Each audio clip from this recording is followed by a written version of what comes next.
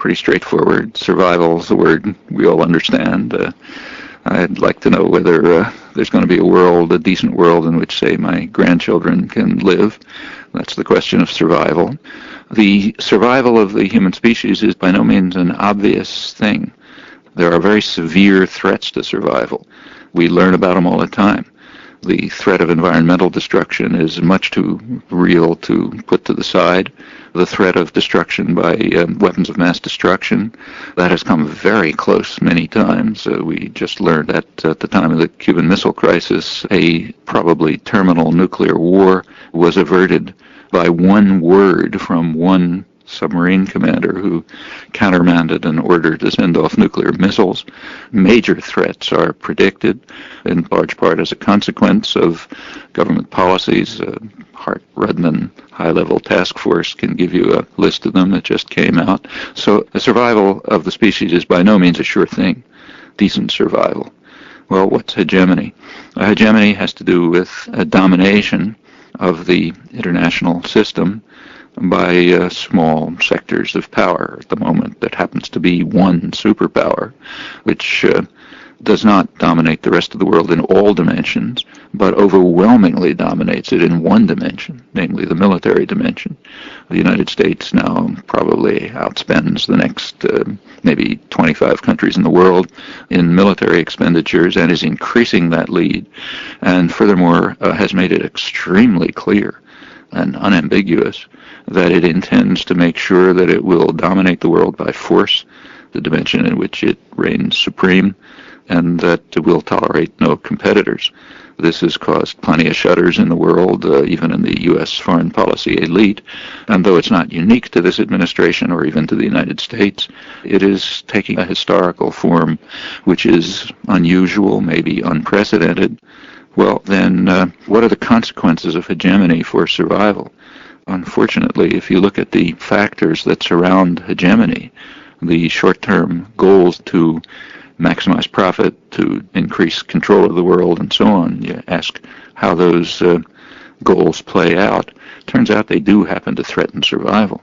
And it's a deep problem because the decisions are not irrational within the framework of the institutions in which they're being taken, but they may be utterly irrational as compared with the likelihood that my grandchildren will have a world to live in.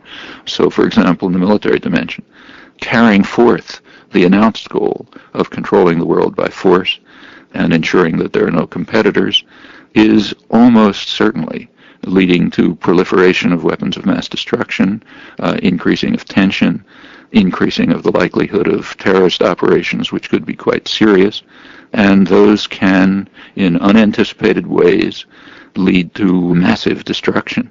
Just to turn to another dimension, the United States is alone in the world, and this is not Bush, this goes back to the Clinton administration and before, is alone in the world in trying to move to the militarization of space.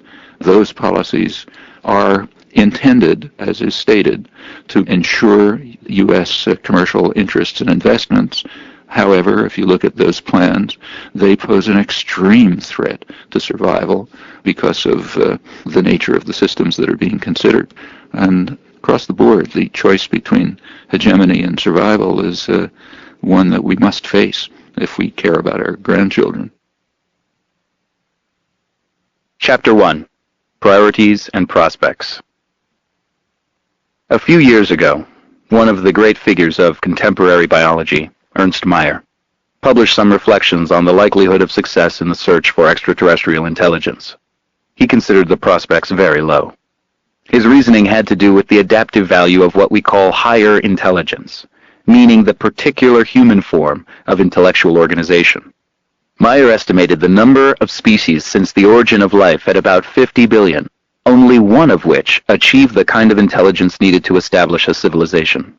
It did so very recently, perhaps 100,000 years ago. It is generally assumed that only one small breeding group survived, of which we are all descendants. Mayr speculated that the human form of intellectual organization may not be favored by selection. The history of life on Earth, he wrote, refutes the claim that it is better to be smart than to be stupid, at least judging by biological success. Beetles and bacteria, for example, are vastly more successful than humans in terms of survival. He also made the rather somber observation that the average life expectancy of a species is about 100,000 years. We are entering a period of human history that may provide an answer to the question of whether it is better to be smart than stupid. The most hopeful prospect is that the question will not be answered. If it receives a definite answer, that answer can only be that humans were a kind of biological error, using their allotted 100,000 years to destroy themselves and, in the process, much else.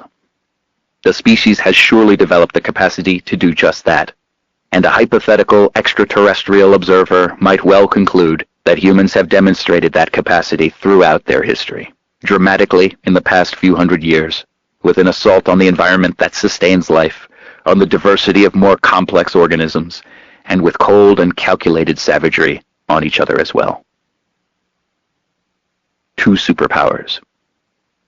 The year 2003 opened with many indications that concerns about human survival are all too realistic. To mention just a few examples, in the early fall of 2002 it was learned that a possibly terminal nuclear war was barely avoided 40 years earlier. Immediately after this startling discovery, the Bush administration blocked UN efforts to ban the militarization of space, a serious threat to survival. The administration also terminated international negotiations to prevent biological warfare and moved to ensure the inevitability of an attack on Iraq, despite popular opposition that was without historical precedent. Aid organizations with extensive experience in Iraq and studies by respected medical organizations warned that the planned invasion might precipitate a humanitarian catastrophe. The warnings were ignored by Washington and evoked little media interest. A high-level U.S. task force concluded that attacks with weapons of mass destruction, WMD, within the United States are likely, and would become more so in the event of war with Iraq. Numerous specialists and intelligence agencies issued similar warnings, adding that Washington's belligerence, not only with regard to Iraq, was increasing the long-term threat of international terrorism and proliferation of WMD. These warnings, too, were dismissed. In September 2002, the Bush administration announced its national security strategy, which declared the right to resort to force to eliminate any perceived challenge to U.S. global hegemony, which is to be permanent. The new grand strategy aroused deep concern worldwide, even within the foreign policy elite at home. Also in September, a propaganda campaign was launched to depict Saddam Hussein as an imminent threat to the United States and to insinuate that he was responsible for the 9/11 atrocities and was planning others. The campaign, timed to the onset of the midterm congressional elections, was highly successful in shifting attitudes. It soon drove American public opinion off the global spectrum and helped the administration achieve electoral aims and establish Iraq as a proper test case for the newly announced doctrine of resort to force at will. President Bush and his associates also persisted in undermining international efforts to reduce threats to the environment that are recognized to be severe, with pretexts that barely concealed their devotion to narrow sectors of private power. The administration's Climate Change Science Plan, CCSP, wrote Science magazine editor Donald Kennedy, is a travesty that included no recommendations for emission limitation or other forms of mitigation, contenting itself with voluntary reduction targets, which, even if met, would allow U.S. emission rates to continue to grow at around 14% per decade. The CCSP did not even consider the likelihood, suggested by a growing body of evidence, that the short-term warming changes it ignores will trigger an abrupt, non-linear process, producing dramatic temperature changes that could carry extreme risks for the United States, Europe, and other temperate zones. The Bush administration's contemptuous pass on multilateral engagement with the global warming problem, Kennedy continued, is the stance that began the long continuing process of eroding its friendships in Europe, leading to smoldering resentment. By October 2002, it was becoming hard to ignore the fact that the world was more concerned about the unbridled use of American power than about the threat posed by Saddam Hussein, and as intent on limiting the giant's power as in taking away the despot's weapons. World concerns mounted in the months that followed, as the giant made clear its intent to attack Iraq, even if the UN inspections it reluctantly tolerated failed to unearth weapons that would provide a pretext. By December, support for Washington's war plans scarcely reached 10% almost anywhere outside the U.S., according to international polls. 2 months later, after enormous worldwide protests, the press reported that there may still be two superpowers on the planet. the United States, and world public opinion. The United States here meaning state power, not the public or even elite opinion. By early 2003, studies revealed that fear of the United States had reached remarkable heights throughout the world, along with distrust of the political leadership. Dismissal of elementary human rights and needs was matched by a display of contempt for democracy for which no parallel comes easily to mind, accompanied by professions of sincere dedication to human rights and democracy. The unfolding events should be deeply disturbing to those who have concerns about the world they are leaving to their grandchildren. Though Bush planners are at an extreme end of the traditional U.S. policy spectrum, their programs and doctrines have many precursors, both in U.S. history and among earlier aspirants to global power. More ominously, their decisions may not be irrational within the framework of prevailing ideology and the institutions that embody it. There is ample historical precedent for the willingness of leaders to threaten or resort to violence in the face of significant risk of catastrophe. But the stakes are far higher today. The choice between hegemony and survival has rarely, if ever, been so starkly posed. Let us try to unravel some of the many strands that enter into this complex tapestry, focusing attention on the world power that proclaims global hegemony. Its actions and guiding doctrines must be a primary concern for everyone on the planet, particularly, of course, for Americans. Many enjoy unusual advantages and freedom, hence the ability to shape the future, and should face with care the responsibilities that are the immediate corollary of such privilege. Enemy territory. Those who want to face their responsibilities with a genuine commitment to democracy and freedom, even to decent survival, should recognize the barriers that stand in the way. In violent states, these are not concealed. In more democratic societies, barriers are more subtle. While methods differ sharply from more brutal to more free societies, the goals are in many ways similar: to ensure that the great beast, as Alexander Hamilton called the people, does not stray from its proper confines. Controlling the general population has always been a dominant concern of power and privilege, particularly since the first modern democratic revolution in 17th century England. The self-described men of best quality were appalled as a giddy multitude of beasts in men's shapes rejected the basic framework of the civil conflict raging in England between king and parliament, and called for government by countrymen like ourselves, that know our wants, not by knights and gentlemen that make us laws that are chosen for fear and do but oppress us, and do not know the people's sores.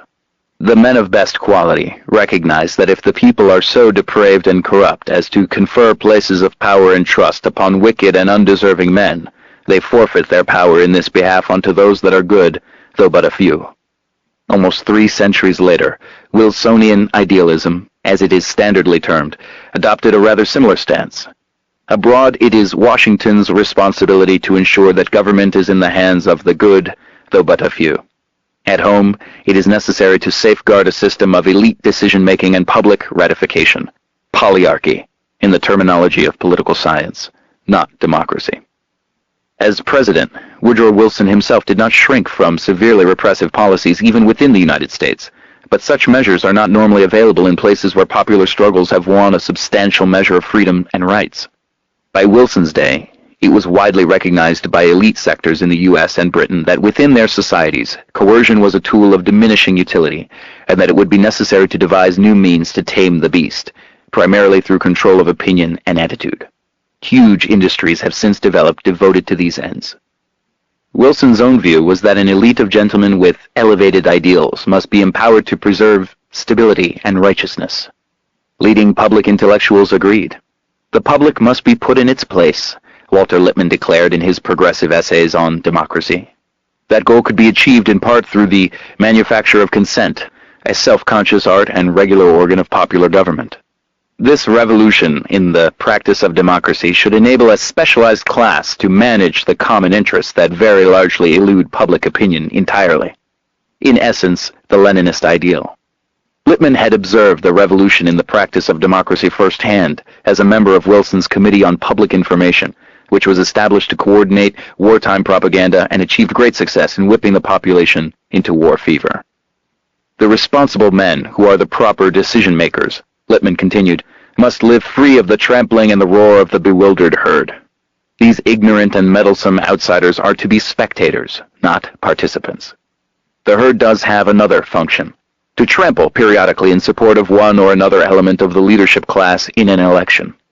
Unstated is that the responsible men gain that status not by virtue of any special talent or knowledge, but by willing subordination to the systems of actual power and loyalty to their operative principles. Crucially, that basic decisions over social and economic life are to be kept within institutions with top-down authoritarian control, while the participation of the beast is to be limited to a diminished public arena. Just how diminished the public arena should be is a matter of debate. Neoliberal initiatives of the past 30 years have been designed to restrict it, leaving basic decision-making within largely unaccountable private tyrannies, linked closely to one another and to a few powerful states. Democracy can then survive, but in sharply reduced form. The Reagan-Bush sectors have taken an extreme position in this regard, but the policy spectrum is fairly narrow. Some argue that it scarcely exists at all, mocking the pundits who actually make a living contrasting the finer points of the sitcoms on NBC with those broadcast on CBS during election campaigns. Through tacit agreement, the two major parties approach the contest for the presidency as political kabuki in which the players know their roles and everyone sticks to the script, striking poses that cannot be taken seriously. If the public escapes its marginalization and passivity, we face a crisis of democracy that must be overcome, liberal intellectuals explain, in part through measures to discipline the institutions responsible for the indoctrination of the young, schools, universities, churches, and the like, and perhaps even through government control of the media, if self-censorship does not suffice. In taking these views, contemporary intellectuals are drawing on good constitutional sources. James Madison held that power must be delegated to the wealth of the nation, the more capable set of men, who understand that the role of government is to protect the minority of the opulent against the majority. Pre-capitalist in his worldview, Madison had faith that the enlightened statesman and benevolent philosopher who were to exercise power would discern the true interest of their country and guard the public interest against mischief of democratic majorities. The mischief would be avoided, Madison hoped, under the system of fragmentation he devised.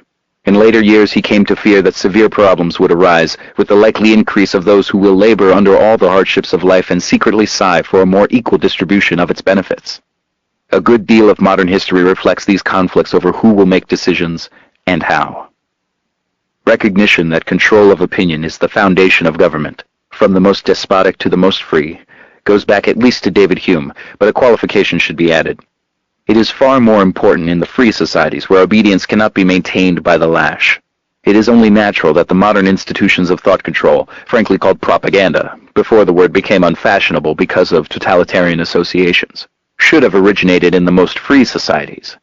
Britain pioneered with its Ministry of Information, which undertook to direct the thought of most of the world. Wilson followed soon after with his Committee on Public Information. Its propaganda successes inspired progressive democratic theorists and the modern public relations industry. Leading participants in the CPI, like Lippmann and Edward Bernays, quite explicitly drew from these achievements of thought control, which Bernays called the engineering of consent, the very essence of the democratic process. The term propaganda became an entry in the Encyclopaedia Britannica in 1922, and in the Encyclopedia of Social Sciences a decade later, with Harold Laswell's scholarly endorsement of the new techniques for controlling the public mind. The methods of the pioneers were particularly significant, Randall Marlin writes in his History of Propaganda, because of their widespread imitation by Nazi Germany, South Africa, the Soviet Union, and the U.S. Pentagon, though the achievements of the PR industry dwarfed them all. Problems of domestic control become particularly severe when the governing authorities carry out policies that are opposed by the general population. In those cases, the political leadership may be tempted to follow the path of the Reagan administration, which established an office of public diplomacy to manufacture consent for its murderous policies in Central America. One high government official described its Operation Truth as a huge psychological operation of the kind the military conducts to influence a population in denied or enemy territory, a frank characterization of pervasive attitudes toward the domestic population. Enemy territory abroad. While the enemy at home often has to be controlled by intensive propaganda, beyond the borders more direct means are available. The leaders of the current Bush administration, mostly recycled from more reactionary sectors of the Reagan-Bush-1 administrations, provided sufficiently clear illustrations during their earlier stints in office. When the traditional regime of violence and repression was challenged by the church and other miscreants in the Central American domains of U.S. power, the Reagan administration responded with a war on terror, declared as soon as they took office in 1981. Not surprisingly, the U.S. initiative instantly became a terrorist war, a campaign of slaughter, torture, and barbarism, which soon extended to other regions of the world as well. In one country, Nicaragua, Washington had lost control of the armed forces that had traditionally subdued the region's population, one of the bitter legacies of Wilsonian idealism.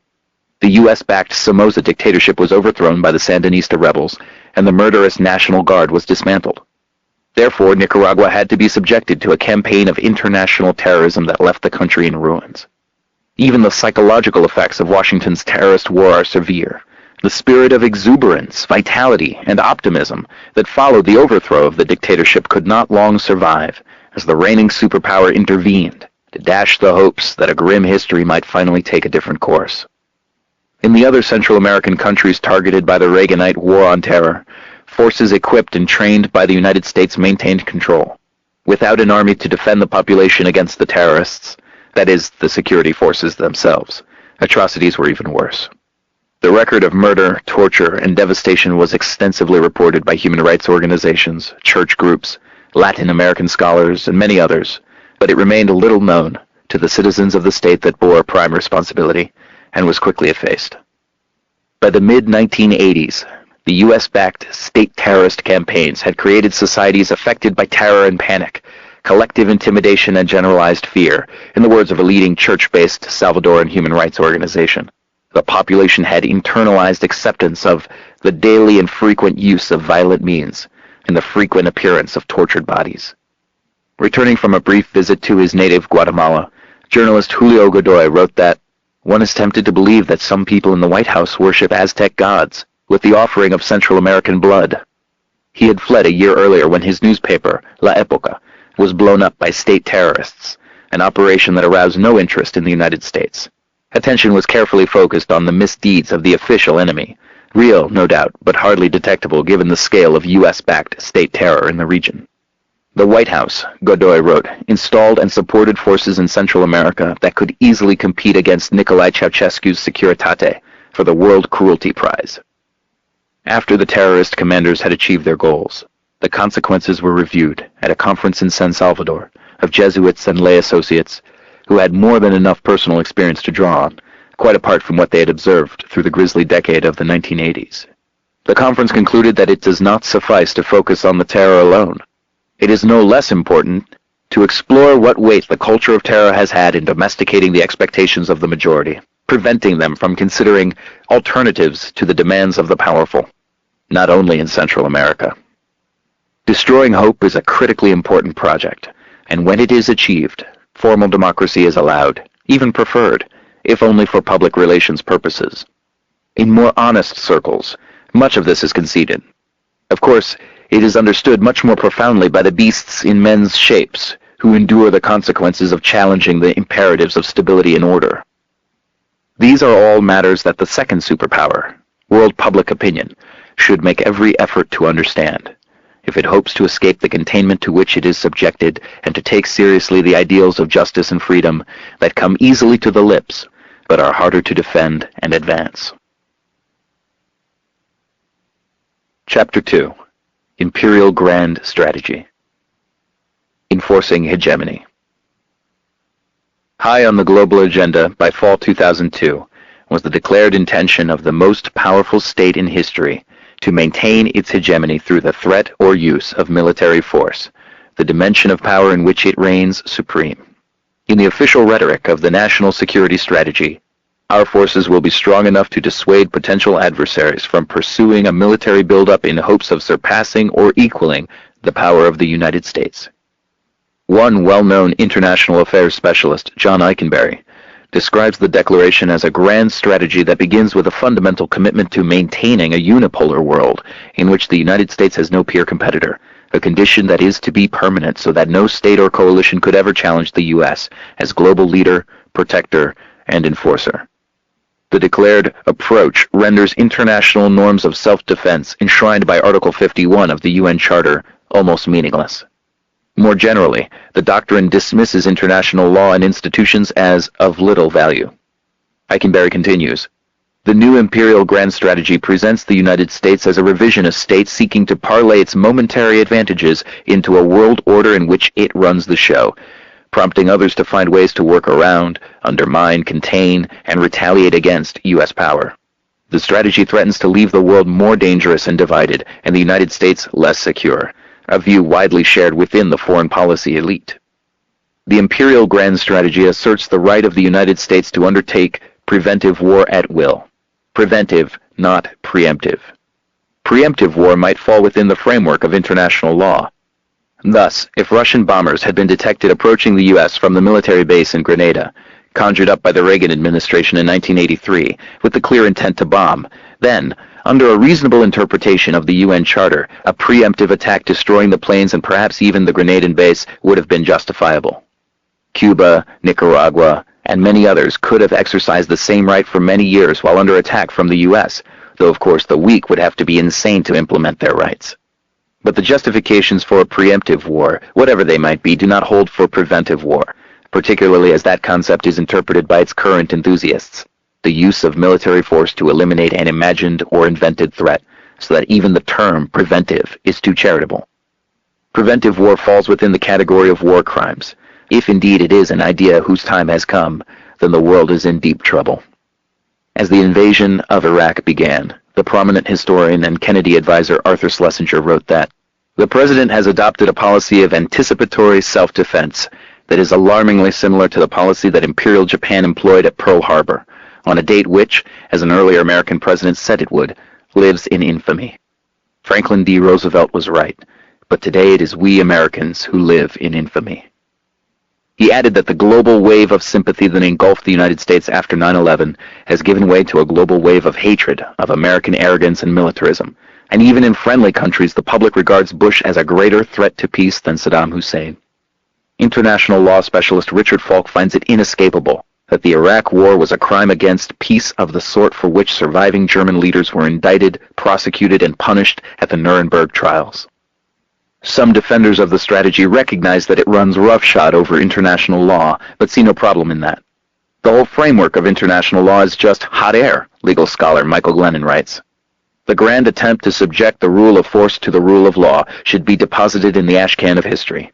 A convenient stance for the one state able to adopt the new non-rules for its purposes, since it spends almost as much as the rest of the world combined on means of violence, and is forging new and dangerous paths in developing means of destruction, over near-unanimous world opposition. The proof that the system is all hot air is straightforward. Washington made it clear that it intends to do all it can to maintain its preeminence, then announced that it would ignore the UN Security Council over Iraq and declared more broadly that it would no longer be bound by the UN Charter's rules governing the use of force, QED. Accordingly, the rules have collapsed, and the entire edifice came crashing down. This, Glennon concludes, is a good thing, since the U.S. is the leader of the enlightened states and therefore must resist any effort to curb its use of force. The enlightened leader is also free to change the rules at will. When the military forces occupying Iraq failed to discover the weapons of mass destruction that allegedly justified the invasion, the administration's stance shifted from absolute certainty that Iraq possessed WMD on a scale that required immediate military action, to the assertion that American accusations had been justified by the discovery of equipment that potentially could be used to produce weapons. Senior officials suggested a refinement in the controversial concept of a preventive war that entitles Washington to take military action against a country that has deadly weapons in mass quantities. The revision suggests instead that the administration will act against a hostile regime that has nothing more than the intent and ability to develop WMD. Virtually any country has the potential and ability to produce WMD, and intent is in the eye of the beholder. Hence, the refined version of the grand strategy effectively grants Washington the right of arbitrary aggression. Lowering the bar for the resort to force is the most significant consequence of the collapse of the proclaimed argument for the invasion. The goal of the imperial grand strategy is to prevent any challenge to the power, position, and prestige of the United States. The quoted words are not those of Dick Cheney or Donald Rumsfeld, or any of the other statist reactionaries who formulated the national security strategy of September 2002. Rather, they were spoken by the respected liberal elder statesman Dean Acheson in 1963. He was justifying U.S. actions against Cuba in full knowledge that Washington's international terrorist campaign aimed at regime change had been a significant factor in bringing the world close to nuclear war only a few months earlier, and that it was resumed immediately after the Cuban Missile Crisis was resolved. Nevertheless, he instructed the American Society of International Law that no legal issue arises when the U.S. responds to a challenge to its power, position, and prestige.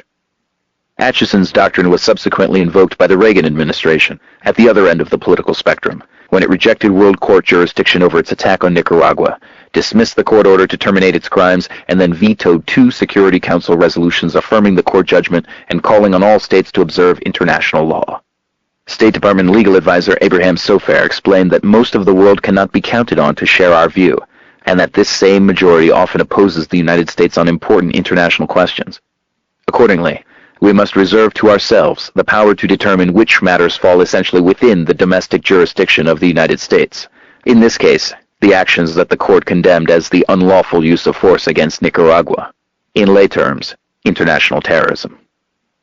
Contempt for international law and institutions was particularly flagrant in the Reagan-Bush years. The first reign of Washington's current incumbents and their successors continued to make it clear that the U.S. reserved the right to act unilaterally when necessary, including unilateral use of military power, to defend such vital interests as ensuring uninhibited access to key markets, energy supplies, and strategic resources. But the posture was not exactly new. The basic principles of the Imperial Grand Strategy of September 2002 go back to the early days of World War II. Even before the U.S. entered the war, high-level planners and analysts concluded that in the post-war world, the U.S. would seek to hold unquestioned power, acting to ensure the limitation of any exercise of sovereignty by states that might interfere with its global designs. They recognized further that the foremost requirement to secure these ends was the rapid fulfillment of a program of complete rearmament, then, as now, a central component of an integrated policy to achieve military and economic supremacy for the United States. At the time, these ambitions were limited to the non-German world, which was to be organized under the U.S. aegis as a grand area, including the Western Hemisphere, the former British Empire, and the Far East. After it became fairly clear that Germany would be defeated, the plans were extended to include as much of Eurasia as possible. The precedents, barely sampled here, revealed the narrow range of the planning spectrum. Policy flows from an institutional framework of domestic power, which remains fairly stable. Economic decision-making power is highly centralized, and John Dewey scarcely exaggerated when he described politics as the shadow cast on society by big business. It is only natural that state policy should seek to construct a world system open to U.S. economic penetration and political control, tolerating no rivals or threats. A crucial corollary is vigilance to block any moves toward independent development that might become a virus infecting others, in the terminology of planners. That is a leading theme of post-war history, often disguised under thin Cold War pretexts that were also exploited by the superpower rival in its narrower domains. The basic missions of global management have endured from the early post-war period, among them, containing other centers of global power within the overall framework of order managed by the United States, maintaining control of the world's energy supplies, barring unacceptable forms of independent nationalism, and overcoming crises of democracy within domestic enemy territory.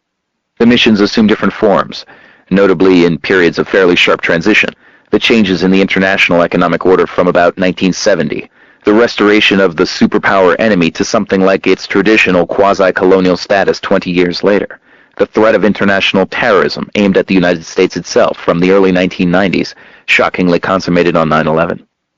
Over the years, tactics have been refined and modified to deal with these shifts, progressively ratcheting up the means of violence and driving our endangered species closer to the edge of catastrophe. Nevertheless, the September 2002 unveiling of the Imperial Grand Strategy justifiably sounded alarm bells. Atchison and Sofair were describing policy guidelines, and within elite circles. Their stands are known only to specialists or readers of dissident literature. Other cases may be regarded as worldly-wise reiterations of the maxim of Thucydides, that large nations do what they wish, while small nations accept what they must. In contrast, Cheney, Rumsfeld, Powell, and their associates are officially declaring an even more extreme policy, one aimed at permanent global hegemony by reliance on force where necessary. They intend to be heard, and took action at once to put the world on notice that they mean what they say. That is a significant difference. New norms of international law. The declaration of the grand strategy was rightly understood to be an ominous step in world affairs. It is not enough, however, for a great power to declare an official policy. It must go on to establish the policy as a new norm of international law by carrying out exemplary actions. Distinguished specialists and public intellectuals may then soberly explain that law is a flexible living instrument, so that the new norm is now available as a guide to action. Accordingly, as the new imperial strategy was announced, the war drums began to beat to arouse public enthusiasm for an attack on Iraq. At the same time, the midterm election campaign opened. The conjunction already noted should be kept in mind. The target of preventive war must have several characteristics. 1. It must be virtually defenseless. 2. It must be important enough to be worth the trouble. 3. There must be a way to portray it as the ultimate evil and an imminent threat to our survival. Iraq qualified on all counts. The first two conditions are obvious. The third is easy to establish. It is only necessary to repeat the impassioned orations of Bush, Blair, and their colleagues. The dictator is assembling the world's most dangerous weapons in order to dominate, intimidate, or attack. And he has already used them on whole villages, leaving thousands of his own citizens dead, blind, or transfigured. If this is not evil, then evil has no meaning. The President's eloquent denunciation in his January 2003 State of the Union address surely rings true. And certainly those who contribute to enhancing evil should not enjoy impunity. Among them, the speaker of those lofty words and his current associates, who long supported the man of ultimate evil in full awareness of his crimes. It is impressive to see how easy it is, while recounting the monster's worst offenses, to suppress the crucial words, "with our help," which continued because we didn't care. Praise and support shifted to denunciation as soon as the monster committed his first authentic crime, disobeying or perhaps misunderstanding orders by invading Kuwait in 1990. Punishment was severe for his subjects. The tyrant, however, escaped unscathed and was further strengthened by the sanctions regime then imposed by his former friends. As the time approached to demonstrate the new norm of preventive war in September 2002, National Security Advisor Condoleezza Rice warned that the next evidence of Saddam Hussein's intentions might be a mushroom cloud, presumably in New York. Hussein's neighbors, including Israeli intelligence, dismissed the allegations, which were later undermined by the UN inspectors, though Washington continued to claim otherwise.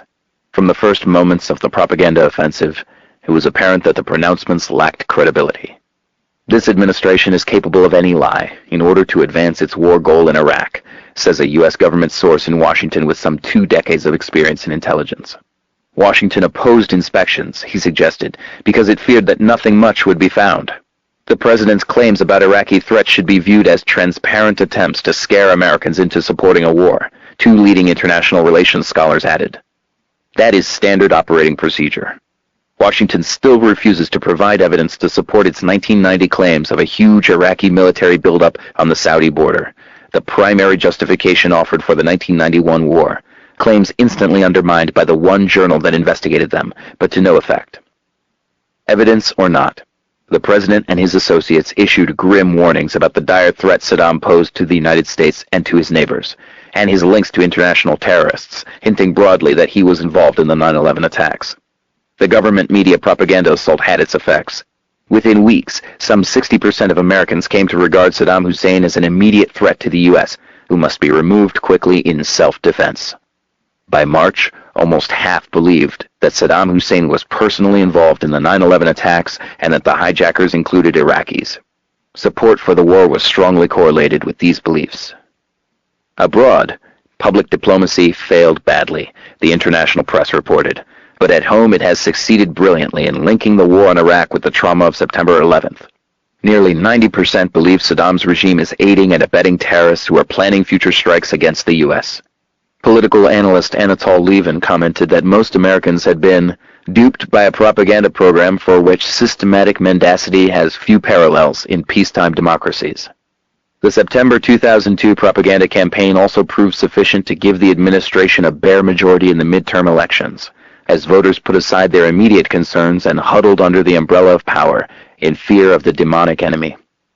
Public diplomacy worked its magic with Congress instantaneously. In October, Congress granted the president authority to go to war to defend the national security of the United States against the continuing threat posed by Iraq. This particular script is familiar. In 1985, President Reagan declared a national emergency, renewed annually, because the policies and the actions of the government of Nicaragua constitute an unusual and extraordinary threat to the national security and foreign policy of the United States. In 2002, Americans again had to tremble in fear, this time before Iraq. The brilliant success of public diplomacy at home was revealed once again when the president provided a powerful Reagan-esque finale to a 6-week war on the deck of the aircraft carrier Abraham Lincoln on May 1, 2003.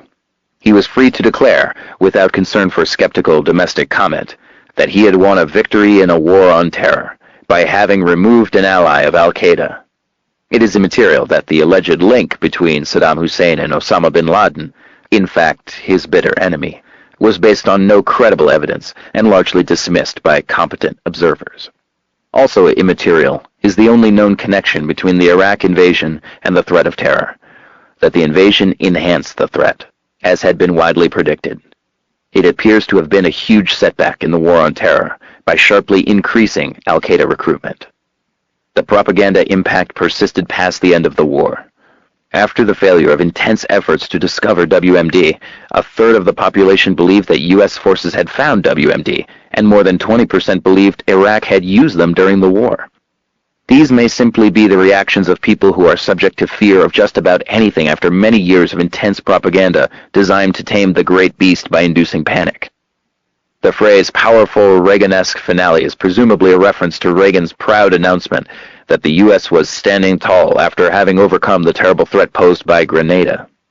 Astute commentators added that Bush's carefully staged USS Abraham Lincoln extravaganza marked the beginning of his 2004 re-election campaign, which the White House hopes will be built as much as possible around national security themes, a staple of the campaign being the removal of Iraqi leader Saddam Hussein. To further drive home the message, the official campaign opening was delayed until mid-September 2004, so that the Republican convention, meeting in New York, would be able to celebrate the wartime leader who alone can save Americans from a reenactment of 9/11, as he did in Iraq. The electoral campaign will focus on the battle of Iraq, not the war, Chief Republican political strategist Karl Rove explained. This is part of a far larger and longer war against terrorism that Rove sees clearly, perchance fortuitously, stretching well toward Election Day 2004, and surely beyond. By September 2002, then, all three necessary factors for establishing the new norm of international law were in place. Iraq was defenseless, extremely important, and an imminent threat to our very existence. There was always the possibility that things might go wrong, but it was unlikely, at least for the invaders. The disparity of force was so phenomenal that overwhelming victory was assured, and any humanitarian consequences could be blamed on Saddam Hussein.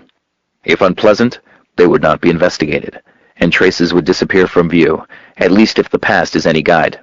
Victors do not investigate their own crimes, so that little is known about them, a principle that brooks few exceptions.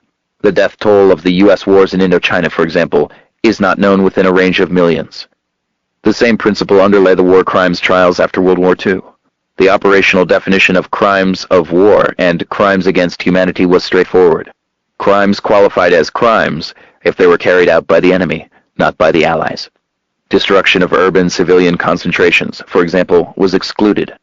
The principle has been applied in subsequent tribunals, but only to defeated enemies or others who can be safely despised. After the invasion of Iraq was declared a success, it was publicly recognized that one motive for the war had been to establish the imperial grand strategy as a new norm. Publication of the national security strategy was the signal that Iraq would be the first test, not the last, the New York Times reported. Iraq became the petri dish in which this experiment in preemptive policy grew. A high official added that, "We will not hesitate to act alone, if necessary, to exercise our right of self-defense by acting preemptively, now that the norm has been established." The exemplary nature of the whole exercise in Iraq is well recognized by the rest of the world, Harvard Middle East historian Roger Owen observed. Peoples and regimes will have to change the way they see the world, from a view based on the United Nations and international law, to one based on an identification with Washington's agenda. They are being instructed by the display of force to put aside any serious considerations of national interest in favor of reflecting American goals. The need for a demonstration of strength to maintain credibility in the eyes of the world may have tipped the balance on the war with Iraq. In a review of planning, the Financial Times traced the decision to go to war to mid-December 2002, after Iraq's submission of its declaration on armaments to the UN. There was a feeling that the White House was being mocked, says one person who worked closely with the National Security Council, during those days after the declaration was delivered on December 8th. A tin-pot dictator was mocking the president. It provoked a sense of anger inside the White House. After that point, there was no prospect of a diplomatic solution. What followed was just diplomatic theater for obfuscation, while military forces were put in place. With the grand strategy not only officially declared, but also implemented, the new norm of preventive war takes its place in the canon. The U.S. may now find it possible to turn to harder cases. There are many tempting possibilities: Iran, Syria, the Andean region, and a number of others. The prospects depend in large part on whether the second superpower can be intimidated and contained. The modalities for establishing norms merit further reflection. Most important, only those with the guns and the faith have the authority to impose their demands on the world. A revealing example of the prerogatives of power is the widely hailed normative revolution that ended the millennium. After a few false starts, the 1990s became the decade of humanitarian intervention. The new right to intervene on humanitarian grounds was established by the courage and altruism of the U.S. and its allies, particularly in Kosovo and East Timor, the two jewels of the diadem. The Kosovo bombing in particular is understood by distinguished authorities to have established the norm of resort to force without Security Council authorization. A simple question arises: why were the 1990s considered the decade of humanitarian intervention, but not the 1970s? Since World War II, there have been two major examples of resort to force that really did put an end to terrible crimes, in both cases arguably in self-defense. India's invasion of East Pakistan in 1971, ending a mass slaughter and other horrors, and Vietnam's invasion of Cambodia in December 1978, terminating Pol Pot's atrocities as they were picking up through 1978.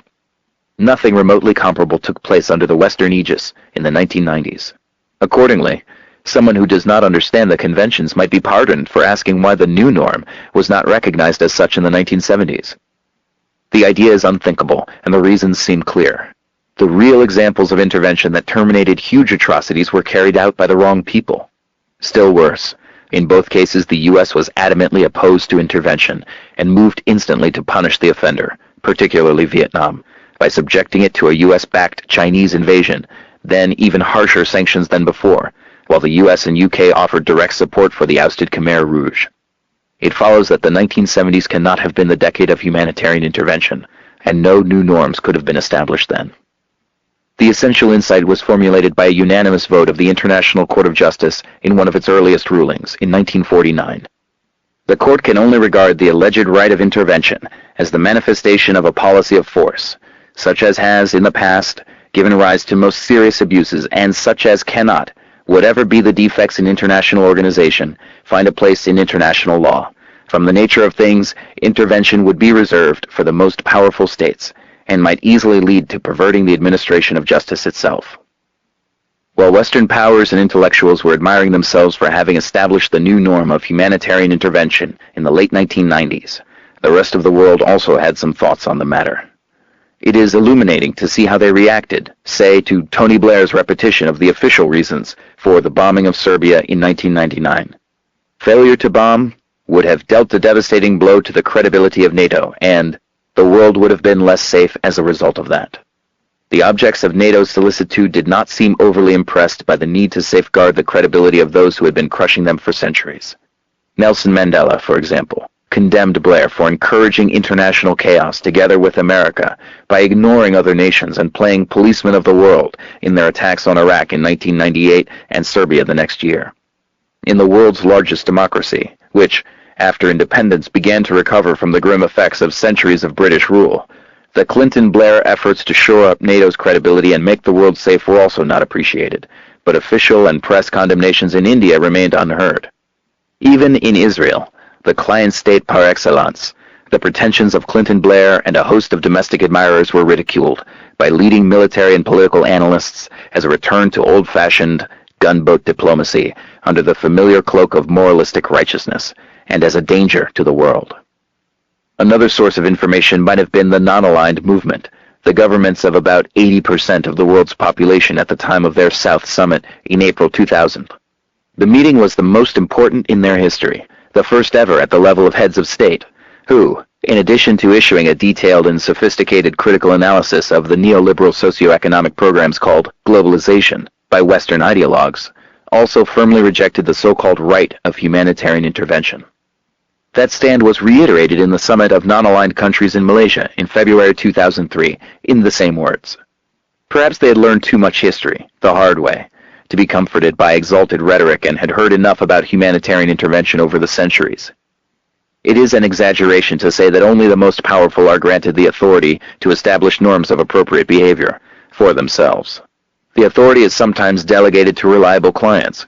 Thus, Israel's crimes are permitted to establish norms. For example, its regular resort to targeted killings of suspects, called terrorist atrocities when carried out by the wrong hands.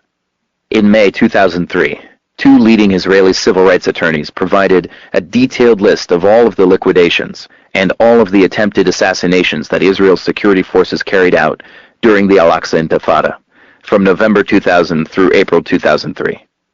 Using official and semi-official records, they found that Israel carried out no less than 175 liquidation attempts, one attempt every 5 days, killing 235 people, of whom 156 were suspected of crimes.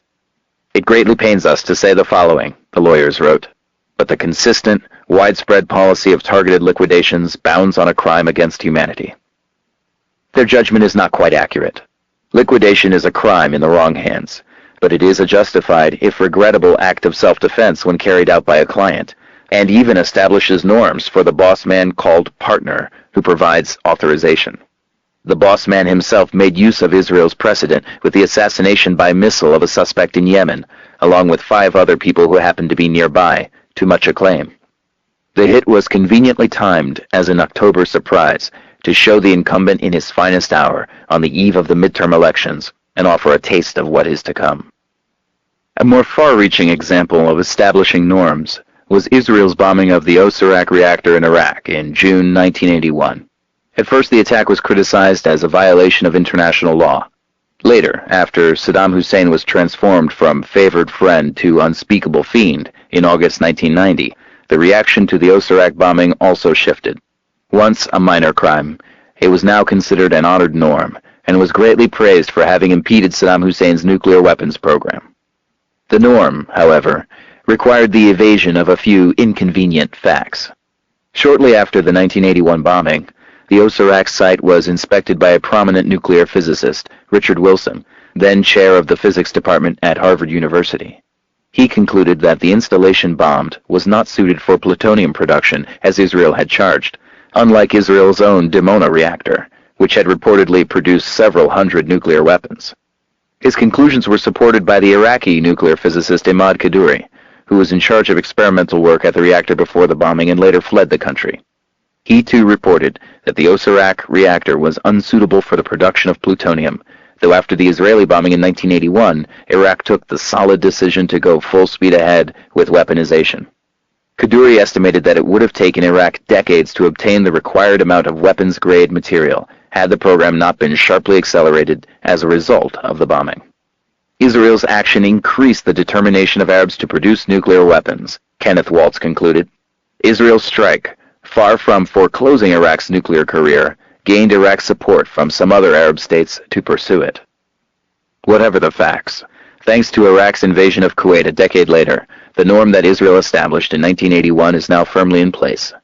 And if indeed the 1981 bombing accelerated the proliferation of WMD, that in no way tarnishes the deed, and teaches no lessons about the consequences of resort to force in violation of old-fashioned conceptions of international law, conceptions that must be discarded now that they have been demonstrated to be hot air by the boss man's contempt for them.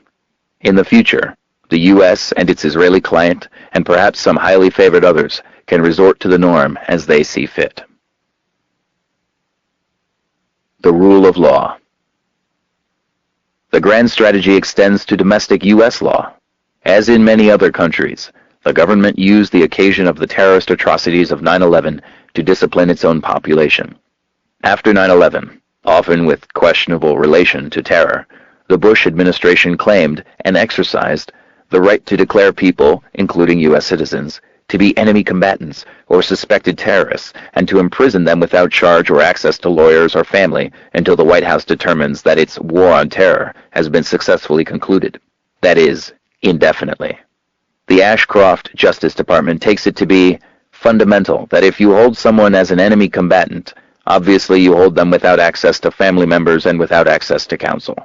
These claims of executive authority have been partially upheld by the courts, which have ruled that a wartime president can indefinitely detain a United States citizen captured as an enemy combatant on the battlefield and deny that person access to a lawyer.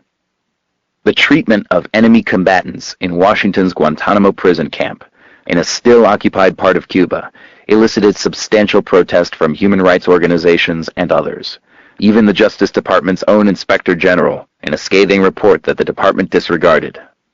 After the conquest of Iraq, evidence soon surfaced that Iraqi prisoners were being subjected to similar treatment, gagged, bound, hooded, beaten in the manner of the Afghans and other captives held at Guantanamo Bay in Cuba. Treatment in itself questionable under international law, to put it mildly. The Red Cross strongly protested the refusal of the U.S. command to allow it access to prisoners of war, in violation of the Geneva Conventions, and to captured civilians. Moreover, the designations are capricious. An enemy combatant can be anyone that the U.S. chooses to target, with no credible evidence, as Washington concedes. Justice Department thinking is illuminated by a confidential plan leaked to the Center for Public Integrity, entitled Domestic Security Enhancement Act of 2003. This new assault on our civil liberties vastly expands state power, Yale law professor Jack Balkin writes. It undermines constitutional rights by granting the state the authority to rescind citizenship on the charge of providing material support to an organization on the Attorney General's blacklist, even if the accused has no idea that the organization has been blacklisted. Give a few dollars to a Muslim charity Ashcroft thinks is a terrorist organization, Balkin writes, and you could be on the next plane out of this country. The plan states that an intent to relinquish nationality need not be manifested in words, but can be inferred from conduct. Inferred by the Attorney General, whose judgment we must honor on faith. Analogies have been drawn to the darkest days of McCarthyism, but these new proposals are more extreme. The plan also extends powers of surveillance without court authorization, permits secret arrests, and further protects the state from the scrutiny of citizens, a matter of great significance to the reactionary status of the second Bush regime. There is no civil right, not even the precious right of citizenship, that this administration will not abuse to secure ever greater control over American life, Balkin concludes. President Bush is said to have on his desk a bust of Winston Churchill, a gift from his friend Tony Blair. Churchill had a few things to say on these topics. The power of the executive to cast a man into prison without formulating any charge known to the law, and particularly to deny him the judgment of his peers, is in the highest degree odious, and the foundation of all totalitarian government, whether Nazi or communist. The powers the Bush administration is demanding go well beyond even these odious practices. Churchill's warning against such abuse of executive power for intelligence and preventive purposes was issued in 1943, when Britain was facing possible destruction at the hands of the most vicious mass murder machine in human history. Perhaps someone in the Justice Department might want to contemplate the thoughts of the man whose image faces their leader every day. International law and institutions. The imperial grand strategy effectively dispenses with the international rule of law as an overarching goal of policy, a critical review by the American Academy of Arts and Sciences points out, noting that neither international law nor the UN Charter is even mentioned in the national security strategy. The primacy of law over force that has been a major threat in American foreign policy since the end of World War II disappears from the new strategy. Also, all but disappeared are the international institutions that extend the reach of law and seek to constrain the powerful as well as to grant the weak a voice. From now on, force reigns, and the U.S. will exercise that force as it sees fit. The analysts conclude that the strategy will increase the motivation of U.S. enemies to act in reaction to their growing resentment of perceived intimidation. They will seek cheap and easy ways of exploiting U.S. vulnerabilities, which abound. Lack of concern with this on the part of Bush planners is also illustrated by the fact that the national security strategy contains just a single sentence on enhancing arms control efforts, for which the administration has only contempt. Writing in the Academy's journal, 2 international affairs specialists describe the plans for extended confrontation, not political accommodation, as inherently provocative. They warn that the apparent commitment of the United States to active military confrontation for decisive national advantage carries immense risks. Many concur, even on narrow grounds of self-interest. The Academy's assessment of the primacy of law over force in American policy requires serious qualifications. Since World War II, the U.S. government has adopted the standard practice of powerful states, regularly choosing force over law when that was considered expedient for the national interest, a technical term referring to the special interests of domestic sectors that are in a position to determine policy. For the Anglo-American world, that truism is as old as Adam Smith. He bitterly condemned the merchants and manufacturers in England who were by far the principal architects of policy and made sure their own interests were most peculiarly attended to, no matter how grievous the effect on others, including the victims of their savage injustice abroad and the people of England as well. Truisms have a way of remaining true. The dominant elite view with regard to the UN was well expressed in 1992 by Francis Fukuyama, who had served in the Reagan-Bush State Department. The UN is perfectly serviceable as an instrument of American unilateralism, and indeed may be the primary mechanism through which that unilateralism will be exercised in the future. His prediction proved accurate, presumably because it was based on consistent practice going back to the early days of the UN. At that time, the state of the world guaranteed that the UN would be virtually an instrument of U.S. power. The institution was greatly admired, though elite distaste for it increased notably in subsequent years. The shift of attitude roughly traced the course of decolonization, which opened a small window for the tyranny of the majority, that is, for concerns emanating from outside the centers of concentrated power that the business press calls the de facto world government of the masters of the universe. When the UN fails to serve as an instrument of American unilateralism on issues of elite concern, it is dismissed. One of many illustrations is the record of vetoes. Since the 1960s, the U.S. has been far in the lead in vetoing Security Council resolutions on a wide range of issues, even those calling on states to observe international law. Britain is second, France and Russia far behind. Even that record is skewed by the fact that Washington's enormous power often compels the weakening of resolutions to which it objects, or keeps crucial matters off the agenda entirely. Washington's wars in Indonesia, to cite one example that was of more than a little concern to the world. Saddam Hussein was rightly condemned for his failure to comply fully with numerous Security Council resolutions, though less was said about the fact that the U.S. rejected the same resolutions. The most important of them, Resolution 687, called for ending sanctions when Iraqi compliance was determined by the Security Council, and moving on to eliminate WMD and delivery systems from the Middle East, Article 14, a coded reference to Israel. There was never a possibility that the U.S. would accept Article 14, and it was removed from discussion. The first President Bush and his Secretary of State, James Baker, announced at once that the U.S. would reject the primary condition of 687 as well, barring even relaxation of sanctions as long as Saddam Hussein is in power. Clinton concurred. His Secretary of State, Warren Christopher, wrote in 1994 that Iraqi compliance is not enough to justify lifting the embargo, thus changing the rules unilaterally, Dilip Hero points out. Washington's use of UN inspectors, UNSCOM, to spy on Iraq also undermined inspections, which were terminated by Iraq after Clinton and Blair bombed the country in December 1998 in defiance of the UN. The likely outcome of these inspections is known with confidence only to ideologues on all sides. It was clear enough throughout, however, that disarmament through international inspectors was not the US-UK objective, and that the two warrior states would not comply with the relevant UN resolutions. Some commentators have pointed out that Israel has the lead in violating resolutions. US-backed Turkey and Morocco have also violated more Security Council resolutions than Iraq. These resolutions have to do with highly significant matters: aggression, harsh and brutal practices during decades-long military occupations, grave breaches of the Geneva Conventions, war crimes in terms of US law, and other matters that rank higher than incomplete disarmament. The resolutions concerning Iraq also refer to internal repression, and in this respect, Saddam Hussein's record was horrendous. But that was, regrettably, only a side issue, as revealed by the support for him by the current incumbents in Washington well past his worst crimes and the war with Iran. Resolutions concerning Israel do not come under Chapter 7, which would carry the threat of force, but any proposal would instantly be vetoed by the U.S. The veto brings up another important matter missing from the discussions of Iraq's incomplete compliance with Security Council resolutions.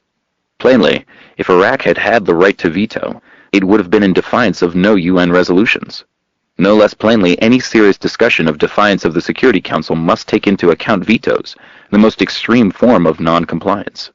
That exercise is excluded, however, because of the conclusions that would follow at once. The issue of the veto was not entirely ignored during the preparation for the Iraq invasion. France's threat to veto a UN declaration of war was bitterly condemned. They said they are going to veto anything that held Saddam to account, Bush declared, with his familiar concern for truth, as he delivered his ultimatum to the Security Council on March 16, 2003. There was much fury about France's iniquity, and talk of actions to punish the country that did not follow orders from Crawford, Texas. In general, threat of veto by others is a scandal, revealing the failure of diplomacy and the miserable behavior of the UN. To select virtually at random, if lesser powers contrive to turn the Council into a forum for counterbalancing American power with votes, words, and public appeals, they will further erode its legitimacy and credibility, according to Edward Luck, director of the Center on International Organization at Columbia University. Routine resort to the veto by the world champion is generally ignored or downplayed, occasionally hailed as demonstrating the principled stand of embattled Washington. But there is no concern that this erodes the legitimacy or credibility of the UN. There should have been little reason for surprise, therefore, when a senior Bush administration official explained in October 2002 that we don't need the Security Council, so if it wants to stay relevant, then it has to give us similar authority to that just granted by Congress, authority to use force at will. The stand was endorsed by the President and by Secretary of State Colin Powell, who added that, obviously the Council can always go off and have other discussions, but we have the authority to do what we believe is necessary. Washington agreed to submit a resolution to the Security Council, UN 1441, leaving no doubt, however, that the exercise was meaningless. Whatever the diplomatic niceties, Mr. Bush made it clear that he regarded the resolution to be all the authority he needed to act against Iraq should Mr. Hussein balk, diplomatic correspondents observed. Though Washington would consult other members of the Security Council, it would not feel it necessary to win their approval. Echoing Powell, White House Chief of Staff Andrew Card explained that the UN can meet and discuss, but we don't need their permission. The administration's decent respect for the opinion of mankind in declaring the causes which impel it to action was re-emphasized when Powell addressed the Security Council a few months later, announcing Washington's intention to go to war. U.S. officials were adamant that his briefing should not be interpreted as part of a protracted effort to garner support for a resolution authorizing the use of force, the international press reported. A U.S. official said, "We're not going to negotiate on a second resolution because we don't need to. If the rest of the Council wants to catch up to us, we might stop briefly to sign on the dotted line, but nothing more."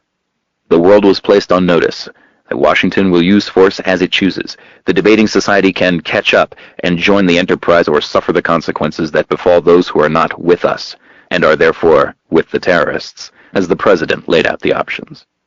Bush and Blair underscored their contempt for international law and institutions at their subsequent summit meeting at a U.S. military base in the Azores, where they were joined by Spain's Prime Minister José María Aznar.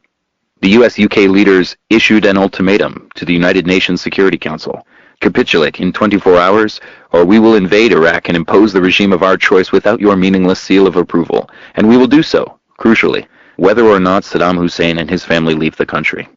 Our invasion is legitimate, Bush declared, because the United States of America has the sovereign authority to use force in assuring its own national security, threatened by Iraq with or without Saddam. The UN is irrelevant because it has not lived up to its responsibilities, that is, to follow Washington's orders. The U.S. will enforce the just demands of the world, even if the world overwhelmingly objects. Washington also took pains to ensure that the essential hollowness of official declarations was in plain view, for all the world to see. At a news conference on March 6, the President stated that there is only a single question: has the Iraqi regime fully and unconditionally disarmed as required by 1441, or has it not? He then immediately went on to make it clear that the answer to the single question did not matter, announcing that, when it comes to our security, we really don't need anyone's permission. The UN inspections and Security Council deliberations were therefore a farce, and even completely verified compliance was irrelevant. A few days earlier, Bush had declared the answer to the single question immaterial. The U.S. will institute the regime of its choice even if Saddam disarms completely, and even if he and his cohorts disappear, as underscored at the Azores summit. The president's disregard of the single question was in fact already on record. A few months earlier, White House spokesman Ari Fleischer had informed the press that the policy of the United States is regime change, with or without inspectors. Regime change does not mean a regime that Iraqis might prefer, but one that the conqueror will impose, calling it democratic, which is standard practice. Even Russia installed people's democracies. Later, with the war winding down, Fleischer restored the single question to its primary status. Iraq's possession of WMD is what this war was about and is about. As Bush was presenting his self-contradictory stance at his news conference, British Foreign Minister Jack Straw announced that if Saddam Hussein disarmed, we accept that the government of Iraq stays in place, so that the single question is disarmament. Talk about liberation and democracy is mere fluff, and Britain will not support Bush's resort to war on his grounds, except that Britain made it clear that it would do as it was told. Meanwhile, Colin Powell contradicted the president's declaration that the U.S. will take control of Iraq no matter what.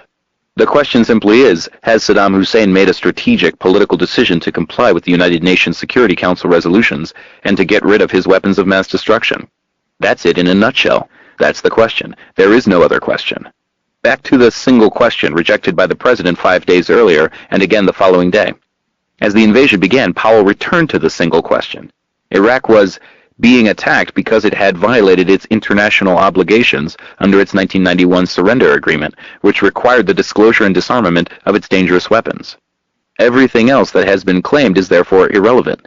The U.S. will unilaterally decide that the inspectors should not be permitted to do their work, and the 1991 agreement entitles the U.S. to resort to violence contrary to its explicit wording. Pick some other day and audience, and the goal is liberation and democracy, not only for Iraq but for the region, a noble dream. The message is clear. We will do what we choose, giving whatever pretext happens to be on hand. You will catch up, or else. Unexplained is why the threat of WMD became so severe after September 2002, while before National Security Advisor Rice had accepted the consensus that if they do acquire WMD, their weapons will be unusable because any attempt to use them will bring national obliteration. Punishment for being against us can be severe, and the benefits of catching up and remaining relevant are substantial.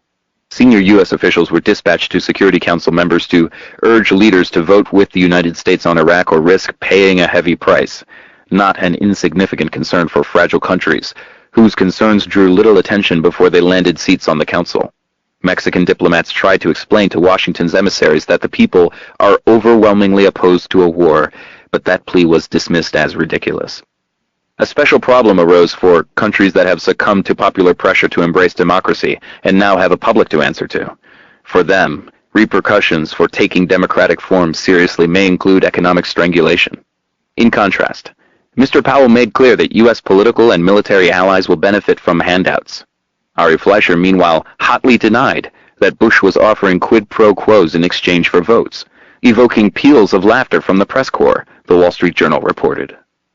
Rewards for following orders include not only financial handouts but also authorization to escalate terrorist atrocities. Russian President Vladimir Putin, whose relations with Bush are reported to be particularly soulful, was awarded a diplomatic nod for Russia's crackdown on Chechen separatists, a move that some analysts here and in the Middle East contend could damage long-term U.S. interests. One might imagine some other reasons to be concerned about Washington's support for state terrorism. To make it clear that such reactions are irrelevant, the head of a Muslim charity was sentenced in federal court on the charge of having diverted funds to Chechens resisting the vicious Russian military occupation, just as Putin was receiving his green light.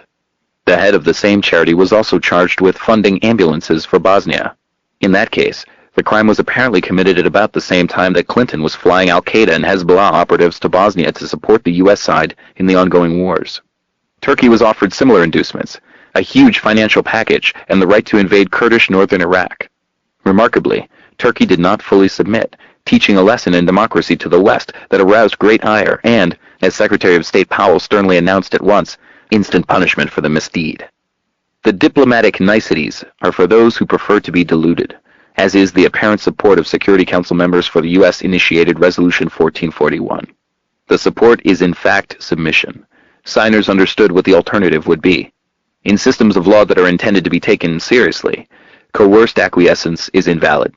In international affairs, however, it is honored as diplomacy. After the Iraq War, the UN again proved irrelevant because its complicated trade system for Iraq caused problems for U.S. companies granted contracts under U.S. military rule. The complicated trade system was in fact imposed by the U.S. as part of its sanctions regime, for which there was virtually no support outside the U.K. But now it was in the way. Hence, in the words of a coalition diplomat, the U.S. wanted the message to be, "We're coming here to the Security Council because we want to, not because we have to." The background issue, diplomats on all sides agree, is how much of a free hand the U.S. should be given to manage Iraqi oil and establish a successor government. Washington demands a free hand. Other countries, a large majority of the U.S. population, and to the extent that we have information, the people of Iraq, prefer to extend UN oversight there, and to normalize Iraq's diplomatic and economic relations, as well as its internal affairs, within that framework. Through all the shifts and justifications and pretexts, one principle remains invariant. The U.S. must end up in effective control of Iraq under some facade of democracy if that proves feasible. That America's imperial ambition should extend to the whole world after the collapse of its sole major rival should hardly elicit surprise. And there are, needless to say, numerous predecessors, with consequences not too pleasant to recall. The current situation, however, is different. There has never in history been anything remotely like the near monopoly of means of large-scale violence in the hands of one state. All the more reason for subjecting its practices and operative doctrines to extra careful scrutiny. Elite concerns. Within establishment circles, there has been considerable concern that America's imperial ambition is a serious threat even to its own population. Their alarm reached new heights as the Bush administration declared itself to be a revisionist state that intends to rule the world permanently, becoming, some felt, a menace to itself and to mankind, under the leadership of radical nationalists aiming for unilateral world domination through absolute military superiority. Many others within the mainstream spectrum have been appalled by the adventurism and arrogance of the radical nationalists who have regained the power they wielded through the 1980s, but now operate with fewer external constraints. The concerns are not entirely new. During the Clinton years, the prominent political analyst Samuel Huntington observed that for much of the world the U.S. is becoming the rogue superpower, considered the greatest external threat to their societies. Robert Jervis, then president of the American Political Science Association, warned that, in the eyes of much of the world, in fact, the prime rogue state today is the United States. Like others, they anticipated that coalitions might arise to counterbalance the rogue superpower, with threatening implications. Several leading figures of the foreign policy elite have pointed out that the potential targets of America's imperial ambition are not likely simply to await destruction. They know that the United States can be held at bay only by deterrence, Kenneth Waltz has written, and that weapons of mass destruction are the only means to deter the United States. Washington's policies are therefore leading to proliferation of WMD, Waltz concludes, tendencies accelerated by its commitment to dismantle international mechanisms to control the resort to violence. These warnings were reiterated as Bush prepared to attack Iraq. One consequence, according to Stephen Miller, is that others are likely to draw the conclusion that weapons of mass destruction are necessary to deter American intervention. Another well-known specialist warned that the general strategy of preventive war is likely to provide others with overwhelming incentives to wield weapons of terror and mass destruction as a deterrent to the unbridled use of American power. Many have noted the likely impetus to Iranian nuclear weapons programs. And there is no question that the lesson that the North Koreans have learned from Iraq is that it needs a nuclear deterrent, Selig Harrison commented. As the year 2002 drew to a close, Washington was teaching an ugly lesson to the world. If you want to defend yourself from us, you had better mimic North Korea and pose a credible military threat. In this case, conventional. Artillery aimed at Seoul and at U.S. troops near the DMZ. We will enthusiastically march on to attack Iraq because we know that it is devastated and defenseless. But North Korea, though an even worse tyranny and vastly more dangerous, is not an appropriate target as long as it can cause plenty of harm. The lesson could hardly be more vivid. Still another concern is the second superpower, public opinion. Not only was the revisionism of the political leadership without precedent, so too was the opposition to it. Comparisons are often drawn to Vietnam. The common query, what happened to the tradition of protest and dissent, makes clear how effectively the historical record has been cleansed and how little sense there is, in many circles, of the changes in public consciousness over the past 4 decades. An accurate comparison is revealing.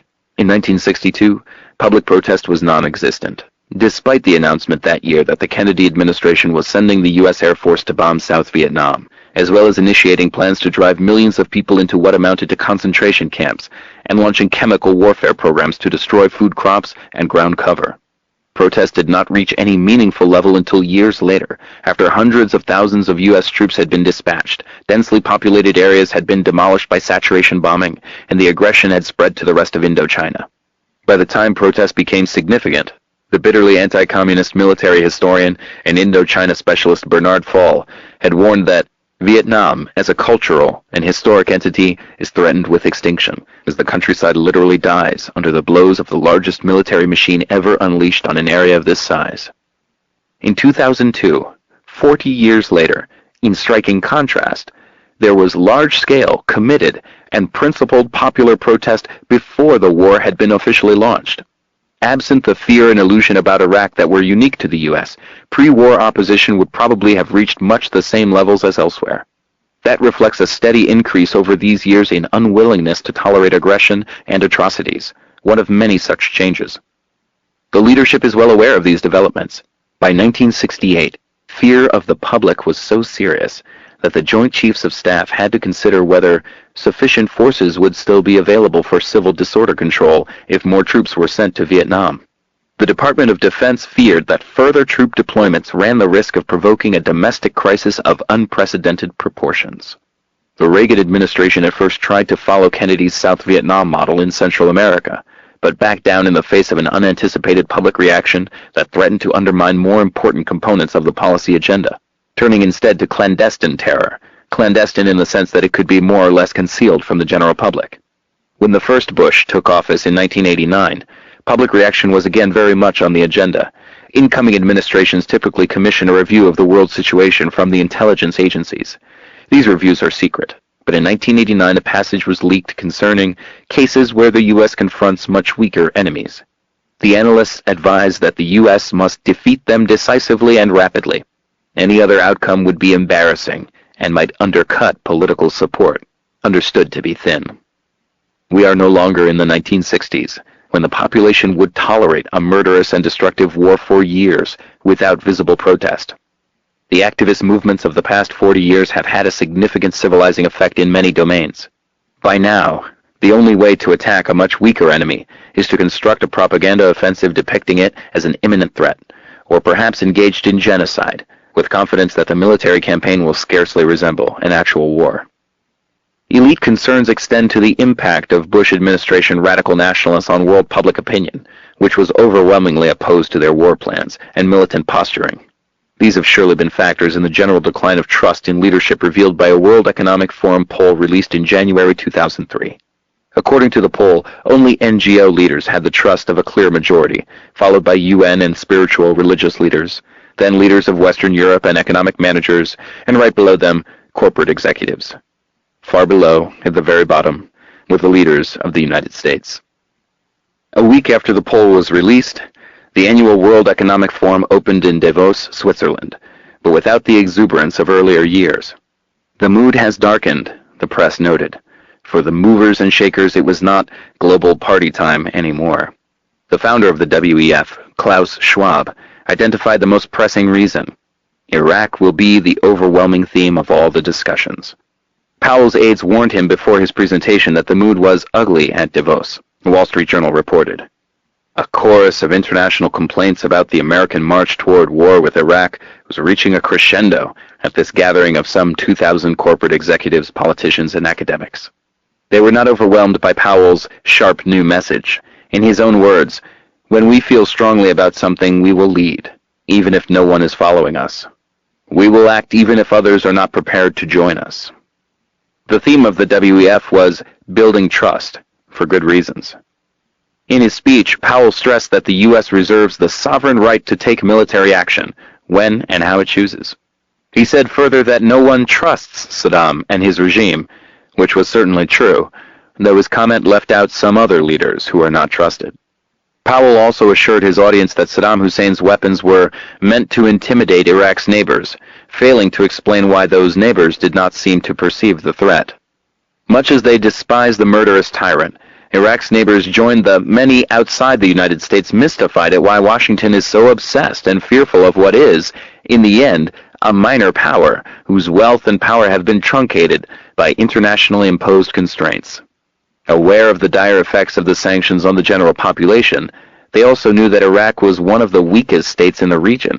Its economy and military expenditures were a fraction of Kuwait's, which has 10% of Iraq's population, and much farther below those of others nearby. For these and other reasons, the neighboring countries had been mending fences with Iraq for some years over strong U.S. opposition. Like the U.S. Department of Defense and the CIA, they knew perfectly well that today's Iraq poses no threat to anyone in the region, let alone in the United States, and that to argue otherwise is dishonest. By the time they met, the movers and shakers at Davos had heard even more unpleasant news about building trust. An opinion poll in Canada found that more than 36% of Canadians viewed the U.S. as the biggest threat to world peace, against just 21% naming Al-Qaeda, 17% choosing Iraq, and 14% North Korea. That despite the fact that the general image of the U.S. had improved to 72% in Canada, in contrast to dropping sharply in Western Europe. An informal poll run by Time magazine found that more than 80% of respondents in Europe regarded the U.S. as the greatest threat to world peace. Even if these numbers were wrong by some substantial factor, they are dramatic. Their significance is magnified by contemporaneous international polls on the U.S.-UK drive for war with Iraq. The messages from U.S. embassies around the globe have become urgent and disturbing, the Washington Post noted in a lead story. Many people in the world increasingly think President Bush is a greater threat to world peace than Iraqi President Saddam Hussein. The debate has not been about Iraq, a State Department official was quoted as saying. There is real angst in the world about our power and what they perceive as the rawness, the arrogance, the unipolarity of the administration's actions. The headline read, "Danger ahead? The world sees President Bush as a threat." A cover story in Newsweek 3 weeks later by its senior foreign affairs editor also warned that the global debate was not about Saddam. It is about America and its role in the new world. A war with Iraq, even if successful, might solve the Iraq problem. It doesn't solve the America problem. What worries people around the world above all else is living in a world shaped and dominated by one country, the United States, and they have come to be deeply suspicious and fearful of us. After 9/11, at a time of enormous global sympathy and solidarity with the United States, George Bush asked, "Why do they hate us?" The question was wrongly put, and the right question was scarcely addressed. But within a year, the administration succeeded in providing an answer. Because of you and your associates, Mr. Bush, and what you have done. And if you continue, the fear and hatred you have inspired may extend to the country you have shamed as well. On that, the evidence is hard to ignore. For Osama bin Laden, it is a victory probably beyond his wildest dreams. Intentional ignorance. The fundamental assumption that lies behind the imperial grand strategy, often considered unnecessary to formulate because its truth is taken to be so obvious, is the guiding principle of Wilsonian idealism. We, at least the circles who provide the leadership and advise them, are good, even noble. Hence our interventions are necessarily righteous in intent, if occasionally clumsy in execution. In Wilson's own words, we have elevated ideals and are dedicated to stability and righteousness. And it is only natural then, as Wilson wrote in justifying the conquest of the Philippines, that our interest must march forward. Altruist though we are, other nations must see to it that they stand off and do not seek to stay us. In the contemporary version, there is a guiding principle that defines the parameters within which the policy debate occurs, a consensus so broad as to exclude only tattered remnants on the right and left, and so authoritative as to be virtually immune to challenge. The principle is America as historical vanguard. History has a discernible direction and destination. Uniquely among all the nations of the world, the United States comprehends and manifests history's purpose. Accordingly, U.S. hegemony is the realization of history's purpose, and what it achieves is for the common good, the merest truism, so that empirical evaluation is unnecessary, if not faintly ridiculous. The primary principle of foreign policy, rooted in Wilsonian idealism and carried over from Clinton to Bush, is the imperative of America's mission as the vanguard of history, transforming the global order and, in doing so, perpetuating its own dominance, guided by the imperative of military supremacy maintained in perpetuity and projected globally. By virtue of its unique comprehension and manifestation of history's purpose, America is entitled, indeed obligated, to act as its leaders determine to be best, for the good of all, whether others understand or not. And like its noble predecessor and current junior partner, Great Britain, America should not be deterred in realizing history's transcendent purpose, even if it is held up to obloquy by the foolish and resentful, as was its predecessor in global rule, according to its most prestigious advocates. To still any qualms that might arise, it suffices to refresh our understanding that Providence summons Americans to the task of reforming global order, the Wilsonian tradition, to which all recent occupants of the Oval Office, regardless of party, have adhered, as have, commonly, their predecessors, their counterparts elsewhere, and their most reviled enemies, with required change of names. But to reassure ourselves that the powerful are motivated by elevated ideals and altruism in the quest of stability and righteousness, we have to adopt the stance called intentional ignorance by a critic of the terrible atrocities in Central America in the 1980s, backed by the political leadership that is again at the helm in Washington. Adopting that stance, not only can we tidy up the past, conceding the inevitable flaws that accompany even the best of intentions, but more recently, since the advent of the new norm of humanitarian intervention, we can even go on to portray U.S. foreign policy as having entered a noble phase, with a saintly glow. Washington's post-Cold War interventions were, on the whole, noble, but half-hearted. They were half-hearted because they were noble, historian Michael Mandelbaum assures us. Perhaps we are even too saintly. We must beware of granting idealism a near-exclusive hold on our foreign policy, more sober voices warn, thus neglecting our own legitimate interests in our dedicated service to others. Somehow, Europeans have failed to understand the unique idealism of American leaders. How can this be, since it is the merest truism?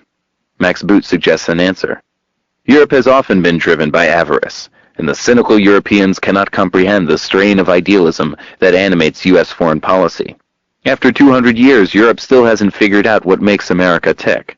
Their ineradicable cynicism leads Europeans to attribute base motives to Washington and to fail to join its noble ventures with sufficient enthusiasm. Another respected historian and political commentator, Robert Kagan, offers a different explanation. Europe's problem is that it is consumed with paranoid, conspiratorial anti-Americanism, which has reached a fevered intensity, though fortunately a few figures like Berlusconi and Aznar brave the storm. Unwittingly, no doubt, Boot and Kagan are plagiarizing John Stuart Mill's classic essay on humanitarian intervention, in which he urged Britain to undertake the enterprise vigorously, specifically to conquer more of India. Britain must pursue this high-minded mission, Mill explained, even though it will be held up to obloquy on the continent.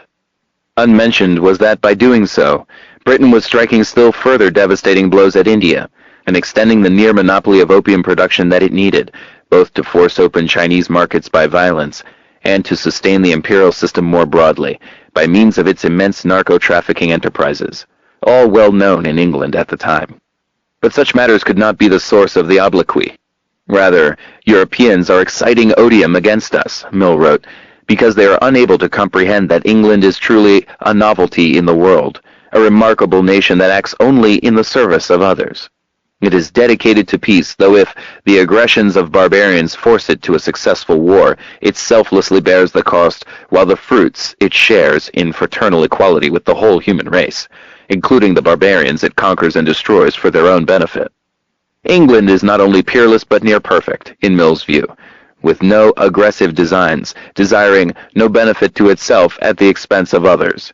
Its policies are blameless and laudable. England was the 19th century counterpart of the idealistic New World bent on ending inhumanity, motivated by pure altruism and uniquely dedicated to the highest principles and values, though also sadly misunderstood by the cynical or perhaps paranoid Europeans. Mill's essay was written as Britain was engaged in some of the worst crimes of its imperial reign. It is hard to think of a more distinguished and truly honorable intellectual, or a more disgraceful example of apologetics for terrible crimes. Such facts might inspire some reflection as Boot and Kagan illustrate Marx's dictum about tragedy replayed as farce. It is also worth recalling that the record of continental imperialism is even worse, and the rhetoric that accompanied it no less glorious, as when France gained Mill's approval by carrying out its civilizing mission in Algeria, while exterminating the indigenous population, the French Minister of War declared. Kagan's concept of anti-Americanism, while conventional, also merits reflection. In such pronouncements, the term anti-American and its variants, hating America and the like, are regularly employed to defame critics of state policy, who may admire and respect the country, its culture, and its achievements, indeed think it is the greatest place on earth. Nevertheless, they hate America and are anti-American on the tacit assumption that the society and its people are to be identified with the state power. This usage is drawn directly from the lexicon of totalitarianism. In the former Russian Empire, dissidents were guilty of anti-Sovietism. Perhaps critics of Brazil's military dictatorship were labeled anti-Brazilian. Among people with some commitment to freedom and democracy, such attitudes are inconceivable. It would only arouse ridicule in Rome or Milan if a critic of Berlusconi's policies were condemned as anti-Italian, though perhaps it would have passed in Mussolini's day. It is useful to remember that no matter where we turn, there is rarely any shortage of elevated ideals to accompany the resort to violence.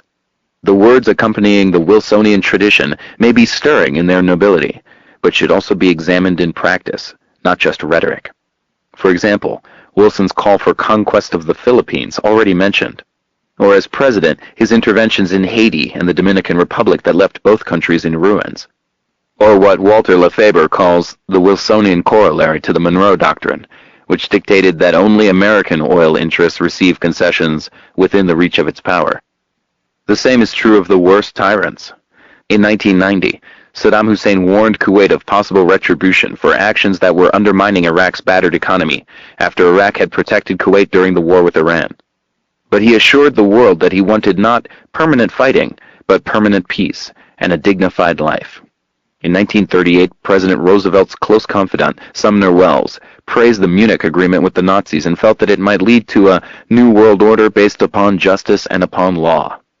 Shortly after, they carried the project forward by occupying parts of Czechoslovakia, while Hitler explained that they were filled with earnest desire to serve the true interests of the peoples dwelling in this area, to safeguard the national individuality of the German and Czech peoples, and to further the peace and social welfare of all. Mussolini's concerns for the liberated populations of Ethiopia were no less exalted.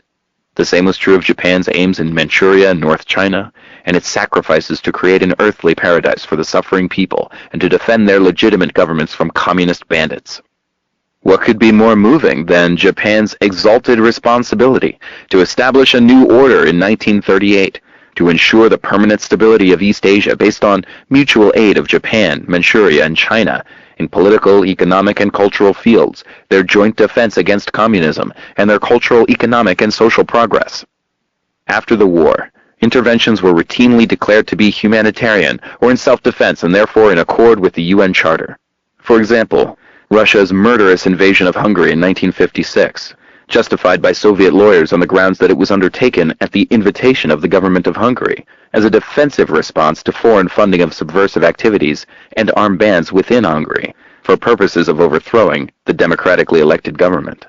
Or, with comparable plausibility, the U.S. attack against South Vietnam a few years later, undertaken in collective self-defense against internal aggression by the South Vietnamese and their assault from the inside, Adlai Stevenson and John F. Kennedy, respectively. We need not assume that these protestations are disingenuous, no matter how grotesque they may be. Often one finds the same rhetoric in internal documents where there is no obvious reason to dissemble. For example, the argument by Stalin's diplomats that to create real democracies, some outside pressure would be necessary. We should not hesitate to use this kind of interference into the domestic affairs of other nations, since democratic government is one of the main guarantees of durable peace.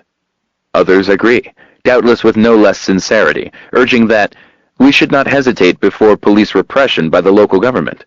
This is not shameful, since the communists are essentially traitors. It is better to have a strong regime in power than a liberal government if it is indulgent and relaxed and penetrated by communists. George Kennan, in this case, briefing U.S. ambassadors in Latin America on the need to be guided by a pragmatic concern for the protection of our raw materials, ours wherever they happen to be located, to which we must preserve our inherent right of access, by conquest if necessary, in accord with the ancient law of nations. It requires a heavy dose of intentional ignorance and loyalty to power to delete from memory the human consequences of instituting and sustaining strong regimes. The same talents are needed to sustain faith in the appeal to national security, invoked to justify the use of force, a pretext that can rarely be upheld for any state, on inspection of the historical and documentary record. As these few examples illustrate, even the harshest and most shameful measures are regularly accompanied by profession of noble intent. An honest look would only generalize Thomas Jefferson's observation on the world situation of his day. We believe no more in Bonaparte's fighting merely for the liberties of the seas than in Great Britain's fighting for the liberties of mankind. The object is the same: to draw to themselves the power, the wealth, and the resources of other nations. A century later, Woodrow Wilson's Secretary of State Robert Lansing, who also appears to have had few illusions about Wilsonian idealism, commented scornfully on how willing the British, French, or Italians are to accept a mandate from the League of Nations, as long as there are mines, oil fields, rich grain fields, or railroads that will make it a profitable undertaking. These unselfish governments declare that mandates must be accepted for the good of mankind. They will do their share by administering the rich regions of Mesopotamia, Syria, etc. The proper assessment of these pretensions is so manifest that it is almost an insult to state it. And manifest indeed it is, when declarations of noble intent are proffered by others. For oneself, different standards apply. One may choose to have selective faith in the domestic political leadership, adopting the stance that Hans Morgenthau, one of the founders of modern international relations theory, condemned as our conformist subservience to those in power, the regular stance of most intellectuals throughout history. But it is important to recognize that profession of noble intent is predictable and therefore carries no information, even in the technical sense of the term. Those who are seriously interested in understanding the world will adopt the same standards, whether they are evaluating their own political and intellectual elites or those of official enemies. One might fairly ask how much would survive this elementary exercise in rationality and honesty. It should be added that there are occasional departures from the common stance of subordination to power on the part of the educated classes. Some of the most important current illustrations are to be found in two countries whose harsh and repressive regimes have been sustained by U.S. military aid, Turkey and Colombia. In Turkey, prominent writers, journalists, academics, and publishers, and others not only protest atrocities and draconian laws, but also carry out regular civil disobedience, facing and sometimes enduring severe and prolonged punishment. In Colombia, courageous priests, academics, human rights and union activists, and others face the constant threat of assassination in one of the world's most violent states. Their actions should elicit humility and shame among their Western counterparts, and would if the truth were not veiled by the intentional ignorance that makes a crucial contribution to ongoing crimes. Chapter 3. The New Era of Enlightenment. The final years of the millennium witnessed a display of exuberant self-adulation that may even have surpassed its none too glorious predecessors, with awed acclaim for the leaders of an idealistic new world bent on ending inhumanity, dedicated to principles and values for the first time in history. An era of enlightenment and benevolence was upon us, in which the civilized nations led by the United States, then at the height of its glory, acted out of altruism and moral fervor in pursuit of exalted ideals. Such a shift would be a comforting development indeed, but to join the chorus of self-congratulation, we would need to overlook some recalcitrant facts. The first and most striking is the record of terror and criminal atrocities carried out with the decisive support of the reigning superpower and its allies in very recent years, continuing without noticeable change and suppressed as effectively as in the past within the prevailing intellectual culture, matters of great significance, which do not disappear from actual history merely because that is the preference of its caretakers. Taking a longer view, we would also be compelled to disregard the fact that over the last millennium, war has been the dominant activity of European states, and we would have to put aside the basic reason for that unpleasant reality. The central tragic fact is simple: coercion works. Those who apply substantial force to their fellows get compliance, and from that compliance draw the multiple advantages of money, goods, deference, and access to pleasures denied to less powerful people. A fact of life understood all too well by most of the people in the world, but a principle of statecraft that has been rescinded, so we are now told, not for the first time.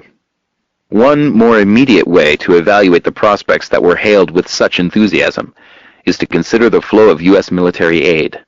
A good starting point is the year 1997, when the U.S. foreign policy was lauded for entering a noble phase with a saintly glow, setting the tone for the rhetorical flights that ensued.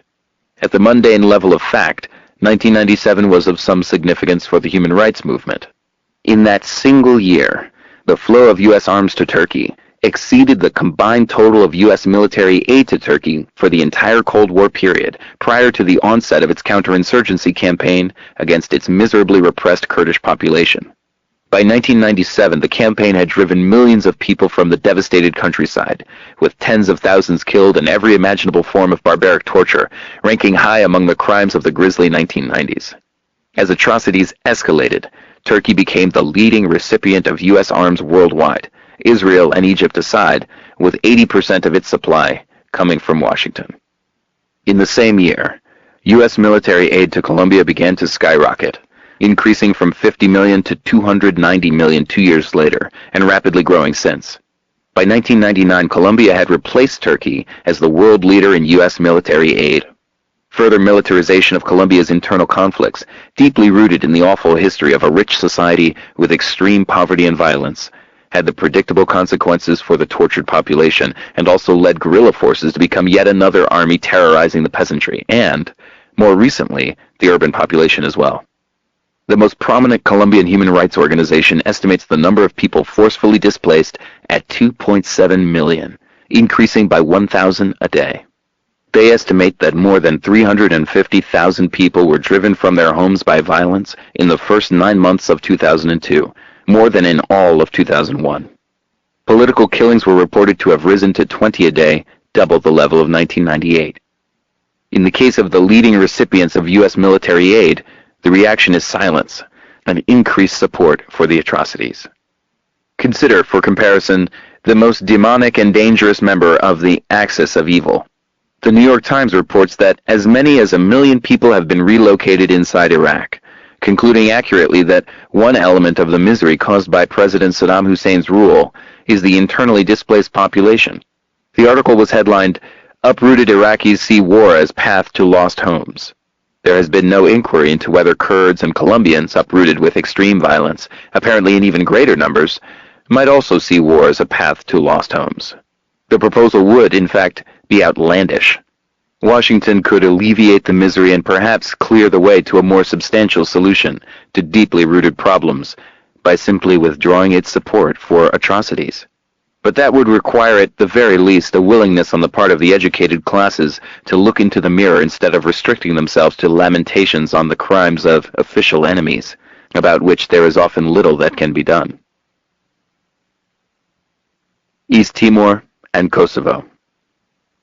Just as Colombia was replacing Turkey as the leading recipient of U.S. military aid, another tale of horror was unfolding that Washington could easily have brought to a quick end: East Timor. In 1999, Indonesia escalated the atrocities in the territory they had invaded in 1975, killing perhaps 200,000 people with the military and diplomatic support of the U.S. and Britain, assisted by intentional ignorance.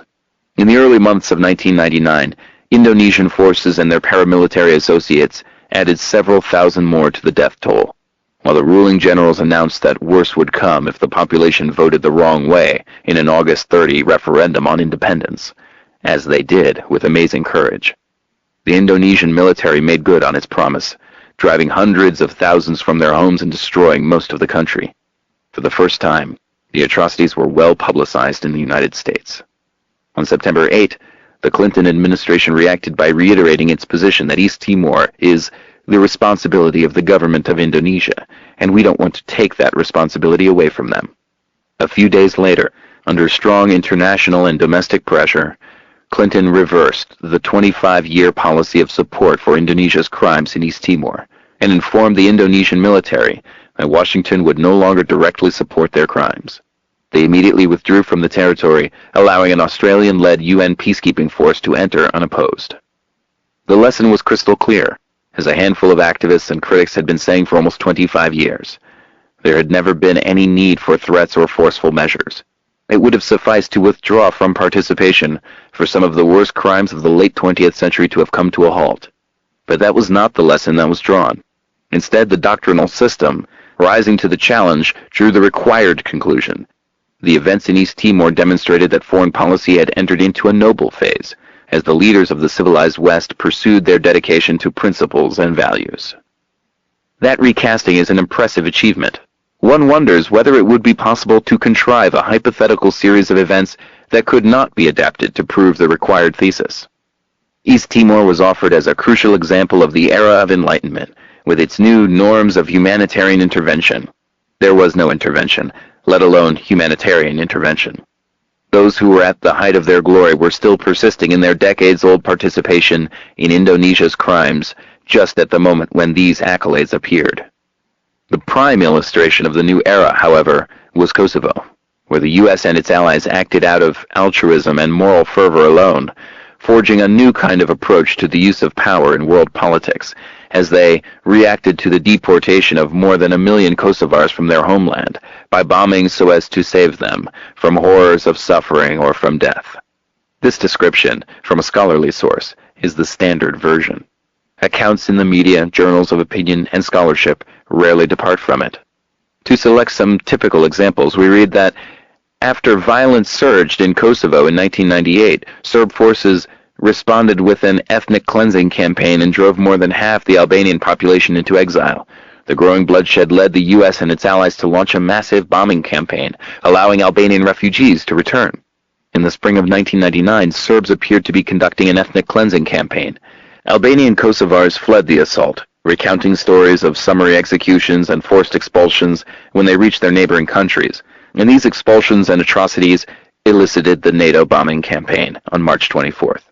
Hence, the intervention in Kosovo was purely for the benefit of the people of the region, an act of altruism, like all U.S. interventions in the region. It was absolutely right, Timothy Garton Ash concludes, because it passed the very high threshold for such humanitarian intervention, something approaching genocide by the killing or ethnic cleansing of large numbers of its people by the Serbian government. Surely this establishes the case and justifies the praise for the altruistic leaders, opening a new era of enlightenment. And so it might, if the claims had any relation to the facts. The small sample of quotes presented above is typical in several interesting respects. First, the accounts are given without any evidence, though an enormous amount was available from impeccable Western sources. Second, the standard picture reverses the order of events. Uncontroversially, the bombing preceded the ethnic cleansing and atrocities, which were, in fact, its anticipated consequence. Kosovo was an ugly place before the NATO bombing, with an estimated 2,000 killed on all sides during the preceding year.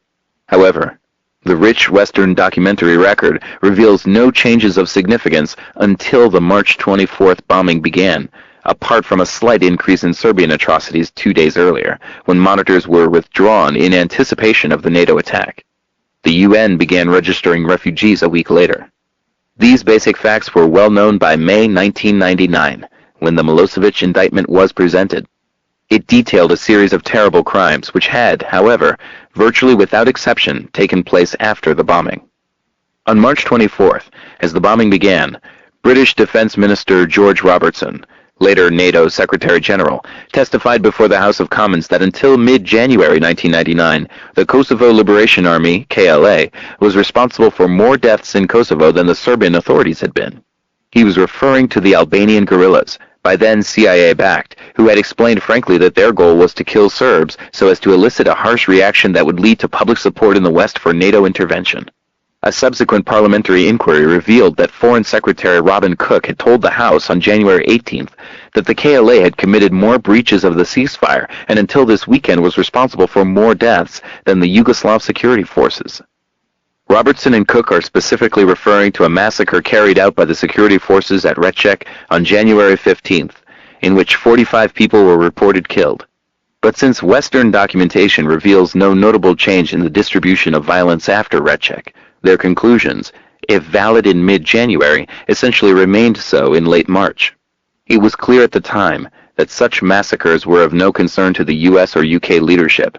Thus, the Luquicha massacre in East Timor shortly after was apparently far worse, was only one of many, and had no pretext for self-defense. Still, this and other massacres led to no change in US-UK support for the Indonesian invaders. Putting aside such selective concerns, however, the voluminous Western evidence does not reveal any significant shift in Kosovo before the bombing. Serious scholarship reaches similar conclusions. Nicholas Wheeler, who does not invert the chronology, estimates that Serbs had killed 500 Albanians before the NATO bombing, implying that 1,500 had been killed by the KLA. Nevertheless, he concludes that bombing Serbia was a genuine case of humanitarian intervention because, though only a few hundred Albanians were killed prior to the bombing, intelligence points to this as a precursor to a major campaign of killing and ethnic cleansing. Again, no credible sources are provided. This is one of the few serious attempts to provide any justification for the NATO bombing apart from the inverted chronology.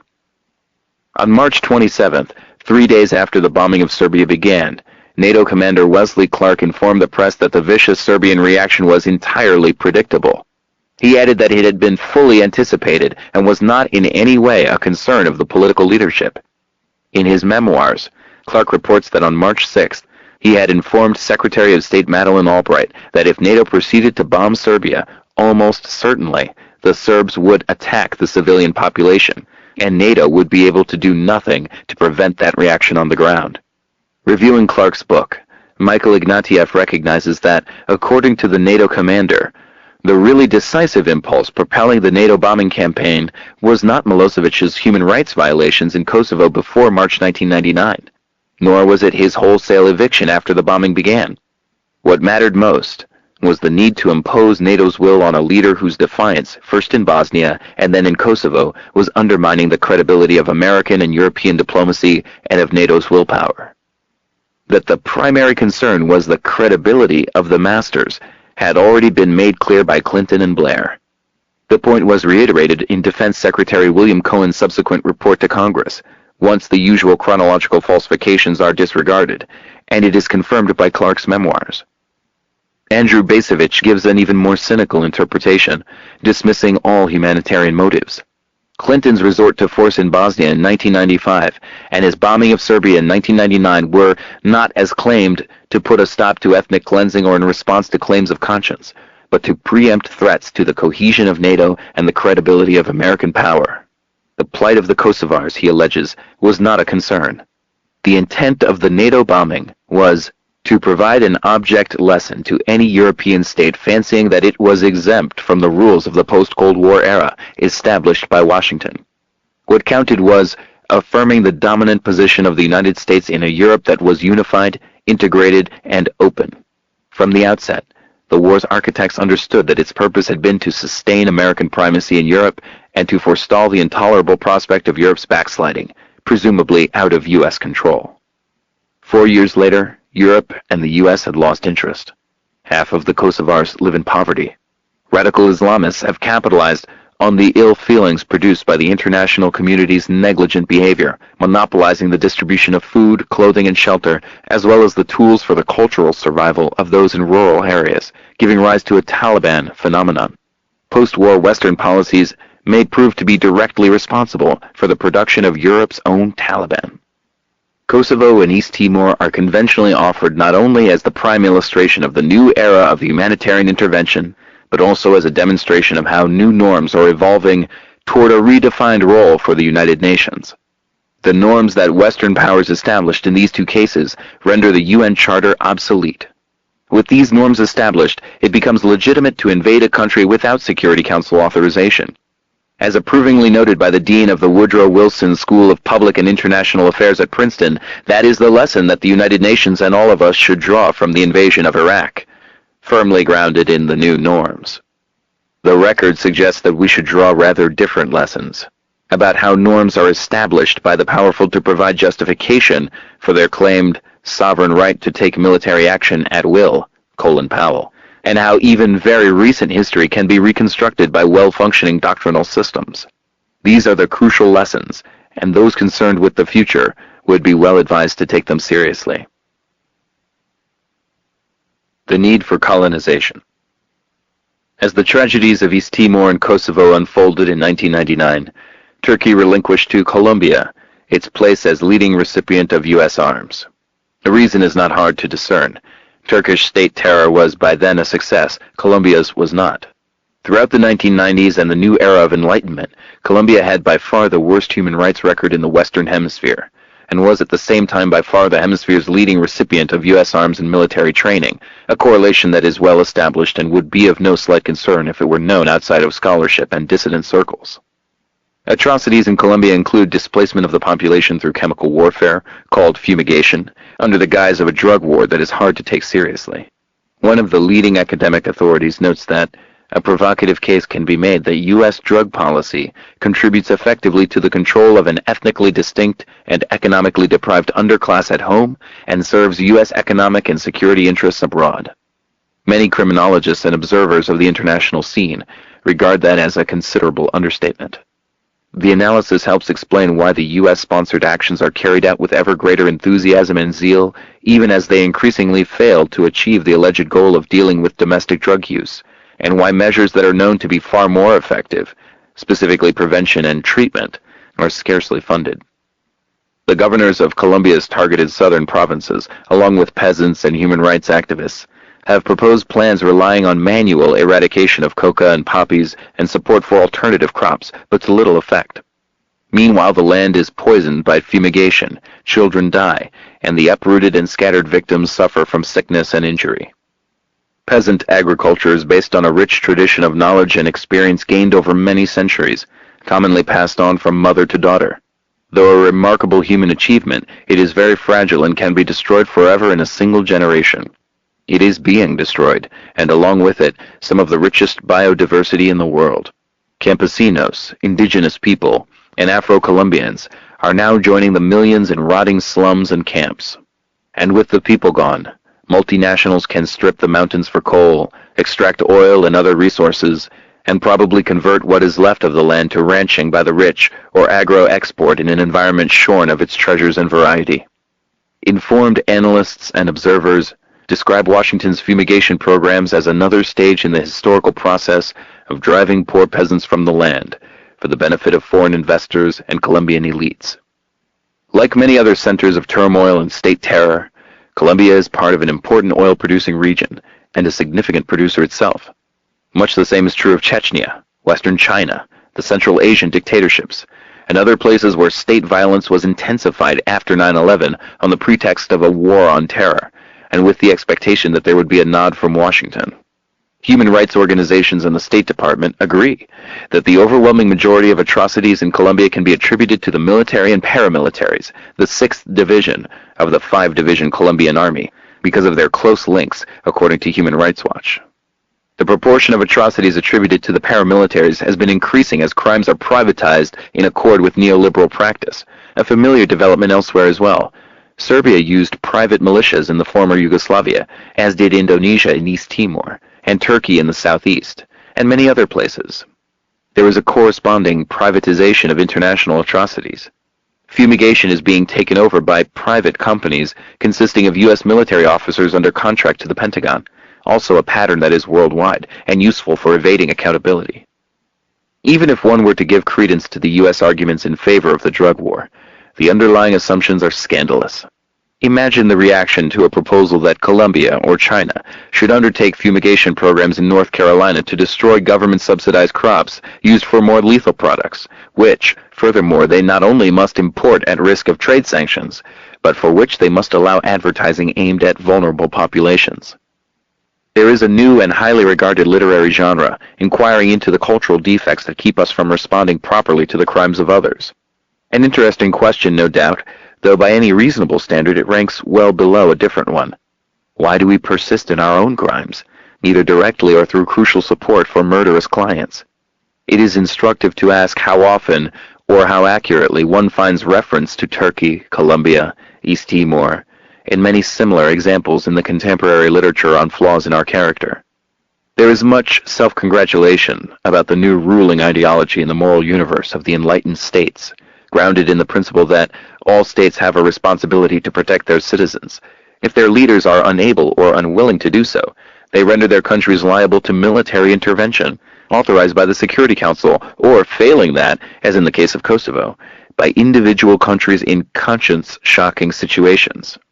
Atrocities comparable to, or much worse than, anything charged to Milosevic in Kosovo before the NATO bombing were not conscience-shocking when responsibility traced back home, as it often did, and even when the crimes took place within, not just near, the borders of NATO.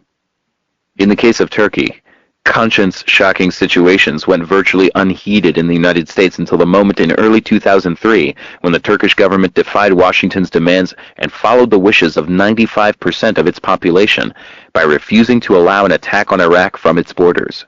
At that point, one began to read about Turkey's ghastly record of torturing, killing, and disappearing Turkish Kurds and destroying more than 3,000 of their villages, with citations from human rights organizations reiterating what they had reported in far more detail years before while the crimes were in progress, thanks to U.S. aid, and could easily have been stopped.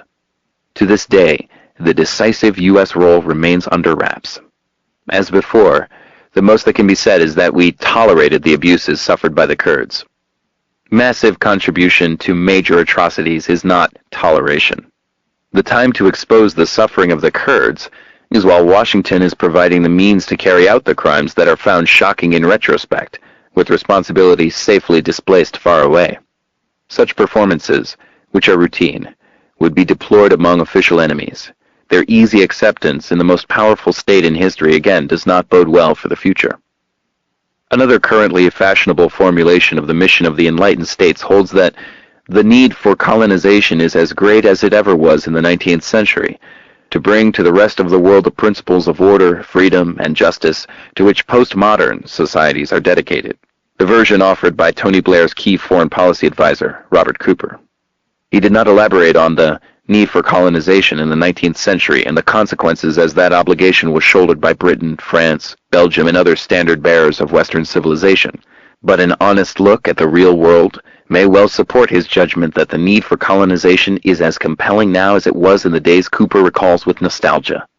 To rephrase, we can learn a good deal about today's enlightened states by paying a little attention to their record and how they portrayed it, both as events were unfolding and in historical retrospect. We should not, however, overlook the changes in world order that have occurred since World War II. One of these, Robert Jervis calls a change of spectacular proportions, perhaps the single most striking discontinuity that the history of international politics has anywhere provided, that the states of Europe now live in peace, and, some argue more controversially, democracies do not go to war with one another. It is this striking discontinuity to which Cooper alludes in joining those who hail the birth of a postmodern world system of law, justice, and civility, though the West must revert to rougher methods of an earlier era. Force, preemptive attack, deception, whatever is necessary, when it comes to dealing with those who still live in the 19th century world of every state for itself. The West must revert to the laws of the jungle when we are operating in the jungle, exactly as it has done in the disgraceful past. Protecting naughty children from infection.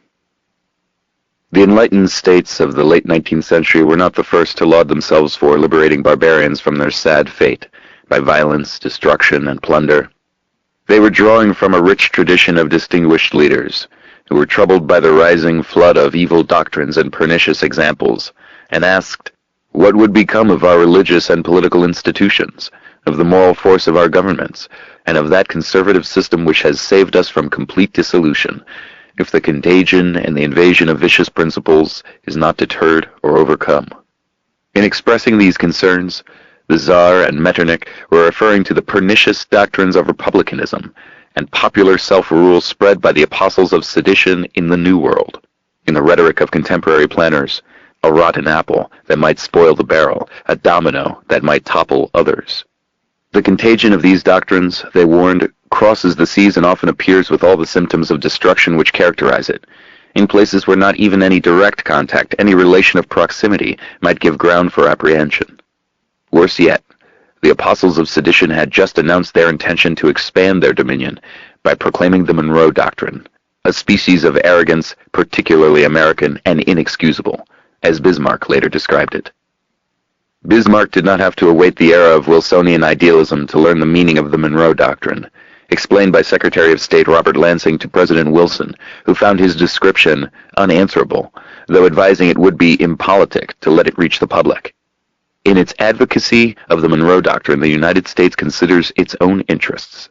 The integrity of other American nations is an incident, not an end. While this may seem based on selfishness alone, the author of the doctrine had no higher or more generous motive in its declaration.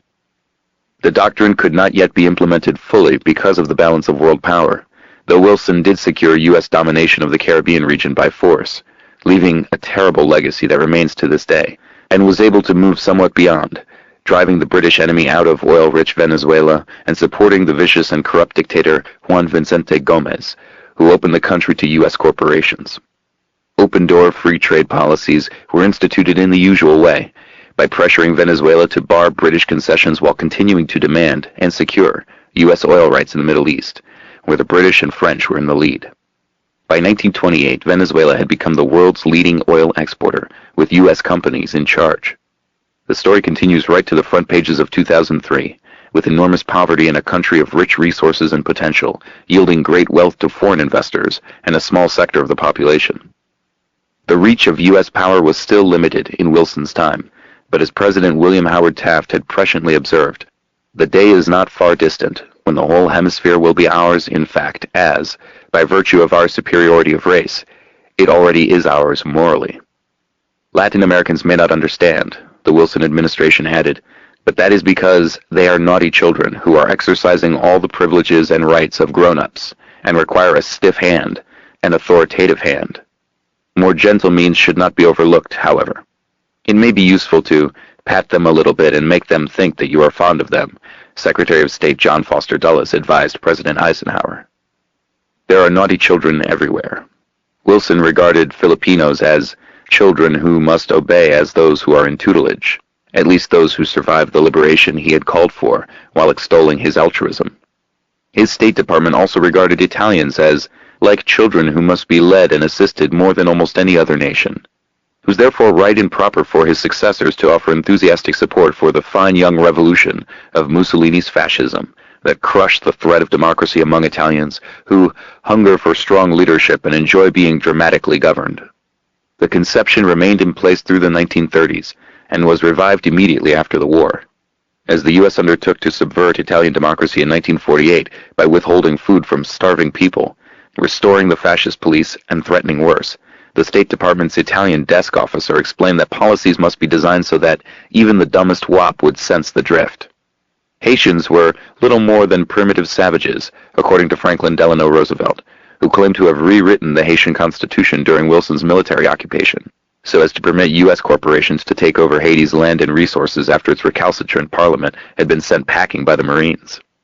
When the Eisenhower administration was seeking to overthrow the newly established Castro government in Cuba in 1959, CIA chief Allen Dulles complained that there was in Cuba no opposition to Castro who were capable of action, in part because in these primitive countries where the sun shone, the demands of the people were far less than in the more advanced societies, so they were unaware of how much they were suffering. The need for discipline has been reiterated forcefully over the years. To mention another case of contemporary relevance, when Iran's conservative parliamentary government sought to gain control of its own resources, the U.S. and Britain instigated a military coup to install an obedient regime that ruled with terror for 25 years. The coup sent a more far-reaching message, spelled out by the editors of the New York Times. Underdeveloped countries with rich resources now have an object lesson in the heavy cost that must be paid by one of their number which goes berserk with fanatical nationalism. Iran's experience may strengthen the hands of more reasonable and more far-seeing leaders elsewhere, who will have a clear-eyed understanding of the principles of decent behavior. The same lesson had been taught nearer home at the Chapultepec Conference in Mexico in February 1945 that laid the basis for the post-war order now that the Monroe Doctrine could be enforced in the Wilsonian sense. Latin Americans were then under the influence of what the State Department called the philosophy of the new nationalism, which embraces policies designed to bring about a broader distribution of wealth and to raise the standard of living of the masses. Washington was concerned that economic nationalism is the common denominator of the new aspirations for industrialization, just as it had been for England, the United States, and in fact every other country that succeeded in industrializing. Latin Americans are convinced that the first beneficiaries of the development of a country's resources should be the people of that country. That was unacceptable. The first beneficiaries must be U.S. investors, while Latin America fulfills its service function. The U.S. therefore imposed an economic charter for the Americas, designed to eliminate economic nationalism in all its forms. With an exception, however. Economic nationalism remained a crucial feature of the U.S. economy, which relied far more than in the past on a dynamic state sector, often operating under the cover of defense. It is useful to recall that even at the peak of the Cold War, more perceptive observers understood that the primary threat posed by communism was the economic transformation of the communist countries in ways that reduced their willingness and ability to complement the industrial economies of the West. Another version of the philosophy of the new nationalism, in this case dating from 1917.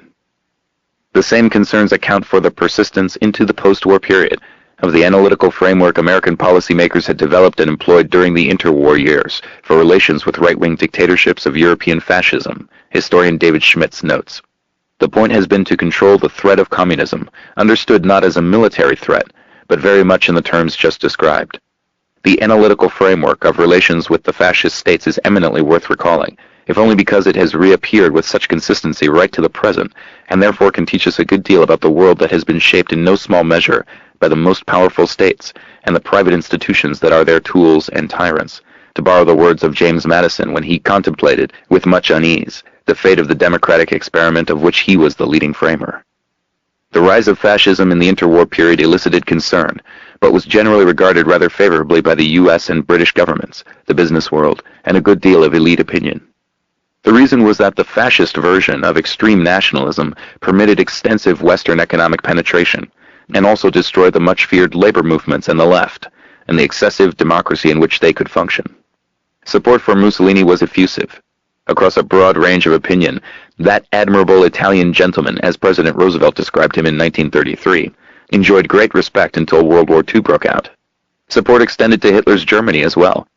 It is, incidentally, well to bear in mind that the most monstrous regime in history came to power in the country that, by reasonable measures, represented the highest peak of Western civilization in the sciences and the arts, and had been considered a model of democracy before international conflict took forms that could not accommodate this conception, and, rather like Saddam Hussein half a century later, retained substantial Anglo-American support until Hitler launched direct aggression that infringed too seriously on US and UK interests.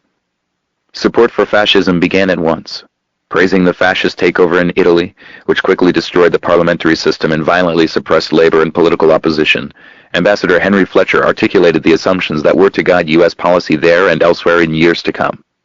Italy faced a stark choice, he wrote the Secretary of State. Either Mussolini and fascism, or Giolitti and socialism. Giolitti was a leading figure of Italian liberalism. A decade later, in 1937, the State Department continued to regard European fascism as a moderate force that must succeed, or the masses, this time reinforced by the disillusioned middle classes, will again turn to the left. That same year, U.S. Ambassador to Italy, William Phillips, was greatly impressed by the efforts of Mussolini to improve the conditions of the masses, and found much evidence in favor of the fascist view that they represent a true democracy, inasmuch as the welfare of the people is their principal objective. He considered Mussolini's accomplishments astounding and a source of constant amazement, and enthusiastically praised his great human qualities. The State Department vigorously concurred, also lauding Mussolini's magnificent achievements in Ethiopia and hailing fascism for having brought order out of chaos, discipline out of license, and solvency out of bankruptcy. In 1939, FDR continued to regard Italian fascism as of great importance to the world, though still in the experimental stage. In 1938, FDR and his close confidant Sumner Welles approved of Hitler's Munich settlement, which dismembered Czechoslovakia. As noted earlier, Welles felt that it presented the opportunity for the establishment by the nations of the world of a new world order based upon justice and upon law, in which the Nazi moderates would play a leading role. In April 1941, George Kennan wrote from his consular post in Berlin that German leaders have no wish to see other people suffer under German rule, are most anxious that their new subjects should be happy in their care, and are making important compromises to assure this benign outcome. The business world, too, was highly enthusiastic about European fascism. Investment boomed in fascist Italy. The wops are unwopping themselves, Fortune magazine declared in 1934.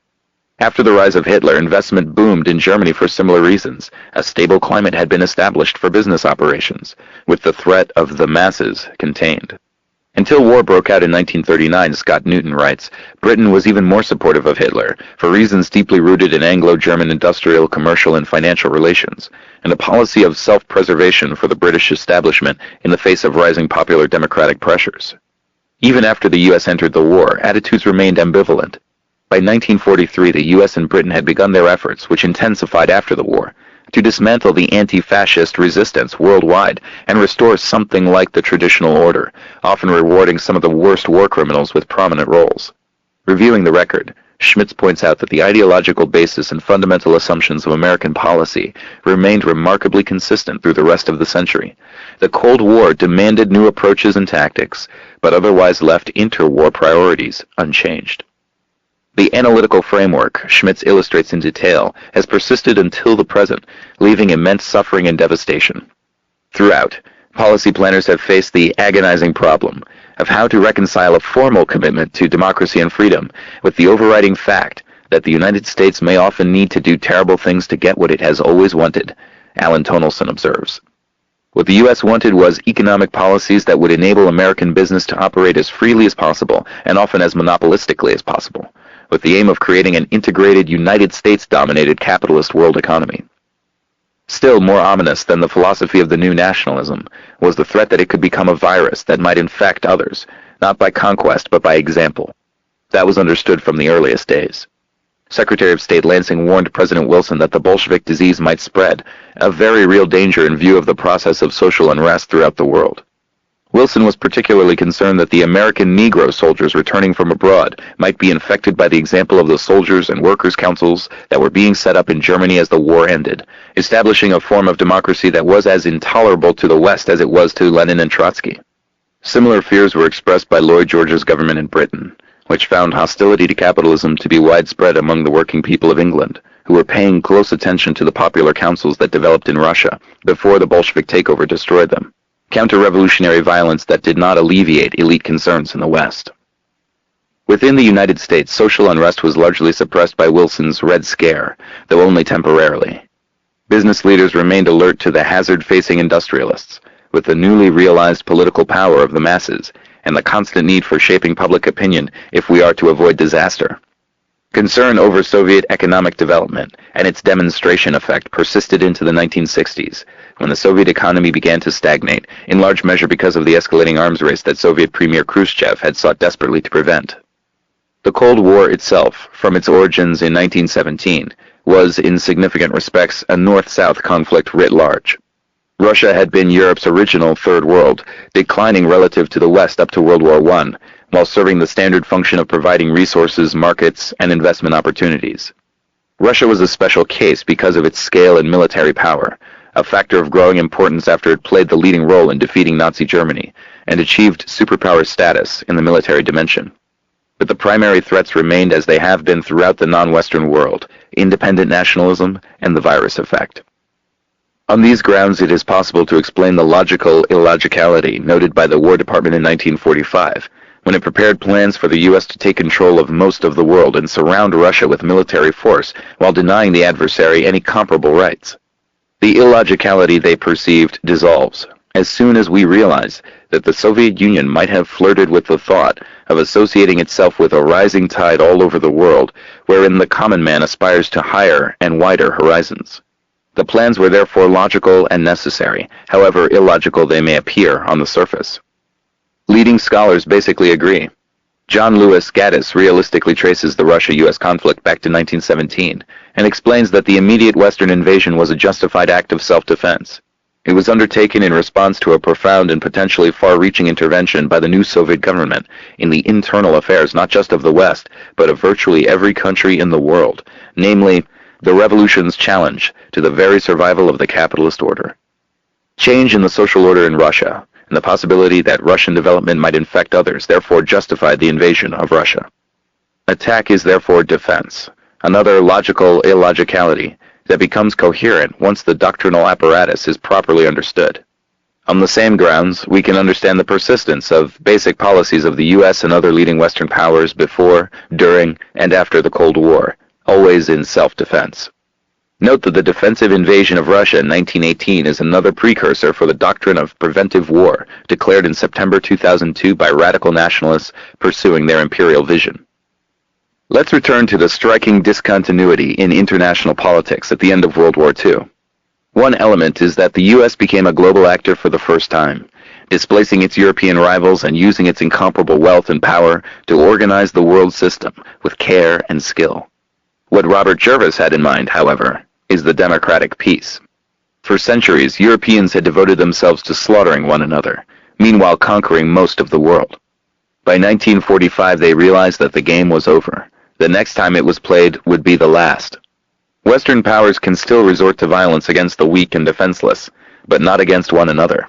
The Cold War superpower conflict, too, kept to that understanding, though not without extreme hazard. The standard interpretation is different. The democratic peace reflects some happy combination of liberal norms and institutions, such as representative democracy and market economies. Though these factors are real enough, their contribution to the striking discontinuity cannot be properly assessed without due attention to the realization that Western civilization was on the verge of self-annihilation, thanks to the rational pursuit of its traditional practices. Now Europe is internally at peace. Just as North America has been since the native population was virtually annihilated, half of Mexico conquered, the U.S.-Canada border established, and the phrase United States transformed from plural to singular 150 years ago. On a global scale, however, the practices, institutions, and dominant culture remain largely unchanged. The portents cannot be lightly dismissed. Chapter 4. Dangerous Times. Concern about current threats is widespread and realistic. In February 2002, the famous doomsday clock of the Bulletin of the Atomic Scientists was advanced 2 minutes toward midnight, even before the release of the Bush administration's National Security Strategy and Nuclear Posture Review, which elicited shudders worldwide. With different threats in mind, strategic analyst Michael Crepon regarded the final days of 2002 as the most dangerous time since the 1962 Cuban Missile Crisis. A high-level task force concluded that we are entering a time of especially grave danger as we are preparing to attack a ruthless adversary, Iraq, who may well have access to weapons of mass destruction. Such dangers are likely to become even more grave in the longer term, as a consequence of the easy resort to violence, as many have pointed out. The reasons behind these concerns merit close attention, but too narrow a focus can be misleading. We can gain a more realistic perspective on them by asking why the Cuban Missile Crisis was such a dangerous time. The answer bears directly on the perils ahead. One word away from nuclear war. The missile crisis was the most dangerous moment in human history, Arthur Schlesinger commented in October 2002 at a conference in Havana on the 40th anniversary of the crisis, attended by a number of those who witnessed it from within as it unfolded. Decision-makers at the time undoubtedly understood that the fate of the world was in their hands. Nevertheless, attendees at the conference may have been shocked by some of the revelations.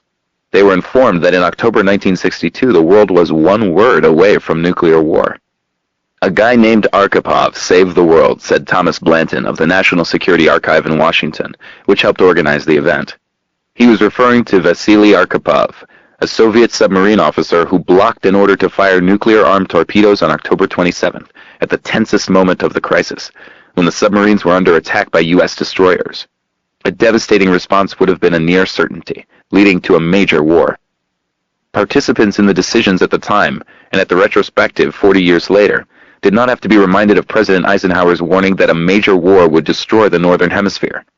The parallel between Kennedy's handling of the crisis and President Bush's deliberations over Iraq was a recurrent theme at the meeting. The press reported with many participants accusing Bush of ignoring history, saying they had come to make sure it does not happen again and to offer lessons for today's crises, most notably President George W. Bush's deliberations about whether to strike Iraq.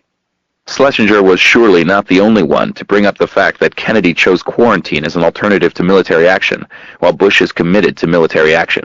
Nor, presumably, was he the only one to have been taken aback to learn just how close the world came to destruction, even under the less aggressive choice.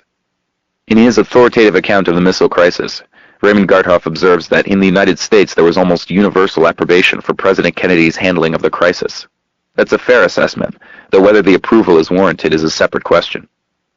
The confrontation finally came down to two basic issues. One, would Kennedy pledge that the U.S. would not invade Cuba? And two, would he make a public announcement that the U.S. would withdraw its Jupiter nuclear missiles from Turkey on the border of Russia and aimed at its heartland? On both issues, Kennedy ultimately refused.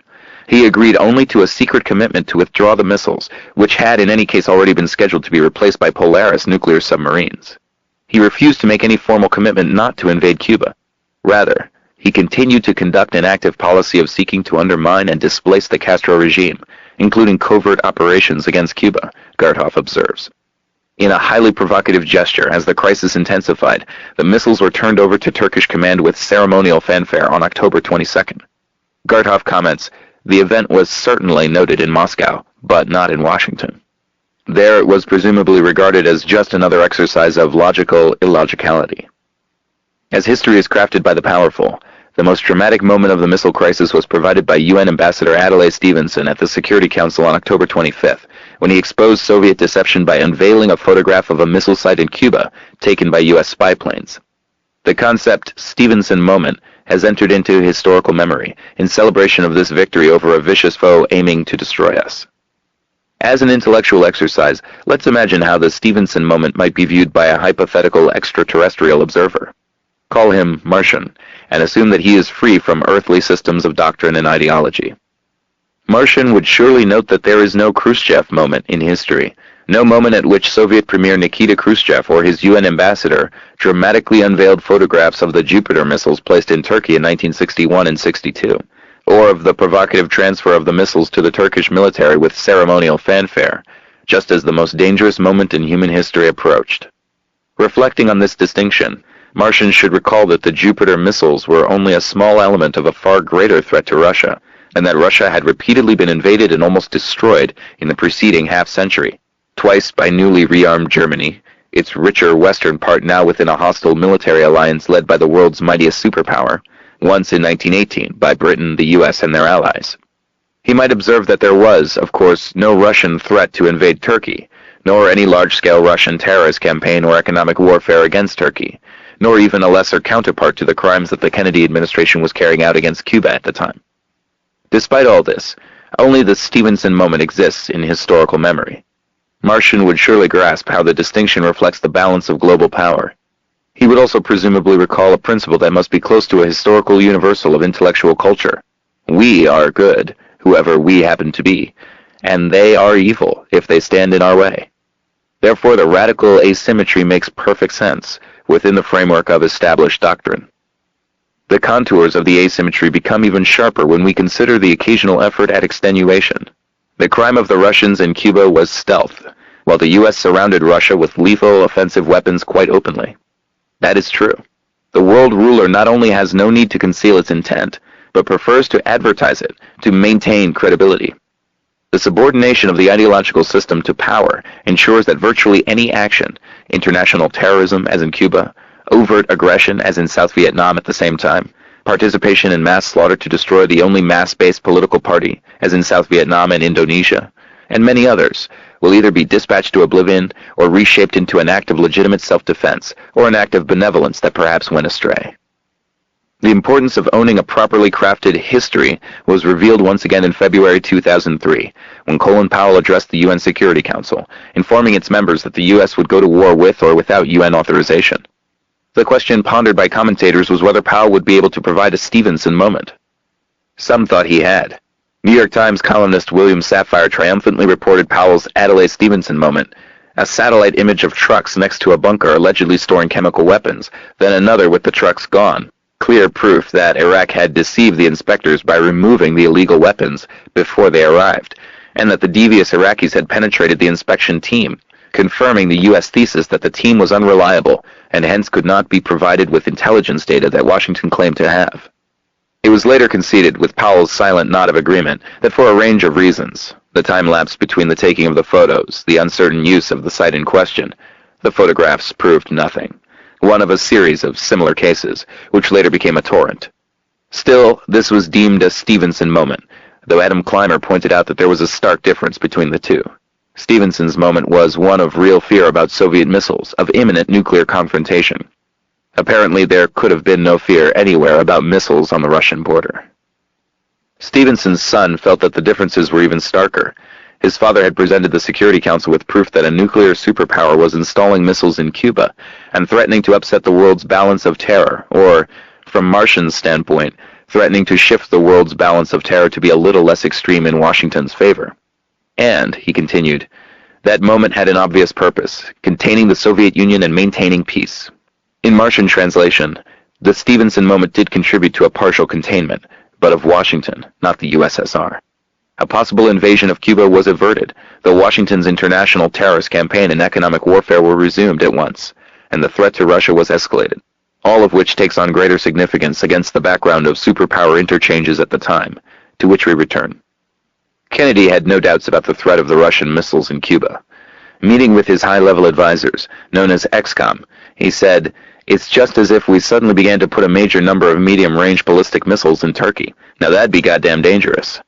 His national security advisor, McGeorge Bundy, responded, "Well, we did, Mr. President." Surprised, JFK said, "But that was 5 years ago." Actually, 1 year ago, during his administration. He later expressed concern that if the facts were known, his decision to risk war rather than agree publicly to joint withdrawal of missiles from Cuba and Turkey would not play well in Peoria. He feared most people would consider it a very fair trade. Whatever one's judgment about the actions of Khrushchev and Kennedy, there should be universal agreement that Khrushchev's decision to dispatch the missiles to Cuba was an act of criminal lunacy in the light of the possible consequences. It would pass beyond lunacy to condemn those who warned of the dangers and criticized Khrushchev bitterly for proceeding despite the risks. It is the merest truism that choices are assessed in terms of the range of likely consequences. We understand the truism very well when considering the actions of official enemies, but find it hard to apply to ourselves. There are many illustrations, including recent U.S. military exercises. Aid agencies, scholars, and others who properly warned of the risks in Afghanistan and Iraq were ridiculed when the worst, fortunately, did not come to pass.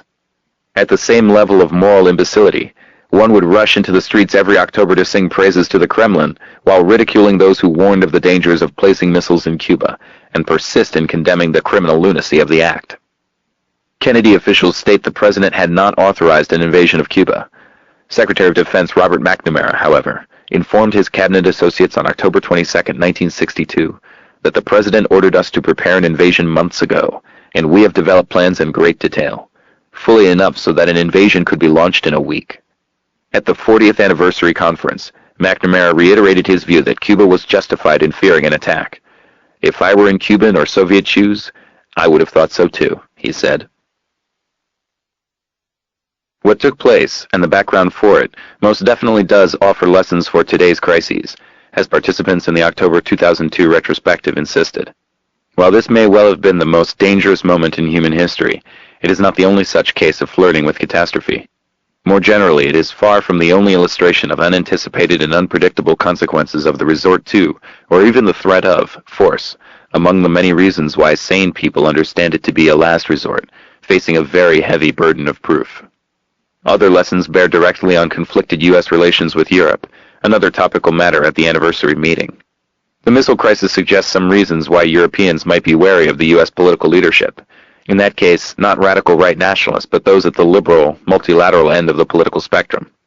Europe's fate was hanging in the balance, as the president and his advisors decided to reject what they feared would be regarded as a fair trade, if it were known. But Europe was kept in the dark and treated with disdain. Kennedy's XCOM summarily dismissed any idea of sharing with the Allies decisions that could have led to the nuclear destruction of Western Europe as well as North America, Frank Castigliola writes in a rare study of the topic. Kennedy told his Secretary of State privately that allies must come along or stay behind. "We cannot accept a veto from any other power." Words heard again 40 years later from Bush and Powell. The U.S. commander of NATO put its air forces on alert without consultation with Europe. Kennedy's closest ally, British Prime Minister Harold Macmillan, told his associates that Kennedy's actions were escalating into war, but he could do nothing to stop it. He knew only what he could learn from British intelligence. Washington's perception of the U.S.-UK special relationship was articulated by a senior Kennedy advisor in internal discussion at the peak of the crisis. "Britain will act as our lieutenant. The fashionable word is partner." McGeorge Bundy suggested that some effort be made to encourage Europeans to feel they're a part of it, feel that they know, but only in order to keep them quiet. Europeans are not capable of the rational and logical approach of American decision-makers, his aide Robert Comer advised. If European leaders found out what was happening, Bundy added, they might make noise, saying they can live with Soviet medium-range ballistic missiles. Why can't we? The word noise connotes discordant, unintelligent clamor, Castigliola adds. Perhaps many Europeans might not be too happy about the significance accorded their survival, even if respected U.S. commentators are confident that their reluctance to come along is a sign of paranoid anti-Americanism, ignorance and avarice, and other cultural deficiencies. International terrorism dominated the headlines as the retrospective conference took place. So did Washington's allegedly novel doctrine of regime change. But there is little novel here. The Cuban Missile Crisis grew directly out of a campaign of international terrorism aimed at forceful regime change. Historian Thomas Patterson concludes, quite plausibly, that the origins of the October 1962 crisis derived largely from the concerted U.S. campaign to quash the Cuban Revolution by violence and economic warfare. We can gain a better insight into current implications by looking at how the crisis evolved and the guiding principles that motivated policy. International terrorism and regime change. Cuba. The Batista dictatorship was overthrown in January 1959 by Castro's guerrilla forces. In March, the National Security Council, NSC, considered means to institute regime change.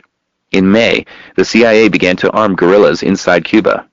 During the winter of 1959 and 1960, there was a significant increase in CIA-supervised bombing and incendiary raids piloted by exiled Cubans based in the U.S. We need not tarry on what the U.S. or its clients would do under such circumstances. Cuba, however, did not respond with violent actions within the United States for revenge or deterrence. Rather, it followed the procedure required by international law. In July 1960, Cuba called on the UN for help, providing the Security Council with records of some 20 bombings, including names of pilots, plane registration numbers, unexploded bombs, and other specific details, alleging considerable damage and casualties, and calling for resolution of the conflict through diplomatic channels. U.S. Ambassador Henry Cabot Lodge responded by giving his assurance that the United States has no aggressive purpose against Cuba. 4 months before, in March 1960, his government had made a formal decision in secret to overthrow the Castro government, and preparations for the Bay of Pigs invasion were well advanced. Washington was concerned that Cubans might try to defend themselves. CIA Chief Allen Dulles therefore urged Britain not to provide arms to Cuba. His main reason, the British ambassador reported to London, was that this might lead the Cubans to ask for Soviet or Soviet bloc arms, a move that would have a tremendous effect, Dulles pointed out, allowing Washington to portray Cuba as a security threat to the hemisphere, following the script that had worked so well in Guatemala. Dulles was referring to Washington's successful demolition of Guatemala's first democratic experiment, a 10-year interlude of hope and progress, greatly feared in Washington because of the enormous popular support reported by U.S. intelligence and the demonstration effect of social and economic measures to benefit the large majority. The Soviet threat was routinely invoked, abetted by Guatemala's appeal to the Soviet bloc for arms after the U.S. had threatened attack and cut off other sources of supply. The result was a half-century of horror, even worse than the U.S.-backed tyranny that came before. For Cuba, the schemes devised by the Doves were similar to those of CIA Director Dulles.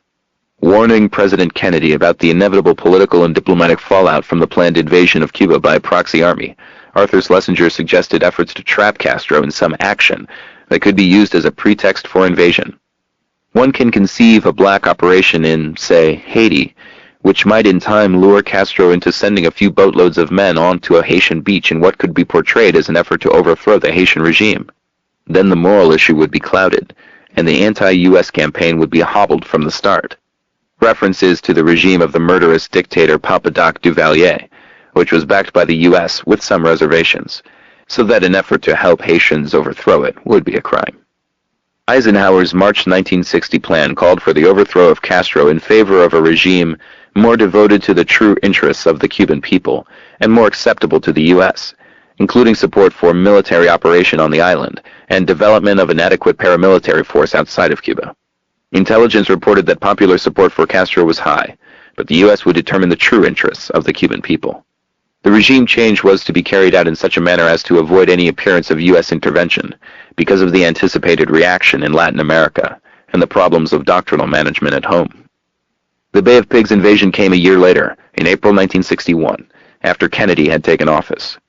It was authorized in an atmosphere of hysteria over Cuba in the White House. Robert McNamara later testified before the Senate's Church Committee. At the first cabinet meeting after the failed invasion, the atmosphere was almost savage, Chester Bowles noted privately. There was an almost frantic reaction for an action program. At an NSC meeting 2 days later, Bowles found the atmosphere almost as emotional and was struck by the great lack of moral integrity that prevailed. The mood was reflected in Kennedy's public pronouncements. The complacent, the self-indulgent, the soft societies are about to be swept away with the debris of history. Only the strong can possibly survive, he told the country, sounding a theme that would be used to good effect by the Reaganites during their own terrorist wars. Kennedy was aware that allies think that we're slightly demented on the subject of Cuba, a perception that persists to the present. Kennedy implemented a crushing embargo that could scarcely be endured by a small country that had become a virtual colony of the U.S. in the 60 years following its liberation from Spain. He also ordered an intensification of the terrorist campaign. He asked his brother, Attorney General Robert Kennedy, to lead the top-level interagency group that oversaw Operation Mongoose, a program of paramilitary operations, economic warfare, and sabotage he launched in late 1961 to visit the terrors of the earth on Fidel Castro, and more prosaically, to topple him. The terrorist campaign was no laughing matter. Jorge Dominguez writes in a review of recently declassified materials on operations under Kennedy, materials that are heavily sanitized, and only the tip of the iceberg, Piero Iglesias adds. Operation Mongoose was the centerpiece of American policy toward Cuba from late 1961 until the onset of the 1962 missile crisis, Mark White reports, the program on which the Kennedy brothers came to pin their hopes. Robert Kennedy informed the CIA that the Cuban problem carries the top priority in the United States government. All else is secondary. No time, no effort, or manpower is to be spared in the effort to overthrow the Castro regime. The chief of Mongoose operations, Edward Lansdale, provided a timetable leading to open revolt and overthrow of the communist regime in October 1962. The final definition of the program recognized that final success will require decisive U.S. military intervention, after terrorism and subversion had laid the basis. The implication is that U.S. military intervention would take place in October 1962, when the missile crisis erupted. In February 1962, the Joint Chiefs of Staff approved a plan more extreme than Schlesinger's, to use covert means to lure or provoke Castro or an uncontrollable subordinate into an overt hostile reaction against the United States, a reaction which would in turn create the justification for the U.S. to not only retaliate, but destroy Castro with speed, force, and determination. In March, at the request of the DoD Cuba Project, the Joint Chiefs of Staff submitted a memorandum to Defense Secretary Robert McNamara outlining pretexts which they would consider would provide justification for U.S. military intervention in Cuba. The plan would be undertaken if a credible internal revolt is impossible of attainment during the next 9 to 10 months, but before Cuba could establish relations with Russia that might directly involve the Soviet Union. A prudent resort to terror should avoid risk to the perpetrator. The March plan was to construct seemingly unrelated events to camouflage the ultimate objective and create the necessary impression of Cuban rashness and responsibility on a large scale, directed at other countries as well as the United States, placing the U.S. in the apparent position of suffering defensible grievances and developing an international image of Cuban threat to peace in the Western Hemisphere.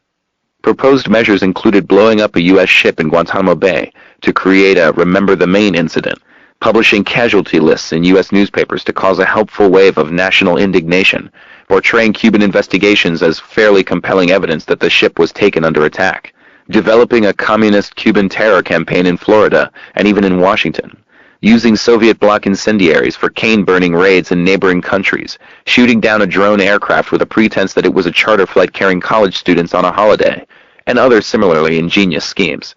Not implemented, but another sign of the frantic and savage atmosphere that prevailed. On August 23rd, the President issued National Security Memorandum No. 181, a directive to engineer an internal revolt that would be followed by U.S. military intervention, involving significant U.S. military plans, maneuvers, and movement of forces and equipment that were surely known to Cuba and Russia. Also in August, terrorist attacks were intensified, including speedboat strafing attacks on a Cuban seaside hotel, where Soviet military technicians were known to congregate, killing a score of Russians and Cubans. Attacks on British and Cuban cargo ships, the containment of sugar shipments, and other atrocities and sabotage, mostly carried out by Cuban exile organizations permitted to operate freely in Florida. A few weeks later came the most dangerous moment in human history. Terrorist operations continued through the tensest moments of the missile crisis. They were formally canceled on October 30th, several days after the Kennedy and Khrushchev agreement, but went on nonetheless. On November 8th, a Cuban covert action sabotage team dispatched from the United States successfully blew up a Cuban industrial facility, killing 400 workers, according to the Cuban government. Raymond Garthoff writes that the Soviets could only see the attack as an effort to backpedal on what was, for them, the key question remaining: American assurances not to attack Cuba.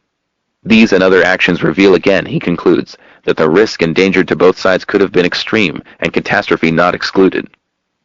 After the crisis ended, Kennedy renewed the terrorist campaign.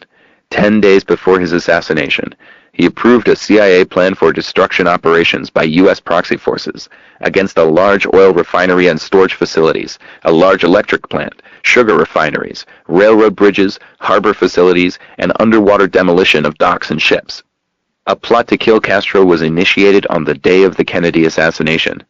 The campaign was called off in 1965, but one of Nixon's first acts in office in 1969 was to direct the CIA to intensify covert operations against Cuba. Of particular interest are the perceptions of the planners.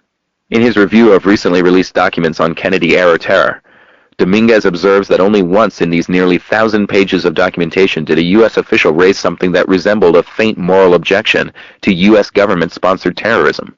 A member of the NSC staff suggested that it might lead to some Russian reaction, and raids that are haphazard and kill innocents might mean a bad press in some friendly countries. The same attitudes prevailed throughout the internal discussions, as when Robert Kennedy warned that a full-scale invasion of Cuba would kill an awful lot of people, and were going to take an awful lot of heat on it. Terrorist activities continued under Nixon, peaking in the mid-1970s with attacks on fishing boats, embassies, and Cuban offices overseas, and the bombing of a Cuban airliner, killing all 73 passengers. These and subsequent terrorist operations were carried out from U.S. territory, though by then they were regarded as criminal acts by the FBI. So matters proceeded. While Castro was condemned by editors for maintaining an armed camp, despite the security from attack promised by Washington in 1962. The promise should have sufficed, despite what followed, not to speak of the promises that preceded, by then well documented, along with information about how well they could be trusted, like the Lodge moment of July 1960. On the 30th anniversary of the missile crisis, Cuba protested a machine gun attack against a Spanish-Cuban tourist hotel. Responsibility was claimed by a group in Miami. Bombings in Cuba in 1997, which killed an Italian tourist, were traced back to Miami. The perpetrators were Salvadoran criminals operating under the direction of Luis Posada Carriles and financed in Miami. One of the most notorious international terrorists, Posada had escaped from a Venezuelan prison, where he had been held for the Cuban airliner bombing, with the aid of Jorge Mascanosa, a Miami businessman who was the head of the tax-exempt Cuban American National Foundation, CANF. Posada went from Venezuela to El Salvador, where he was put to work at the Ilopango military base to help organize U.S. terrorist attacks against Nicaragua under Oliver North's direction. Posada has described in detail his terrorist activities and the funding for them from exiles and CANF in Miami, but felt secure that he would not be investigated by the FBI. He was a Bay of Pigs veteran, and his subsequent operations in the 1960s were directed by the CIA.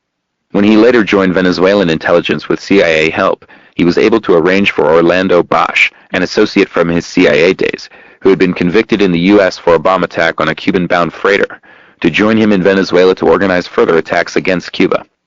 An ex-CIA official familiar with the Cubana bombing identifies Posada and Bosch as the only suspects in the bombing, which Bosch defended as a legitimate act of war. Generally considered the mastermind of the airline bombing, Bosch was responsible for 30 other acts of terrorism according to the FBI. He was granted a presidential pardon in 1989 by the incoming first Bush administration, after intense lobbying by Jeb Bush and South Florida Cuban-American leaders, overruling the Justice Department, which had found the conclusion inescapable that it would be prejudicial to the public interest for the United States to provide a safe haven for Bosch, because the security of this nation is affected by its ability to urge credibly other nations to refuse aid and shelter to terrorists. Cuban offers to cooperate in intelligence sharing to prevent terrorist attacks have been rejected by Washington, though some did lead to U.S. actions. Senior members of the FBI visited Cuba in 1998 to meet their Cuban counterparts, who gave the FBI dossiers about what they suggested was a Miami-based terrorist network, information which had been compiled in part by Cubans who had infiltrated exile groups. 3 months later, the FBI arrested Cubans who had infiltrated the U.S.-based terrorist groups. 5 were sentenced to long terms in prison. The national security pretext lost whatever shreds of credibility it might have had after the collapse of the Soviet Union in 1991, though it was not until 1998 that U.S. intelligence officially informed the country that Cuba no longer posed a threat to U.S. national security. The Clinton administration, however, insisted that the military threat posed by Cuba be reduced to negligible, but not completely removed. Even with this qualification, the intelligence assessment eliminated a danger that had been identified by the Mexican ambassador in 1961, when he rejected JFK's attempt to organize collective action against Cuba on the grounds that if we publicly declare that Cuba is a threat to our security, 40 million Mexicans will die laughing. In fairness, however, it should be recognized that missiles in Cuba did pose a threat. In private discussions, the Kennedy brothers expressed their fears that the presence of Russian missiles in Cuba might deter a U.S. invasion of Venezuela. So the Bay of Pigs was really right, JFK concluded. The first Bush administration reacted to the elimination of the security pretext by making the embargo much harsher, under pressure from Clinton, who outflanked Bush from the right during the 1992 election campaign. Economic warfare was made still more stringent in 1996, causing a furor even among the closest U.S. allies. The embargo came under considerable domestic criticism as well, on the grounds that it harms U.S. exporters and investors, the embargo's only victims, according to the standard picture in the U.S. Cubans are unaffected. Investigations by U.S. specialists tell a different story. Thus, a detailed study by the American Association for World Health concluded that the embargo had severe health effects, and only Cuba's remarkable healthcare system had prevented a humanitarian catastrophe. This has received virtually no mention in the U.S. The embargo has effectively barred even food and medicine. In 1999, the Clinton administration eased such sanctions for all countries on the official list of terrorist states, apart from Cuba, singled out for unique punishment. Nevertheless, Cuba is not entirely alone in this regard. After a hurricane devastated West Indian Islands in August 1980, President Carter refused to allow any aid unless Grenada was excluded, as punishment for some unspecified initiatives of the reformist Maurice Bishop government. When the stricken countries refused to agree to Grenada's exclusion, having failed to perceive the threat to survival posed by the nutmeg capital of the world, Carter withheld all aid. Similarly, when Nicaragua was struck by a hurricane in October 1988, bringing starvation and causing severe ecological damage, the current incumbents in Washington recognized that their terrorist war could benefit from the disaster, and therefore refused aid, even to the Atlantic coast area with close links to the U.S. and deep resentment against the Sandinistas. They followed suit when a tidal wave wiped out Nicaraguan fishing villages, leaving hundreds dead and missing in September 1992. In this case, there was a show of aid, but hidden in the small print was the fact that apart from an impressive donation of $25,000, the aid was deducted from assistance already scheduled. Congress was assured, however, that the pittance of aid would not affect the administration's suspension of over $100 million of aid because the U.S.-backed Nicaraguan government had failed to demonstrate a sufficient degree of subservience. U.S. economic warfare against Cuba has been strongly condemned in virtually every relevant international forum, even declared illegal by the Judicial Commission of the Normally Compliant Organization of American States. The European Union called on the World Trade Organization to condemn the embargo. The response of the Clinton administration was that Europe is challenging 3 decades of American-Cuban policy that goes back to the Kennedy administration and is aimed entirely at forcing a change of government in Havana. The administration also declared that the WTO has no competence to rule on U.S. national security or to compel the U.S. to change its laws. Washington then withdrew from the proceedings, rendering the matter moot. Successful defiance. The reasons for the international terrorist attacks against Cuba and the illegal economic embargo are spelled out in the internal record, and no one should be surprised to discover that they fit a familiar pattern, that of Guatemala a few years earlier, for example. From the timing alone, it is clear that concern over a Russian threat could not have been a major factor. The plans for forceful regime change were drawn up and implemented before there was any significant Russian connection, and punishment was intensified after the Russians disappeared from the scene. True, a Russian threat did develop, but that was more of a consequence than a cause of U.S. terrorism and economic warfare. In July 1961, the CIA warned that the extensive influence of Castroism is not a function of Cuban power. Castro's shadow looms large because social and economic conditions throughout Latin America invite opposition to ruling authority and encourage agitation for radical change, for which Castro's Cuba provided a model. Earlier, Arthur Schlesinger had transmitted to the incoming President Kennedy his Latin American mission report, which warned of the susceptibility of Latin Americans to the Castro idea of taking matters into one's own hands. The report did identify a Kremlin connection. The Soviet Union hovers in the wings, flourishing large development loans and presenting itself as the model for achieving modernization in a single generation.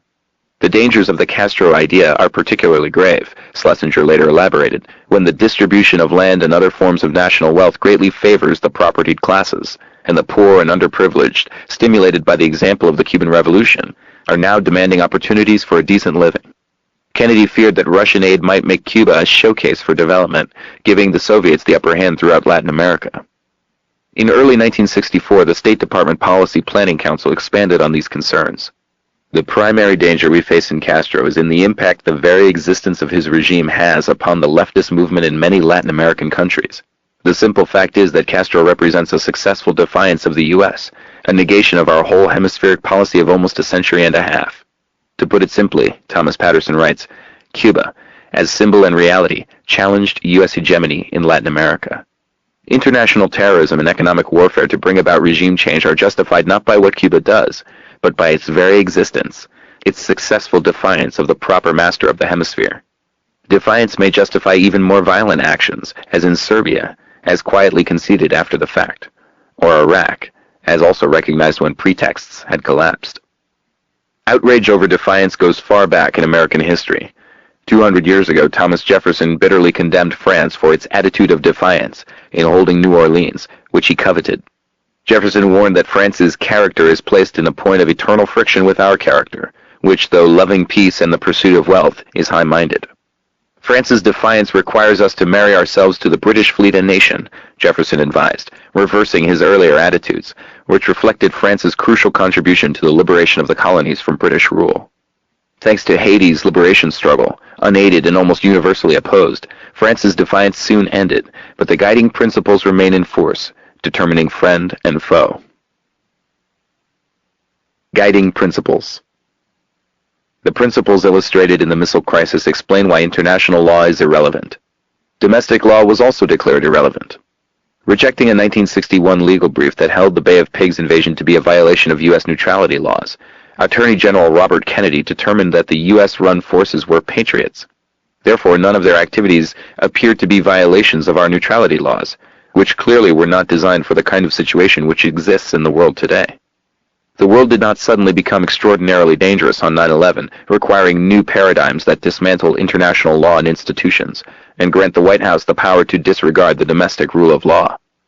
The achievements of international terrorism are excluded from sanitized history, but they are recognized with pride by the perpetrators.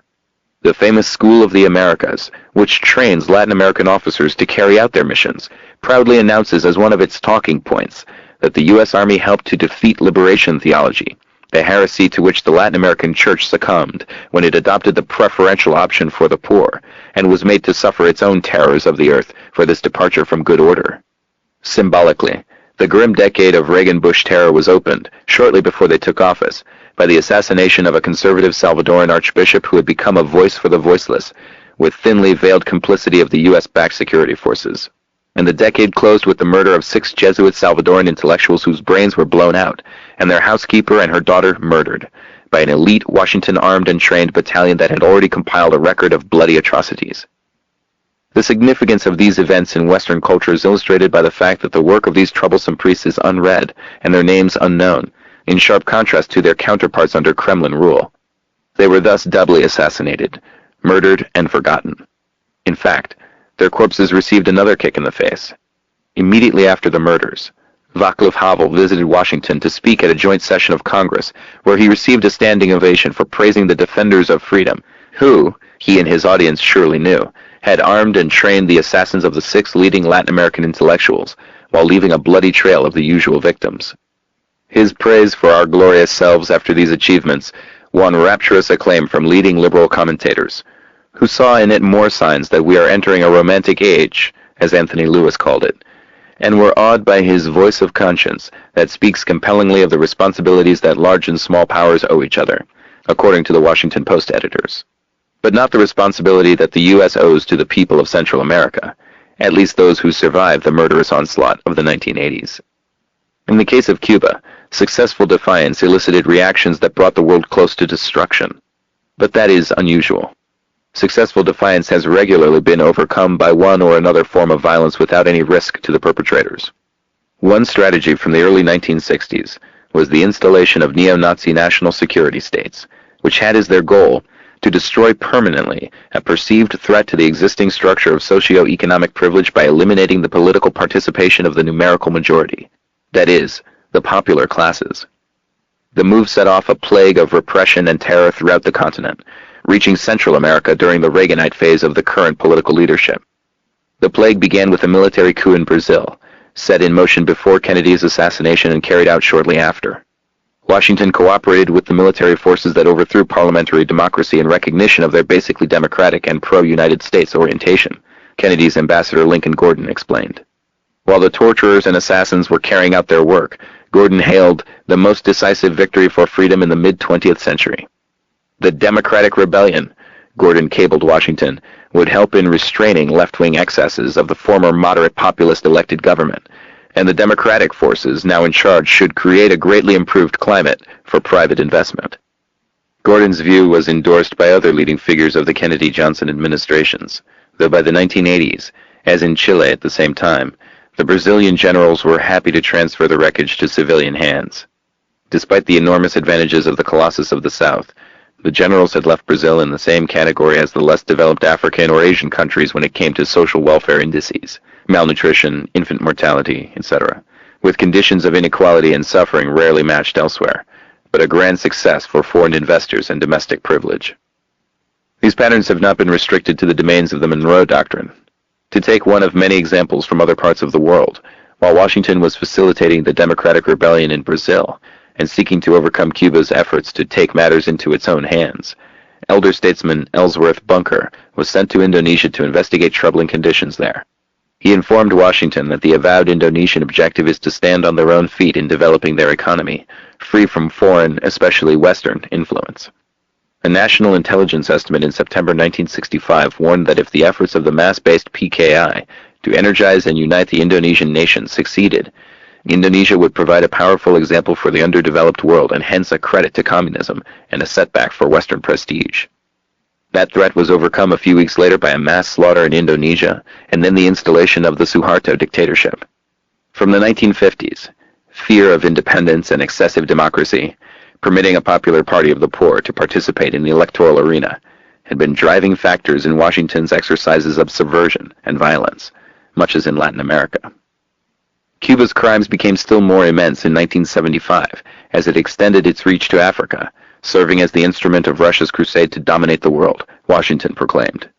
If Soviet neo-colonialism succeeds in Angola, UN Ambassador Daniel Patrick Moynihan thundered, the world will not be the same in the aftermath.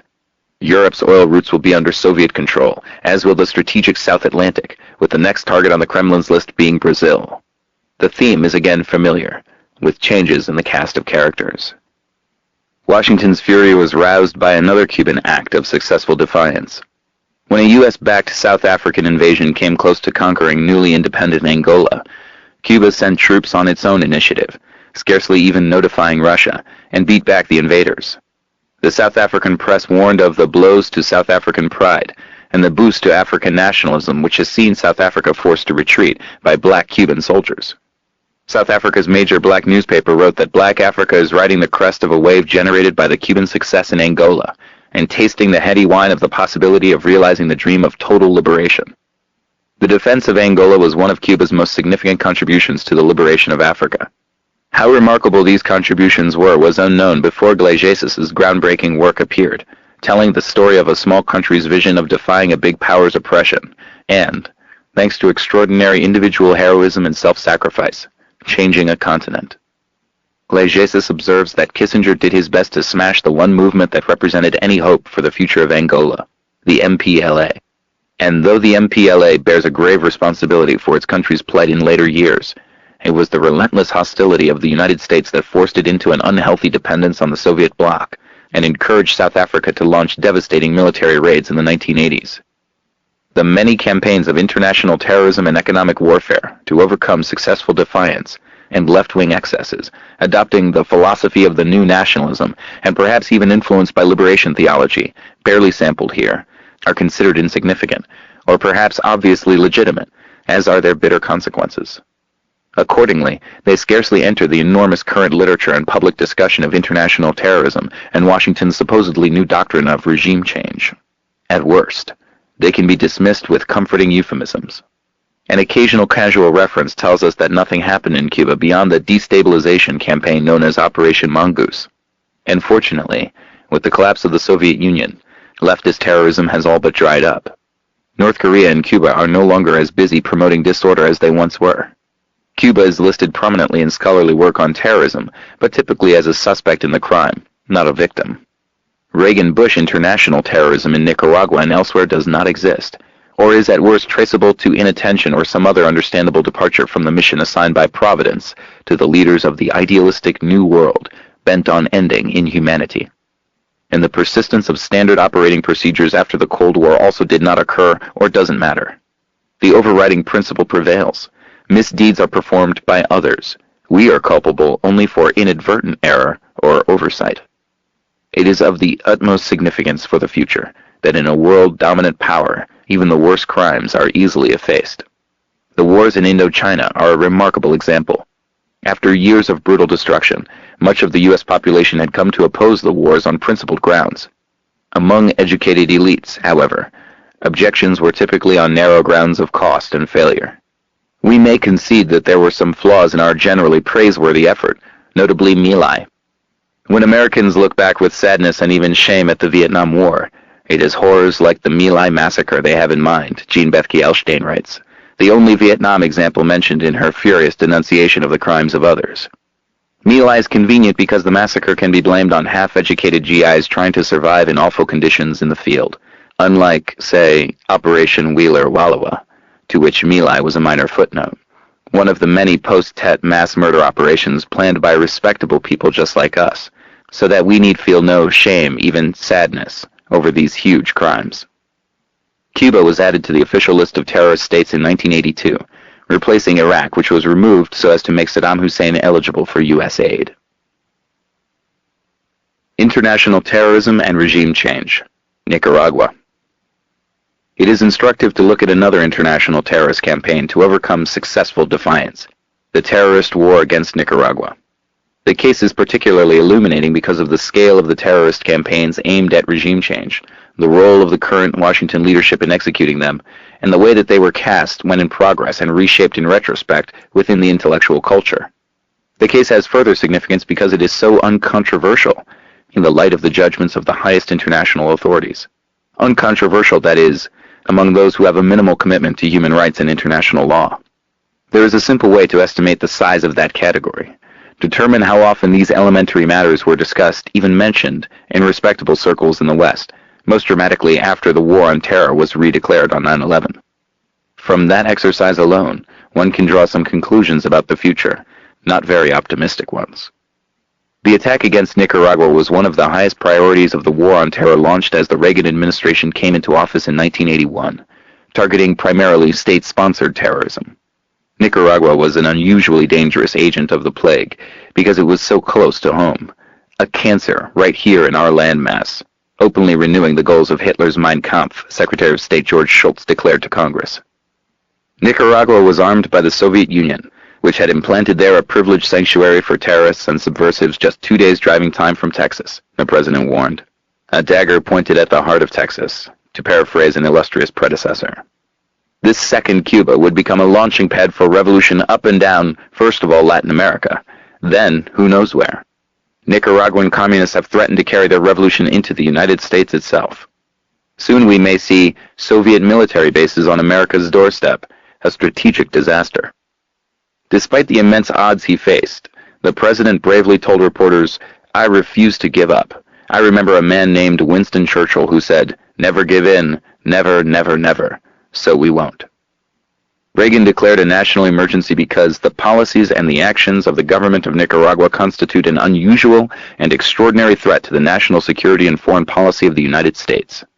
Explaining the bombing of Libya in 1986, Reagan announced that the mad dog Gaddafi was sending arms and advisors to Nicaragua to bring his war home to the United States, part of his campaign to expel America from the world. Particularly ominous was Nicaragua's Revolution Without Borders, regularly brandished though it had immediately been exposed as a fraud.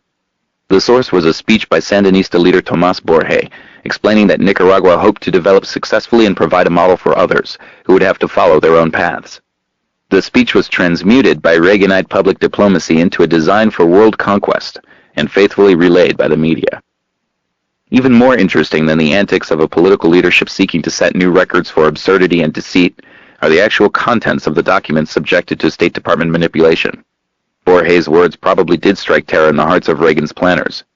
They understood very well that the real threat is successful development that might infect others, renewing the danger of Guatemala's crushed experiment with democracy and social reform, Cuba's successful defiance, and many other examples, back to the days when the American Revolution terrified the Tsar and Metternich. The threat had to be recast in terms of aggression and terror for the purposes of public diplomacy. Pursuing that vocation, Secretary of State Shultz warned that terrorism is a war against ordinary citizens. As he spoke, U.S. planes were bombing Libya, killing dozens of ordinary citizens. The bombing was the first terrorist attack in history scheduled for primetime TV, exactly when all major networks opened their evening news. No small technical feat given the logistical difficulties. Shultz warned particularly of the Nicaraguan cancer, announcing that we must cut it out, and not by gentle means. Negotiations are a euphemism for capitulation if the shadow of power is not cast across the bargaining table, Shultz orated, condemning those who advocate utopian, legalistic means like outside mediation, the United Nations, and the World Court, while ignoring the power element of the equation. Washington forcefully blocked such utopian means, beginning with the efforts of Central American presidents to bring a negotiated peace to the region in the early 1980s. Washington proceeded to cut the cancer out by violence and, not surprisingly considering the array of forces, with great success. The leading academic historian of Nicaragua, Thomas Walker, points out that after a few years, Washington's terrorist war had reversed the considerable economic growth and social progress that followed the overthrow of the U.S.-backed Somoza dictatorship, driving the highly vulnerable economy to disaster, so that the country achieved the unenviable status of being the poorest country in the Western Hemisphere by the time the administration had achieved its goals. One component of the triumph, Walker continues, was a death toll that would be comparable to 2.25 million dead in the U.S., relative to population. Reagan State Department official and historian Thomas Carruthers observes that for Nicaragua the toll in per capita terms was significantly higher than the number of U.S. persons killed in the U.S. Civil War and all the wars of the 20th century combined. Destruction of Nicaragua was a task of no slight importance. The country's progress during the early 1980s was lauded by the World Bank and other international agencies as remarkable and laying a solid foundation for long-term socio-economic development, according to the Inter-American Development Bank. In the health sector, the country enjoyed one of the most dramatic improvements in child survival in the developing world, according to UNICEF in 1986.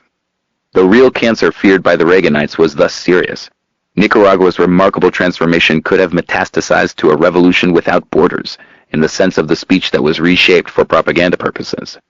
It was therefore only logical, from Washington's point of view, to eradicate the virus before it could infect others, who must in turn be inoculated by terror and repression.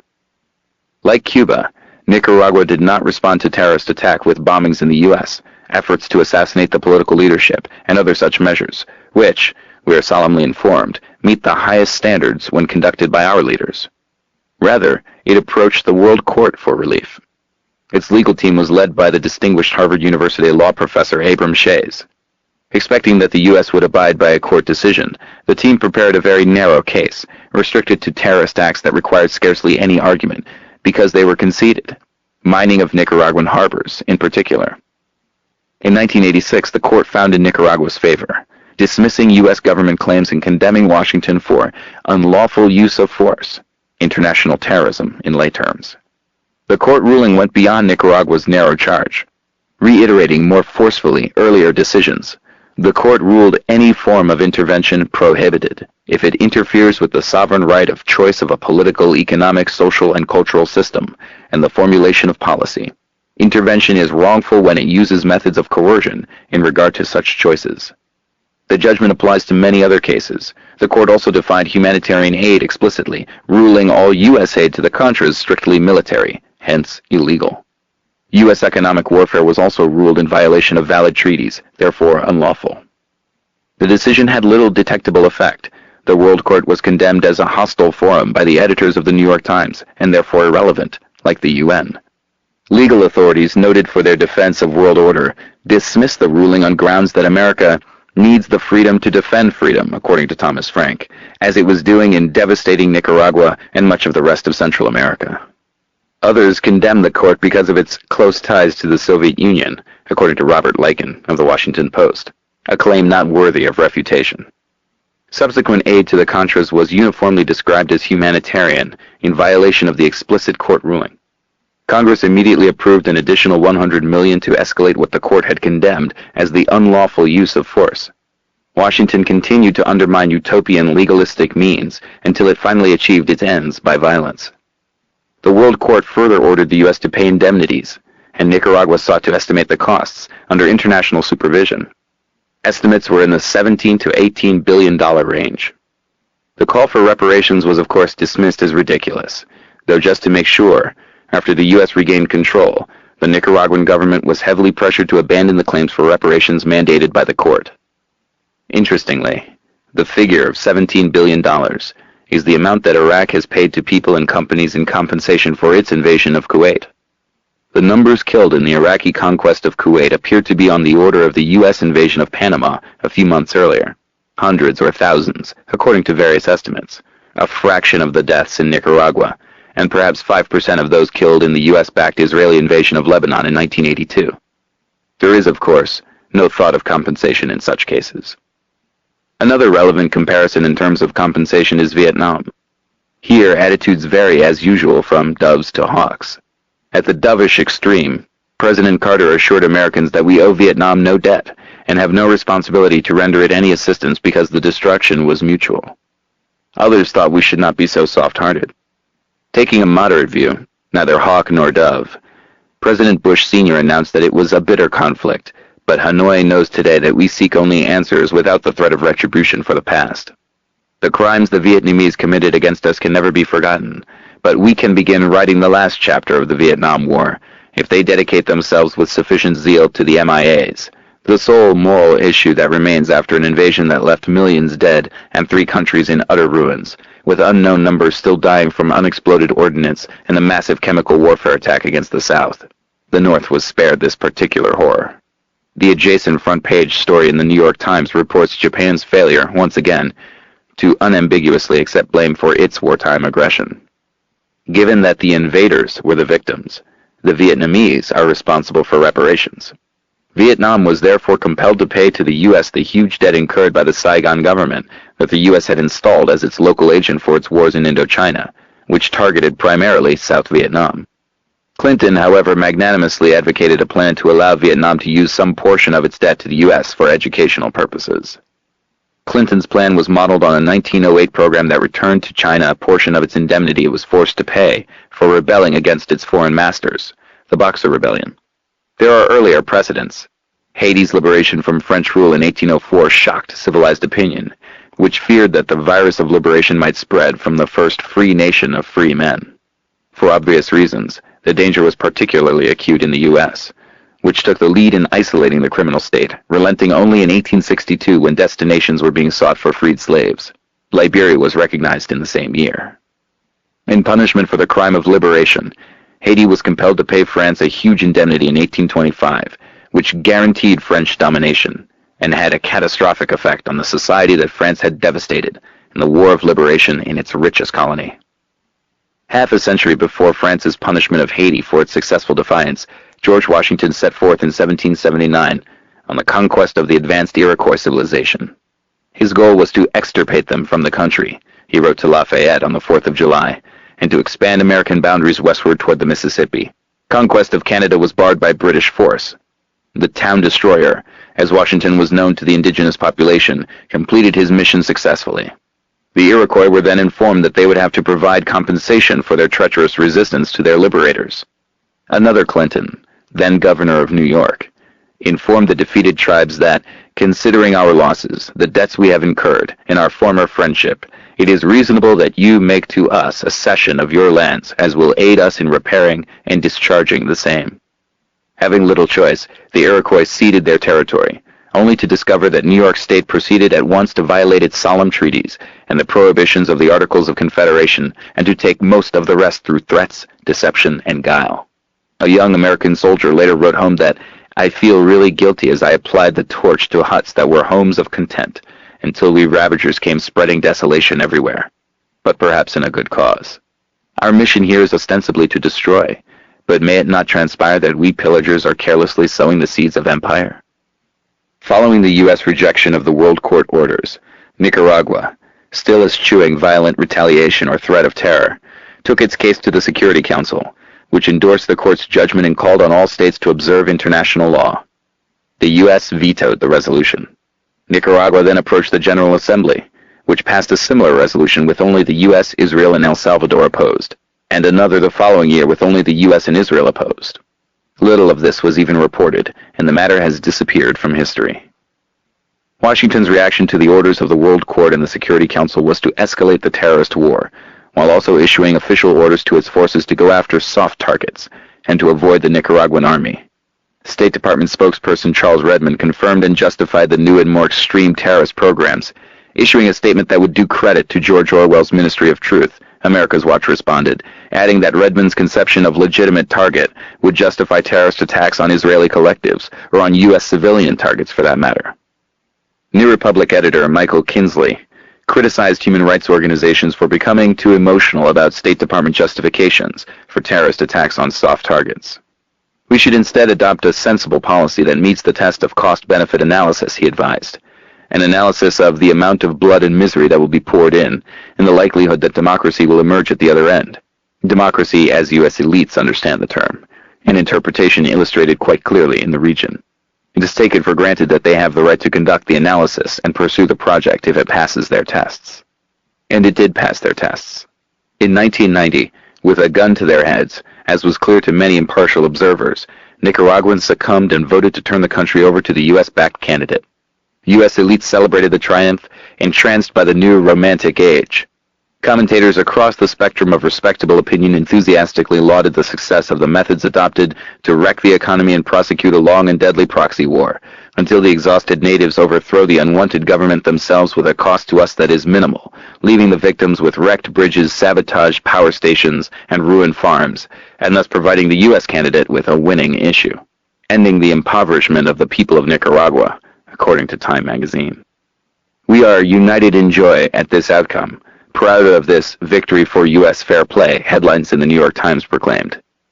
The official policy of attacking soft targets relied on U.S. control of the skies over Nicaragua and the sophisticated communications equipment provided to the terrorist forces attacking from U.S. bases in Honduras. The Reagan administration tried the technique that was praised by CIA Director Allen Dulles in Guatemala and recommended for Cuba, pressuring allies to refuse requests for military aid, so that Nicaragua would turn to the Russians for help and could then be portrayed as a tentacle of the Kremlin-sponsored conspiracy poised to destroy us. The Nicaraguan government did not rise to the bait, however. Reaganite propaganda therefore fabricated lurid tales about Soviet MiGs threatening the U.S. from Nicaraguan bases. That is not surprising. One expects systems of vast power to be committed to lying and deceit, but the reactions are more revealing. Hawks called for the bombing of Nicaragua in punishment for this new crime. Doves tended to be more cautious, questioning the reliability of the claims, but adding that if they were accurate, then we would have to bomb Nicaragua, because the planes would be capable against the United States, according to Senator Paul Tsongas. U.S. security would be at risk if the Nicaraguan Air Force obtained some vintage 1950s MiGs to defend its airspace. In contrast, there was no threat to Nicaragua's security when U.S. client forces attack undefended civilian targets under the guidance of U.S. planes that controlled the country's skies. Another example of logical illogicality. That Nicaragua might have the right to protect its airspace from ongoing U.S. terrorist attack is next to inconceivable. The thought was virtually never voiced, which is reasonable too, given the principle that U.S. actions are defensive by definition, so that any reaction to them is aggression, much like the internal aggression of the South Vietnamese in South Vietnam, assaulting the American defenders from the inside, in the rhetoric of Kennedy liberals. With Washington-style democracy and proper economic practice restored, the country sank more deeply into political and socio-economic ruin, while attention lapsed in the U.S. A decade after the U.S. had regained control, half the economically active population had left the country, often the boldest, most capable, most determined, either legally or as illegal migrant workers. Their remittances, estimated at some 800 million annually, are what keep the damper down on uncontrollable social upheaval, a research journal of the Jesuit University reported. It also estimated that Nicaragua's gross domestic product would have to grow 5% annually for the next 50 years to reattain the productive levels of 1978, before our historic underdevelopment was intensified to the extreme by the U.S.-financed war to destroy the revolution, by the wreckage left by subsequent globalization, and by the massive corruption of the post-1990 U.S.-backed governments. That issue of the journal appeared just as the U.S. suffered its first international terrorist atrocity on home soil. Another striking illustration of prevailing attitudes toward terrorism is the warning of Bush administration officials 2 months later that Nicaragua would be punished if its November 2002 election were to be won by the political forces that had dared to resist U.S. attack, the FSLN, and thus do not share the values of the world community. Washington cannot forget that Nicaragua ended up a refuge for violent political extremists in the 1980s. There is some truth to that. Managua did serve as a refuge for social democratic political leaders, poets and writers, prominent religious figures, human rights activists, and others fleeing the death squads and official security forces of the terrorist states installed and backed by Washington, rather as Paris became a refuge from fascism and Stalinism in the 1930s. We are reminded of the refuge daily by the continuing presence of some members of the FSLN leadership who perpetuated these abominations, the State Department warned Nicaraguan voters. Given their past record, why should we believe their statements that they have changed? We are confident that the Nicaraguan people will reflect on the nature and history of the candidates and choose wisely. Nicaraguans hardly needed the warnings. Their history sufficed to tell them that, should they misbehave by electing the wrong government, as they did in 1984 in an election that the U.S. refused to recognize because it could not control the outcome and has therefore been excised from history, then Nicaragua will again be considered a state that supports terrorism, with the penalties that ensue, which are not trivial. Citing Washington's cynical warnings, the editors of Envío observed that it is a safe bet that those who took up arms at a time when U.S. state terrorism was killing, torturing, forcing disappearances, and closing all political spaces will now be reclassified as terrorists. The unimaginable and singular tragedy of September 11th surely felt like the end of the world in the targeted country, the editors observed.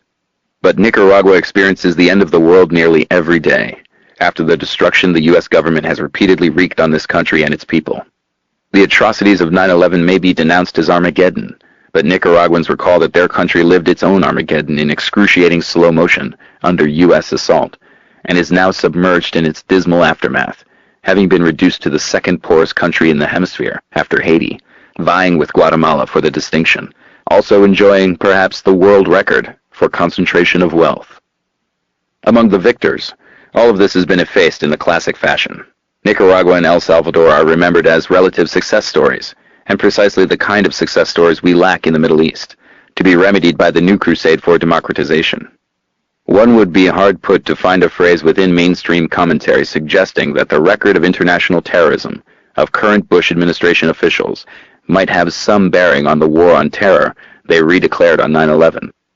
Among the leading figures of the redeclared war is John Negroponte, who ran the embassy in Honduras that was the main base for the terrorist attacks on Nicaragua. He was duly chosen to oversee the diplomatic component of the current phase of the war on terror at the United Nations. Its military component is run by Donald Rumsfeld, who was Reagan's special envoy to the Middle East during the period of the worst terror there, and was also delegated to establish firmer relations with Saddam Hussein. The Central American war on terror was supervised by Elliot Abrams. After pleading guilty to misdemeanor counts in the Iran-Contra affair, Abrams received a Christmas Eve pardon from the first President Bush in 1992 and was appointed by the second Bush to lead the National Security Council's Office for Near East and North African Affairs, the senior director job that oversees Arab-Israeli relations and U.S. efforts to promote peace in the troubled region, a phrase drawn from Orwell in light of the record. Abrams is joined by Otto Reich, who is charged with running an illegal covert domestic propaganda campaign against Nicaragua, appointed temporary assistant secretary for Latin American affairs under the second Bush, then designated special envoy for Western Hemisphere affairs. To replace Reich as Assistant Secretary, the administration nominated Roger Noriega, who served in the State Department during the Reagan administration, helping forge fiercely anti-communist policies toward Latin America. In translation, terrorist atrocities. Secretary of State Powell, now cast as administration moderate, served as National Security Advisor during the final stage of the terror, atrocities, and undermining of diplomacy in the 1980s in Central America, and the support for the apartheid regime in South Africa. His predecessor, John Poindexter, was in charge of the Iran-Contra crimes and was convicted in 1990 of 5 felony counts, overturned mostly on technicalities. The second Bush placed him in charge of directing the Pentagon's Total Information Awareness Program, under which, the ACLU observes, every American, from the Nebraskan farmer to the Wall Street banker, will find themselves under the accusatory cyber stare of an all-powerful national security apparatus. The rest of the list is mostly similar. Nicaraguans were the lucky ones during the first phase of the War on Terror. They at least had an army to defend them against state-sponsored terrorism. In neighboring states, the terrorists were the security forces.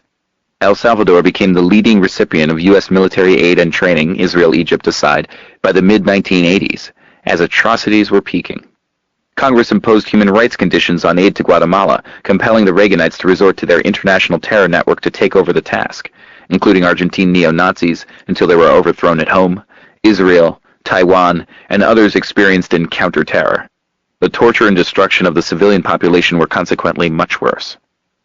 The editors of Envío add that in December 1989, the government of George Bush Sr. ordered the invasion of Panama, a military operation that bombed civilian neighborhoods and killed thousands of Panamanians, just to flush out a single man, Manuel Noriega. Was that not state terrorism? A fair question, though much stronger terms are used when those who lack the power to control history carry out such actions. Though disappeared by the victors in routine fashion, the crimes are not forgotten by their victims. Panamanians, too, while condemning the 9/11 attacks, recalled the death of perhaps thousands of poor people in the course of Operation Just Cause, undertaken to kidnap a disobedient thug who was sentenced to life imprisonment in Florida for crimes mostly committed while he was on the CIA payroll. One journalist remarked, "How much alike the victims of 9/11 are to the boys and girls, to the mothers and the grandfathers and the little old grandmothers, all of them also innocent, when the terror was called Just Cause, and the terrorist called Liberator." Perhaps such memories help account for the remarkably low level of international support for the U.S. bombing of Afghanistan. In Latin America, where there is the longest experience of U.S. violence, support was least, scarcely detectable. Latin Americans hardly have to be reminded by Carlos Salinas, former Director of Government Relations for Amnesty International, that they know better than perhaps most people that the U.S. government is one of the biggest sponsors of terrorism. It is easy to dismiss the world as irrelevant or consumed by paranoid anti-Americanism, but perhaps not wise. Chapter 5. The Iraq Connection. After 8 years, more reactionary sectors of the Reagan-Bush administrations regained political power in the contested 2000 election. They recognized that the 9/11 atrocities provided them with an opportunity to pursue long-standing goals with even greater intensity, closely following the script of their earlier tenure in office. The script: international. For George Bush the Younger, PR specialists and speechwriters have constructed the image of a simple man with a direct line to heaven, who relies on his gut instincts as he strides forward to rid the world of evildoers while contemplating his visions and dreams, a caricature of ancient epics and children's tales, with an admixture of cowboy fiction. The first time around, the imagery constructed for the leader was not very different, and the rhetoric no less fevered. All states must band together to combat, according to Reagan, the evil scourge of terrorism, particularly state-backed international terrorism, a plague spread by depraved opponents of civilization itself, in a return to barbarism in the modern age, said George Shultz. Important questions should have arisen at once. What constitutes terrorism? How does it differ from aggression or resistance? The operative answers are revealing, but the questions never entered the arena of public discussion. A convenient definition was adopted. Terrorism is what our leaders declare it to be, period. The practice continues as the war is redeclared. In the 1980s, the two main foci of the war on terror were Central America and the Mideast Mediterranean region. In Central America, as discussed, The war on terror instantly became a barbaric terrorist war, hailed as a grand success and discarded from history. In the Middle East, as we shall see, the commanders in Washington and their local associates were again responsible for crimes far exceeding anything charged to their official enemies.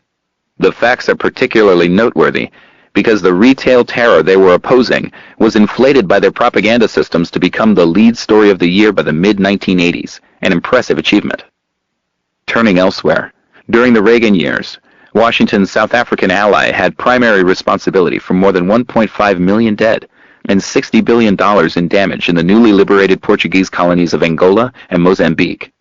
A UNICEF study estimated the death toll of infants and young children in these two countries at 850,000, 150,000 in 1988 alone, reversing gains of the earlier post-independence years, primarily through the weapon of mass terrorism. That is putting aside South Africa's practices within its own borders, where it was defending civilization against the onslaughts of Nelson Mandela's African National Congress, one of the more notorious terrorist groups, according to a 1988 Pentagon report. Meanwhile, the Reaganites evaded sanctions, increased trade, and provided valuable diplomatic support for South Africa. One of the endeavors of the current incumbents has become well known: the success of the CIA and its associates during the 1980s in recruiting radical Islamists and organizing them into a military and terrorist force. The goal, according to Carter's national security advisor, Zbigniew Brzezinski, was to draw the Russians into the Afghan trap, initially by secret operations that would induce them to invade Afghanistan. The Carter-Brzezinski reaction to the subsequent invasion was based on a complete misinterpretation of the Russian decision to intervene, according to the very knowledgeable analyst Raymond Gartov. The Russian decision was undertaken reluctantly and with narrow and defensive objectives, as is now clearly established in the Soviet archives, he writes. For the Reaganites who took over a year later, the single aim, he continues, was bleeding the Russians and pillorying the Soviets in world opinion. The immediate result was a war that devastated Afghanistan, with even worse consequences after the Russians withdrew and Reagan's jihadis took over. The long-term result was 2 decades of terror and civil war. In the 1980s, there was threat of worse, as CIA-backed incursions of Afghan guerrillas and saboteurs into Soviet territory nearly provoked a major Soviet-Pakistani, if not Soviet-American war, with unforeseeable consequences. After the Russians withdrew, the terror organizations recruited, armed, and trained by the U.S. and its allies, among them Al-Qaeda and similar jihadis, turned their attention elsewhere, inflaming the India-Pakistan conflict with an unprecedented terrorist offensive in India in March 1993, and repeatedly bringing the region to the brink of nuclear war in later years as the flames spread. A month earlier, related groups had come close to blowing up the World Trade Center, following a formula taught in CIA manuals. The planning was traced to followers of Sheikh Omar Abdelrahman, who had been helped to enter the U.S. and was protected within the country by the CIA. Other consequences around the world need not be reviewed. Also, at least partially familiar, is the long-standing support of the present incumbents for Saddam Hussein, often attributed to obsession with Iran. That policy continued without change after Iran's capitulation in the Iran-Iraq War, because of our duty to support U.S. exporters, the State Department explained in early 1990, adding the usual boilerplate about how aiding Saddam would improve human rights, regional stability, and peace. In October 1989, long after the war with Iran was over, and more than a year after Saddam's gassing of the Kurds, President Bush Sr. issued a national security directive declaring that normal relations between the United States and Iraq would serve our longer-term interests and promote stability in both the Gulf and the Middle East. He took the occasion of the invasion of Panama shortly after to lift a ban on loans to Iraq. The U.S. offered subsidized food supplies that Saddam's regime badly needed after its destruction of Kurdish agricultural production, along with advanced technology and biological agents adaptable to WMD. The warmth of the relations was indicated when a delegation of senators, led by Majority Leader and future Republican presidential candidate Bob Dole, visited Saddam in April 1990. They conveyed President Bush's greetings and assured Saddam that his problems did not lie with the U.S. government, but with the haughty and pampered press. Senator Alan Simpson advised Saddam to invite them to come here and see for themselves, to overcome their misconceptions. Dole assured Saddam that a commentator on Voice of America who had been critical of him had been removed. Saddam was not the only monster who won the acclaim of the current incumbents. Among others were Ferdinand Marcos, Baby Doc Duvalier, and Nicolae Ceausescu. All were overthrown from within, despite strong U.S. support, until their fate was sealed. Other favorites included Indonesia's President Suharto, who competed with Saddam in barbarism. The first head of state honored with a visit to Bush the Elder's White House was Mobutu Sese Seko of Zaire, another high-ranking killer, torturer, and plunderer.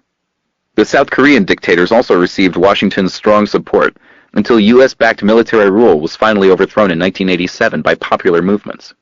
Even minor thugs could be assured of a warm welcome as long as they were performing their function.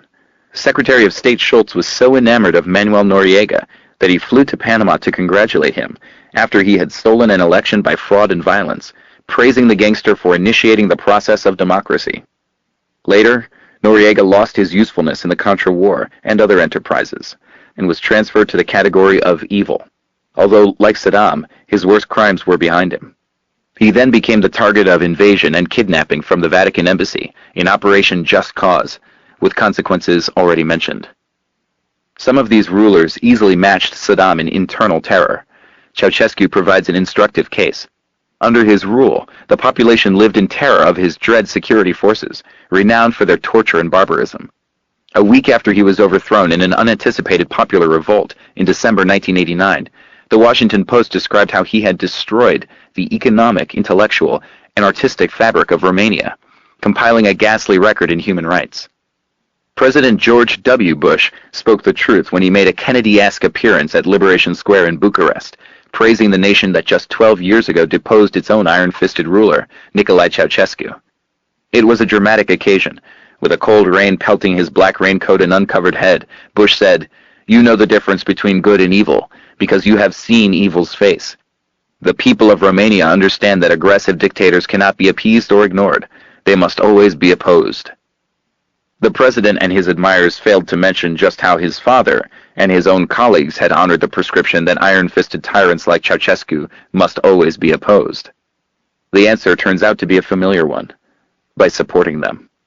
We confront evil's face by lending it a willing hand, at least if there is something to gain. The immediate post-revolution Washington Post article just cited was correct in reporting that it is nice that President Bush Sr. has offered to establish diplomatic relations with Romania's hastily organized Council of National Salvation, but that does not absolve the West for its role in helping to maintain this tyrant in recent years, a message that seems to have gone the way of other unacceptable insights into the real world. In 1983, Vice President Bush expressed his admiration for Ceausescu's political and economic progress and respect for human rights. 2 years later, Reagan's ambassador resigned because of Washington's objections to his concern for human rights.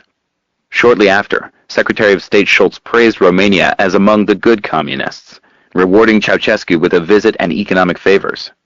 So matters continued until the tyrant was overthrown by Romanians, as in the case of other killers and torturers in the Reagan-Bush entourage.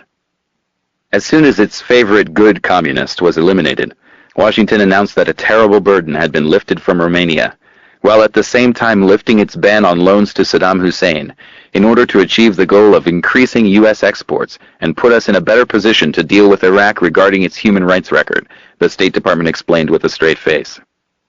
As always, the U.S. leadership can confidently take credit for the overthrow of the tyrants it supported until the very end. Saddam Hussein has joined the pantheon of failed brutal dictators whom the U.S. has deposed, Donald Rumsfeld proudly announced, including Ceausescu in the pantheon. On the same day as Rumsfeld's declaration, Paul Wolfowitz explained that his love of democracy was honed during his formative years in the Reagan administration, when he was the State Department's chief Asia hand, praising the monstrous Suharto and supporting the brutal and corrupt Marcos, whose fall, he now claims, shows that democracy needs the prodding of the U.S., which backed Marcos until he could no longer be sustained in the face of popular opposition, joined even by the business classes and the army. The other examples are equally convincing. As the rogues gallery of past friends fades into oblivion, new favorites take their place. Among them the Central Asian dictators, Uzbekistan's Islam Karimov, Turkmenistan's Sapir Murat Niyazov, and others, who were becoming even more brutal and repressive as they were welcomed as participants in the redeclared war on terror, also reinforcing the U.S. position in a region of considerable material wealth and strategic significance. Or, in another corner of the world rich in coveted oil, there is Teodoro Obiang of Equatorial Guinea, who ranks high in the competition among bloody tyrants and was duly received with full honors by President Bush in September 2002, shortly before he was re-elected to a 7-year term with 97% of the vote. An enthusiastic welcome has been extended to Algeria, which had already been singled out for praise by Clinton's State Department for its achievements in combating terror, meaning its horrendous record of state terrorist atrocities. Bush carried support for terror and torture to new extremes, offering military aid and other assistance to the Algerian government. Washington has much to learn from Algeria on ways to fight terrorism. We learn from William Burns, U.S. Assistant Secretary of State for the Middle East. Mr. Burns is right, Robert Fisk comments. America has much to learn from the Algerians, including the barbaric techniques of torture that Fisk and a few other journalists have been exposing for years, and that are now confirmed by Algerian army defectors in London and Paris. Up to 200,000 Algerians have been slaughtered in the 11 years since the military canceled that country's first democratic elections because an Islamist party won, Lisa Marlowe writes. If Algeria is the U.S. model for countering Islamic fundamentalism, heaven help us all. The sample above illustrates the consistency of the foreign policy record of the current incumbents. The domestic record displays a similar consistency. The script. Domestic. The Reagan years saw a continuation of the relatively poor economic performance of the 1970s. Growth overwhelmingly benefited the very rich, unlike the golden age of the 50s and 60s, when it was evenly spread across the population. During the Reagan-Bush years, real wages stagnated or declined along with benefits, working hours increased, and employers were given free rein to ignore protection for labor organizing. The policies were, naturally, unpopular. As the first Bush administration reached its final days, Reagan was ranked alongside Nixon as the least popular living ex-president. It is not easy, under such conditions, to maintain political power. Only one good method is known: inspire fear. That tactic was employed throughout the Reagan-Bush years, as the leadership conjured up one devil after another to frighten the populace into obedience. The threats to Americans during the first war on terror were immense. By November 1981, Libyan hitmen were roaming the streets of Washington to assassinate the president, who courageously faced down the scoundrel Gaddafi. From the first moment, the administration recognized Libya to be a defenseless punching bag, and therefore set up confrontations in which many Libyans could be killed, hoping for a Libyan response that could be exploited to induce fear. Before Americans could breathe a sigh of relief over the president's lucky escape from the Libyan hitmen, Gaddafi was on the march again, this time invading Sudan across 600 miles of desert, with the air forces of the U.S. and its allies standing by helplessly. Gaddafi also allegedly concocted a plot to overthrow the government of Sudan, so subtle that Sudanese and Egyptian intelligence knew nothing about it, as discovered by the few U.S. reporters who took the trouble to investigate. The subsequent U.S. show of force enabled Secretary of State Shultz to announce that Gaddafi is back in his box where he belongs, because Reagan acted quickly and decisively, demonstrating the strength of the cowboy that so entranced worshipful intellectuals, Paul Johnson in this case. The episode was quickly relegated to oblivion once its purposes had been served. Just as the early Libyan threats subsided, another even more dangerous one appeared: an airbase in Grenada that the Russians could use to bomb us. Fortunately, our leader came to the rescue in the nick of time. After turning down offers for peaceful settlement on U.S. terms, Washington landed 6,000 elite forces, who were able to overcome the resistance of a few dozen lightly armed middle-aged Cuban construction workers, and were at last standing tall, the gallant cowboy in the White House proclaimed. But the threats were not over. Soon Nicaraguans were looming on the horizon, only 2 days' driving time from Texas, waving their copies of Mein Kampf. Fortunately, the commander-in-chief, recalling Churchill's stand against the Nazis, refused to surrender and was able to fend off the threatening hordes, even though they were being supplied by Gaddafi in his campaign to expel America from the world. As the White House sought to mobilize congressional support for an intensified attack on Nicaragua in 1986, the Libyan threat was conjured up again with deadly U.S. provocations in the Gulf of Sidra, followed by the bombing of Libya on primetime TV, killing dozens on no credible pretext. The official stance was that Article 51 of the UN Charter accords us the right to use violence in self-defense against future attack.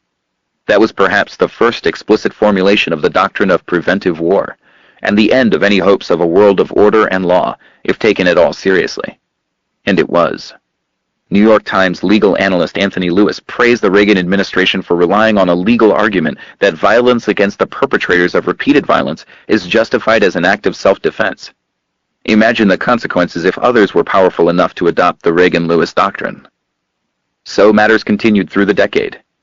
The European tourist industry went into periodic decline, as Americans were too frightened to travel to European cities because they might be attacked by crazed Arabs or other demons. Grave threats were concocted at home as well. Crime in the U.S. is not very different from other industrial countries. Fear of crime, however, is much higher. The same is true of drugs, a problem in other societies, and imminent danger to our very existence in the U.S. It is easy for political leaders to use the media to whip up fear of these and other menaces. Campaigns are mounted periodically when required by domestic political needs. Bush Sr.'s racist Willie Horton escapade in the 1988 election campaign is a famous example. The September 1989 redeclaration of the drug war was another striking illustration. In the face of substantial evidence to the contrary, the administration dramatically proclaimed that Hispanic narco-traffickers were a menace to our society. Officials could be confident that the tactic would succeed, as explained by journalist and editor Houghton Carter, former Assistant Secretary of State in the Carter administration. "It's a lead pipe cinch," he wrote, "that the mass media in America have an overwhelming tendency to jump up and down and bark in concert whenever the White House, any White House, snaps its fingers." The campaign was a grand success, apart from affecting drug use. Fear of drugs instantly shot to the lead of public concerns. The stage was set for escalating the campaign to remove superfluous people from city streets to the new prisons that were rapidly being built, and to go on to Operation Just Cause, the glorious invasion of Panama on grounds of Noriega's involvement with drug trafficking, among other reasons. At the same time, the Bush administration was threatening Thailand with severe sanctions if it placed barriers on import of a far more lethal U.S.-produced substance, tobacco. But all this passed in silence. In the case of Panama, too, there was a knockdown legal argument for invasion.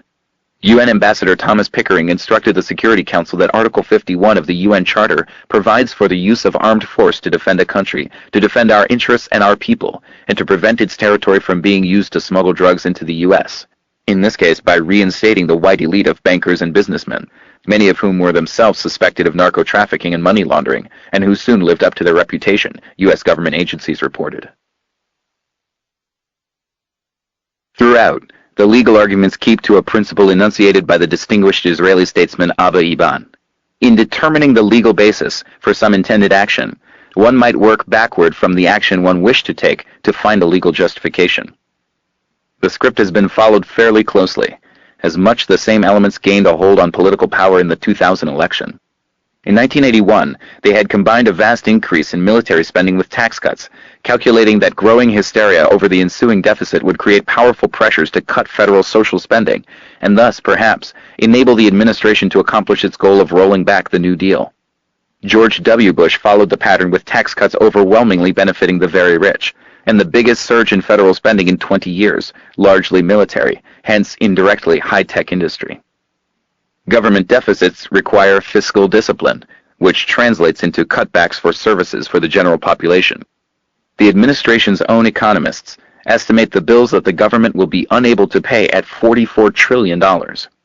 Their study was to be included in the annual budget report published in February 2003, but was removed, perhaps because it forecast that closing the gap would require a huge tax increase, and Bush was trying to ram through another tax reduction, again benefiting mainly the rich.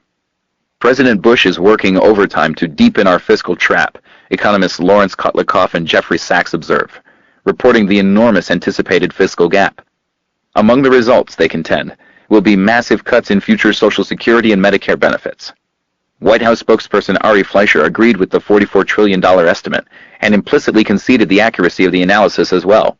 There is no question that Social Security and Medicare are going to present future generations with a crushing debt burden unless policymakers work seriously to reform those programs, which does not mean funding them by progressive taxation. The problem is deepened by the serious financial crisis of states and cities. The editors of the staid Financial Times are only stating the obvious, economist Paul Krugman comments, when they write that the more extreme Republicans with their hands on the controls seem to want a fiscal train wreck, yet offers the tantalizing prospect of forcing cuts on social programs through the back door. Slated for demolition, Krugman contends, are Medicaid, Medicare, and Social Security, but the same may be true for the whole range of programs of the past century that were developed to protect the population from the ravages of private power. Eliminating social programs has goals that go well beyond concentration of wealth and power. Social Security, public schools, and other such deviations from the right way that U.S. military power is to impose on the world, as frankly declared, are based on evil doctrines, among them the pernicious belief that we should care, as a community, whether the disabled widow on the other side of town can make it through the day, or the child next door should have a chance for a decent future. These evil doctrines derive from the principle of sympathy that was taken to be the core of human nature by Adam Smith and David Hume, a principle that must be driven from the mind. Privatization has other benefits. If working people depend on the stock market for their pensions, health care, and other means of survival, they have a stake in undermining their own interests, opposing wage increases, health and safety regulations, and other measures that might cut into profits that flow to the benefactors on whom they must rely, in a manner reminiscent of feudalism. After a surge of presidential popularity following 9/11, polls revealed increasing discontent with the social and economic policies of the administration. If there was to be any hope of maintaining political power, the Bush forces were virtually compelled to adopt what Anatol Lieven calls the classic modern strategy of an endangered right-wing oligarchy, which is to divert mass discontent into nationalism, a strategy which is second nature to them in any event, having worked so well during their first 12 years in office. The strategy was outlined by Karl Rove, the chief political advisor. Republicans must go to the country on the issue of national security in November 2002, because voters trust the Republican Party for protecting America. Similarly, he explained, Bush will have to be portrayed as a wartime leader for the 2004 presidential campaign. As long as domestic issues were dominating news coverage and political battles over the summer, Bush and his Republicans lost ground, the chief international analyst for UPI pointed out. But the imminent threat of Iraq was conjured up just in time in September 2002. Recognizing its vulnerability on domestic issues, the administration is campaigning to sustain and increase its power on a policy of international adventurism, new radical preemptive military strategies, and a hunger for a politically convenient and perfectly timed confrontation with Iraq. For the midterm electoral campaign, the tactic worked. Just. Even though voters believe that Republicans are more concerned about large corporations than about ordinary Americans, they trust the Republicans on national security. In September, the national security strategy was announced. Manufactured fear provided enough of a popular base for the invasion of Iraq, instituting the new norm of aggressive war at will, and afforded the administration enough of a hold on political power so that it could proceed with a harsh and unpopular domestic agenda. Again, the script for the first tenure in power is being followed closely, though now with greater fervor, fewer external constraints, and considerably greater threats to peace. Insignificant risks. The war with Iraq was undertaken with the recognition that it might well lead to proliferation of WMD and terror, risks considered insignificant compared with the prospect of gaining control over Iraq, firmly establishing the norm of preventive war, and strengthening the hold on domestic power. Evidence as to how seriously real security threats ranked on the priority list was provided immediately after the announcement of the Imperial Grand Strategy on September 17, 2002.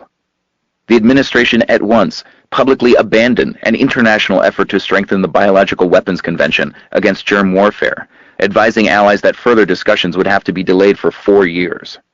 As noted, in mid-October it was learned that during an earlier episode of Playing with Fire, the world was brought ominously close to nuclear war. 10 days later, on October 23rd, the UN Disarmament Committee adopted 2 crucial resolutions. The first called for stronger measures to prevent the militarization of space and thereby to avert a grave danger for international peace and security.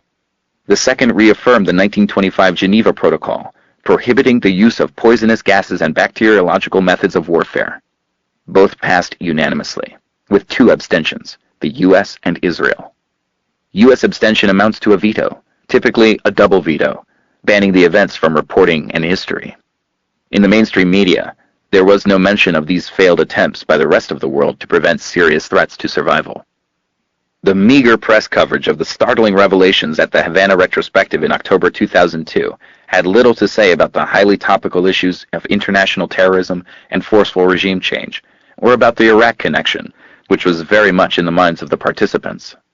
On their way to Havana, they had surely read the letter sent by CIA Director George Tenet to the Senate Intelligence Committee Chair, Senator Bob Graham, reporting that although there was little likelihood that Saddam would initiate a terrorist operation with conventional weapons or any chemical or biological weapons he might have, the probability would rise to pretty high in the event of U.S. attack.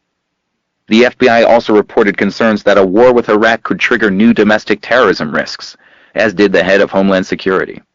The leading international military intelligence journal and allied intelligence agencies drew the same conclusions, adding the further observation that a U.S. attack could globalize anti-American and anti-Western sentiment. Attacking Iraq would intensify Islamic terrorism, not reduce it. A war in Iraq threatens to fuel unrest and create new terrorist threats, European security and police officials are warning their governments, recruiting new young people to the ever-growing anti-U.S. stand. Concurring, Richard Betts, a specialist on surprise attack and nuclear blackmail, wrote that in the event of a U.S. invasion, Saddam will have no reason to withhold his best parting shot, which could be the use of WMD inside the United States. That is, activating networks already in place. The odds may be low, he observed, perhaps as low as what took place on 9/11. Those who have any concern for the safety and security of the people of the United States and other likely targets would not, of course, dismiss the odds as negligible. Mainstream experts agreed that an attack by the most powerful military force in history against a defenseless enemy might well stimulate the quest for revenge or deterrence. Prominent international relations scholars have pointed out that potential targets of U.S. adventurism know that the United States can be held at bay only by deterrence, primarily by WMD. In this way, American policies stimulate the vertical proliferation of nuclear weapons and promote their spreading from one country to another. The same policies stimulate terrorism. Unsurprisingly, weak states and disaffected people lash out at the United States as the agent or symbol of their suffering, and if no efforts are made to address their grievances, they are likely to react with the means available to them, including terror. U.S. intelligence added that the deepening economic stagnation caused by Washington's version of globalization was likely to have similar effects. These warnings were not new. It had been recognized for some time that the industrial powers were likely to lose their virtual monopoly of violence, retaining only an enormous preponderance. Well before 9/11, technical studies had concluded that a well-planned operation to smuggle WMD into the United States would have at least a 90% probability of success. This has become America's Achilles heel, a study with that title concluded, reviewing the many options available to terrorists. The Council on Foreign Relations Task Force study adds others. The imminence of the danger was evident after the 1993 attempt to blow up the World Trade Center, which, with better planning, might have killed tens of thousands of people, the World Trade Center building engineers reported. It was also anticipated that an attack on Iraq might stimulate proliferation in more direct ways. Terrorism specialist Daniel Benjamin, no dove, observed that an invasion might cause the greatest proliferation disaster in history. Saddam Hussein had proven himself to be a brutal tyrant, but a rational one. If he had chemical and biological weapons, they were kept under tight control and subject to a proper chain of command. He would surely not put them in the hands of the Osama bin Ladens of the world, a terrible threat to Saddam himself. But under attack, Iraqi society might collapse, and with it the controls over WMD, which might be offered to the huge market for unconventional weapons, a nightmare scenario from every point of view. Post-war investigation reveals that Benjamin's concerns may have been realized with the looting of nuclear sites. This pre-war establishment critique had a number of important features. First, it echoed concerns in the same circles about the posture of a rogue superpower that much of the world regards as the greatest threat to world peace and the single greatest external threat to their societies. Second, it encompassed an unusually broad spectrum of voices. The comments cited above come from U.S. and world intelligence agencies, the world's leading military journal, the January 2003 issue of the two major national foreign policy journals, an unusual publication of the American Academy of Arts and Sciences, some of the most respected specialists on international affairs, terrorism, and strategic analysis, and even the wizards of Davos, who dominate the world's economy. Whatever one thinks of their judgments, it would not be easy to find a historical precedent for such a critique of a planned war, just as there was no precedent at all for popular opposition to a war prior to its being officially launched. Third, though this critique originated in the establishment, it was ignored. The administration made no effort to counter it, indeed hardly seemed to notice it, which makes sense. From a propaganda point of view, the most powerful state in history needs no justification or serious argument for its actions. Declaration of noble intent should suffice. Just as the UN is informed that it can be relevant and authorize what we are going to do or suffer the consequences, so the world should be put on notice that the hegemonic power bears no burden of proof for its resort to violence, or any other action. It would be a derogation of authority to acknowledge, let alone refute, critical noises, to borrow McGeorge Bundy's derisive phrase. The critics are right that the superpower stance might lead to self-destruction, but such concerns have commonly not been a high priority of leaders. In the present case, the administration was surely aware, even without warnings from respected authorities, that its planned war against Iraq and other related actions were likely to increase the risks of proliferation of WMD and terror against the U.S. and its allies. But evidently it assigns low priority to such threats compared with other goals. Furthermore, though planners of course do not welcome the proliferation of WMD and terrorism, they know that they can exploit such developments for their own purposes, both global and domestic. Even the fear they elicit throughout the world is quite acceptable. They are not trying to be loved, but obeyed. And if this is achieved by fear, that is fine, another contribution to maintaining credibility. As for the goals, senior Middle East correspondent and analyst Yusuf Ibrahim was no doubt oversimplifying when he identified them as bolstering the president's popularity for short-term political gain and turning a friendly Iraq into a private American oil pumping station. But there is good reason to believe that his observations at least point in the right direction. Maintaining a hold on political power and enhancing U.S. control of the world's primary energy sources are major steps toward the twin goals that have been declared with considerable clarity: to institutionalize a radical restructuring of domestic society that will roll back the progressive reforms of a century, and to establish an imperial grand strategy of permanent world domination. Compared with such ends, the risks may well seem insignificant. The wild men in the wings. Establishment critics and the White House tended to focus on the same issues as the Security Council debates and the inspections: the Iraqi threat, WMD, and the subcategory of terror that enters the canon. None of the debates gave more than a passing nod to democratization or liberation or any other issues that lie beyond the potential threat to the U.S. and its allies. There was little discussion, for example, of the possible effects of war on the population of Iraq, except among the wild men in the wings, to borrow the term used by McGeorge Bundy to refer to those who felt that more was involved in the Vietnam War than military success and its cost to the invaders. As Washington marched resolutely to war against Iraq, the wild men and women were again looking beyond the narrow question of the costs to themselves. With the Iraqi people at the edge of survival after a decade of destructive sanctions, international aid and medical agencies warned that a war might lead to a serious humanitarian catastrophe. Switzerland hosted a meeting of 30 countries to prepare for what might lie ahead. The U.S. alone refused to attend. Participants, including the other 4 permanent Security Council members, warned of devastating humanitarian consequences of a war. Former Assistant Secretary of Defense Kenneth Bacon, head of the Washington-based Refugees International, predicted that a war will generate huge flows of refugees in a public health crisis. Meanwhile, U.S. plans for humanitarian relief in a post-war Iraq were criticized by international aid agencies as short on detail, woefully lacking in money, and overly controlled by the military. UN officials complained, "There is a studied lack of interest in Washington in a warning call we are trying to deliver to the people planning for war about what its consequences might be." Horrifying and brutal as Saddam Hussein's regime was, he nevertheless did direct oil profits to internal development. A tyrant, at the head of a regime that has turned violence into an instrument of state, with a hideous human rights record, he nevertheless had hoisted half the country's population into the middle class, and the Arabs the world over came to study at Iraqi universities. The 1991 war, involving the purposeful destruction of water, power, and sewage systems, took a terrible toll, and the sanctions regime imposed by the US and UK drove the country to the level of bare survival.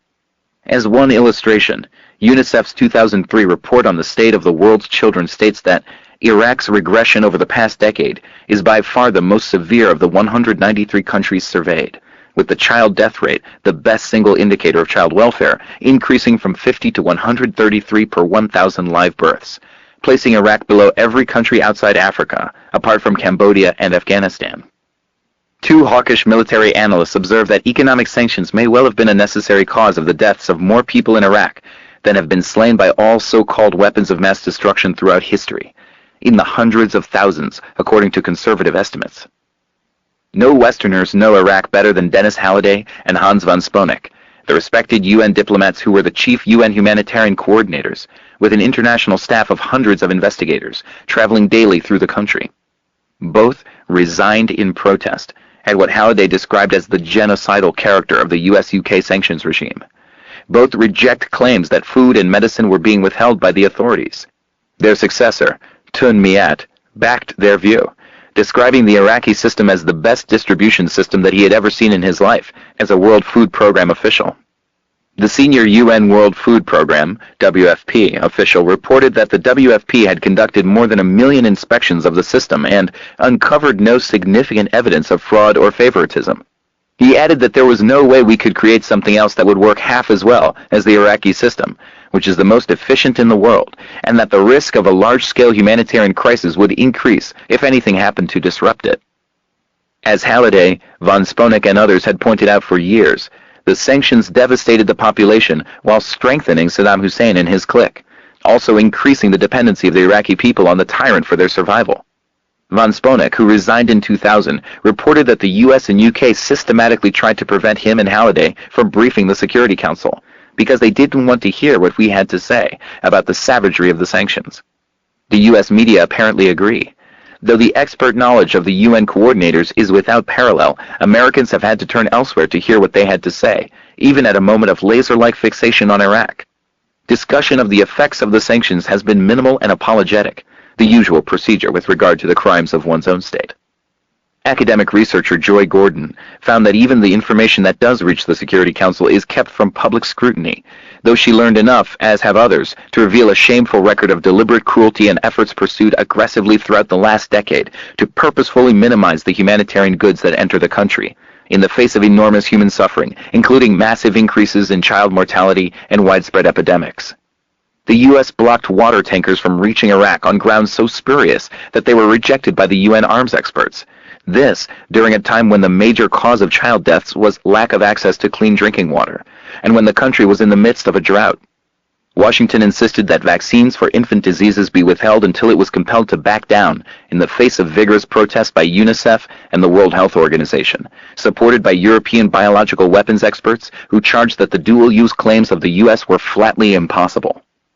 The International Red Cross, drawing on its own intimate familiarity with the country, concluded in 1999 that after a decade of sanctions, the Iraq economy lies in tatters, and the Oil for Food program, introduced by UN Resolution 986 in 1995, has not halted the collapse of the health system and the deterioration of water supplies, which together pose one of the gravest threats to the health and well-being of the civilian population.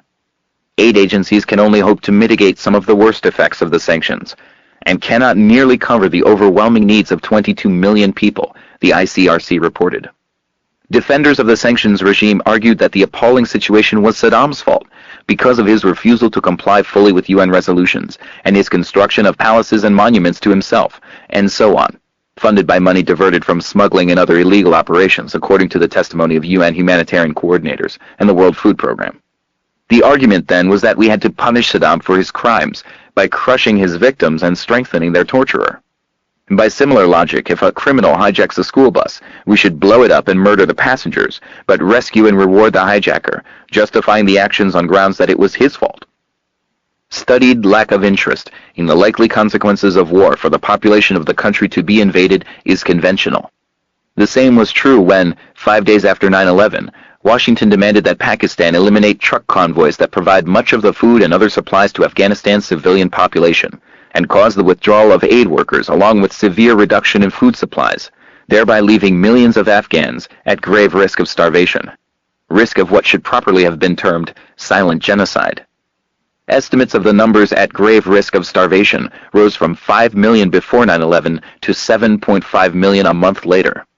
The threat and then reality of bombing elicited sharp protests from aid organizations and warnings of what might ensue, which received only scattered and very partial attention and little reaction. Perhaps it's worth repeating the obvious.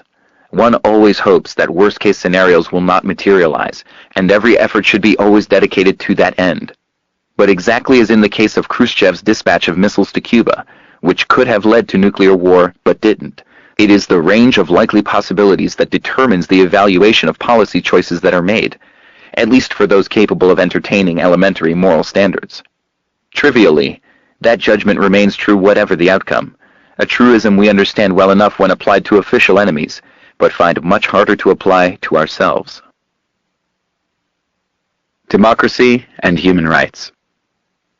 As noted, Establishment critics restricted their comments regarding the attack on Iraq to the administration arguments they took to be seriously intended: disarmament, deterrence, and links to terrorism. They scarcely made reference to liberation, democratization of the Middle East, and other matters that would render irrelevant the inspections, and indeed everything that took place at the Security Council or within governmental domains. The reason, perhaps, is that they recognize that lofty rhetoric is the obligatory accompaniment of virtually any resort to force, and therefore carries no information. The rhetoric is doubly hard to take seriously in light of the display of contempt for democracy that accompanied it, not to speak of the past record and current practices. Critics are also aware that nothing has been heard from the present incumbents, with their alleged concern for Iraqi democracy, to indicate that they have any regrets for their previous support for Saddam Hussein, or others like him still continuing. Nor have they shown any signs of contrition for having helped him develop weapons of mass destruction when he really was a serious danger. Nor has the current leadership explained when or why they abandoned their 1991 view that the best of all worlds would be an iron-fisted Iraqi junta without Saddam Hussein that would rule as Saddam did, but not make the error of judgment in August 1990 that ruined Saddam's record. At the time, the incumbents' British allies were in the opposition and therefore more free than the Thatcherites to speak out against Saddam's British-backed crimes. Their names are noteworthy by their absence from the parliamentary record of protests against these crimes, including Tony Blair, Jack Straw, Jeff Hoon, and other leading figures of New Labour. In December 2002, Jack Straw, then Foreign Minister, released a dossier of Saddam's crimes. It was drawn almost entirely from the period of firm US-UK support, a fact overlooked with the usual display of moral integrity. The timing and quality of the dossier raised many questions. But those aside, Straw failed to provide an explanation for his very recent conversion to skepticism about Saddam Hussein's good character and behavior. When Straw was Home Secretary in 2001, an Iraqi who fled to England after detention and torture requested asylum. Straw denied his request. The Home Office explained that Straw is aware that Iraq, and in particular the Iraqi security forces, would only convict and sentence a person in the courts with the provision of proper jurisdiction, so that you could expect to receive a fair trial under an independent and properly constituted judiciary.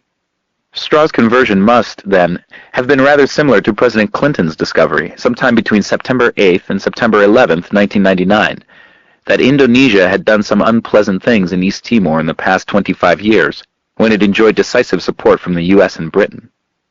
Attitudes toward democracy were revealed with unusual clarity during the mobilization for war in the fall of 2002, as it became necessary to deal somehow with the overwhelming popular opposition. Within the coalition of the willing, the US public was at least partially controlled by the propaganda campaign unleashed in September. In Britain, the population was split roughly 50-50 on the war, but the government maintained the stance of junior partner it had accepted reluctantly after World War II, and had kept to even in the face of the contemptuous dismissal of British concerns by US leaders at moments when the country's very survival was at stake. Outside the two full members of the coalition, problems were more serious. In the two major European countries, Germany and France, the official government stands corresponded to the views of the large majority of their populations, which unequivocally opposed the war. That led to bitter condemnation by Washington and many commentators. Donald Rumsfeld dismissed the offending nations as just the old Europe, of no concern because of their reluctance to toe Washington's line. The new Europe is symbolized by Italy, whose Prime Minister, Silvio Berlusconi, was visiting the White House. It was evidently unproblematic that public opinion in Italy was overwhelmingly opposed to the war. The governments of old and new Europe were distinguished by a simple criterion. A government joined old Europe in its iniquity, if and only if it took the same position as the vast majority of its population and refused to follow orders from Washington. Recall that the self-appointed rulers of the world, Bush, Powell, and the rest, had declared forthrightly that they intended to carry out their war, whether or not the UN or anyone else catches up and becomes relevant. Old Europe, mired in irrelevance, did not catch up. Neither did New Europe, at least if people are part of their countries. Poll results available from Gallup International, as well as local sources for most of Europe, West and East, showed that support for a war carried out unilaterally by America and its allies did not rise above 11% in any country. Support for a war, if mandated by the UN, ranged from 13% in Spain to 51% in the Netherlands. Particularly interesting are the 8 countries whose leaders declared themselves to be the New Europe, to much acclaim for their courage and integrity. Their declaration took the form of a statement calling on the Security Council to ensure full compliance with its resolutions, without specifying the means. Their announcement threatened to isolate the Germans and the French, the press reported triumphantly, though the positions of New and Old Europe were in fact scarcely different. To ensure that Germany and France would be isolated, they were not invited to sign the bold pronouncement of New Europe, apparently for fear that they would do so. It was later quietly indicated. The standard interpretation is that the exciting and promising New Europe stood behind Washington, thus demonstrating that many Europeans supported the United States view, even if France and Germany did not. Who were these many Europeans? Checking polls, we find that in New Europe, opposition to the United States view was for the most part even higher than in France and Germany, particularly in Italy and Spain, which were singled out for praise for their leadership of New Europe. Happily for Washington, former communist countries too joined New Europe. Within them, support for the United States view as defined by Powell, namely war by the coalition of the willing, without UN authorization, ranged from 4% in Macedonia to 11% in Romania. Support for a war even with a UN mandate was also very low. Latvia's former foreign minister explained that we have to salute and shout, "Yes, sir." We have to please America no matter what the cost. In brief, in journals that regard democracy as a significant value, headlines have read that Old Europe in fact included the vast majority of Europeans, East and West, while New Europe consisted of a few leaders who chose to line up, ambiguously, with Washington, disregarding the overwhelming opinion of their own populations. But actual reporting was mostly scattered and oblique, depicting opposition to the war as a marketing problem for Washington. Toward the liberal end of the spectrum, Richard Holbrooke stressed the very important point that if you add up the population of the 8 countries of the original New Europe, it was larger than the population of those countries not signing the letter. True enough, though something is omitted. The populations were overwhelmingly opposed to the war, mostly even more so than in those countries dismissed as Old Europe. At the other extreme of the spectrum, the editors of the Wall Street Journal applauded the statement of the 8 original signers for exposing as fraudulent the conventional wisdom that France and Germany speak for all of Europe, and that all of Europe is now anti-American. The 8 honorable new European leaders showed that the views of the continent's pro-American majority weren't being heard, apart from the editorial pages of the journal, now vindicated. The editors blasted the media to their left, a rather substantial segment, which peddled as true the ridiculous idea that France and Germany spoke for Europe, when they were clearly a pitiful minority, and peddled these lies because they served the political purposes of those, both in Europe and America, who opposed President Bush on Iraq. This conclusion does hold if we exclude Europeans from Europe, rejecting the radical left doctrine that people have some kind of role in democratic societies. Back among the liberals, Thomas Friedman suggested that France should be driven off the Security Council and replaced by India, which is just so much more serious than France these days. France, as they say in kindergarten, does not play well with others, and therefore doesn't line up against Saddam, but is caught up with its need to differentiate itself from America, in an effort to be unique. To translate, the French government acted in accord with popular opinion, which was opposed to Washington's war plans. Therefore, France was in kindergarten, though the population of New Europe must still have been in nursery school, judging by polls. India, on the other hand, is serious, now that it is governed by a proto-fascist party that is handing the country's resources to foreign multinationals, while preaching an ultra-nationalist line for domestic purposes, and had just been implicated in a horrendous massacre of Muslims in Gujarat. And as Friedman has reported enthusiastically elsewhere, India has a wonderful software industry, and sectors of great wealth. Uninterestingly, also hundreds of millions of people living under some of the worst conditions in the world, where the plight of women is not very different from life under the Taliban. All of this is of no concern as long as India is serious, just as life under the Taliban was of no concern as long as they were considered cooperative. Others preferred the Kagan boot stand. Berlusconi, Aznar, and other Churchillian figures who joined Washington demonstrated unparalleled political courage by keeping to their understanding of right and wrong, instead of sheepishly succumbing to the paranoid conspiratorial anti-Americanism of the vast majority of Europeans, who are driven by avarice and therefore unable to comprehend the strain of idealism that makes America tick. True, those leaders made no discernible effort to enlighten the misguided populations, whose views they disregarded while courageously lining up behind the most powerful military force in history. But perhaps they are not really duplicates of Churchill and FDR standing up to Hitler, rather of President Bush, whose moral rectitude derives from his evangelical zeal, as proven by the fact that his PR agents tell us so. There are many other illustrations. When Gerhard Schroeder dared to take the position of the overwhelming majority of German voters in the 2002 election, he was bitterly condemned for his shocking failure of leadership. One illustration of a serious problem.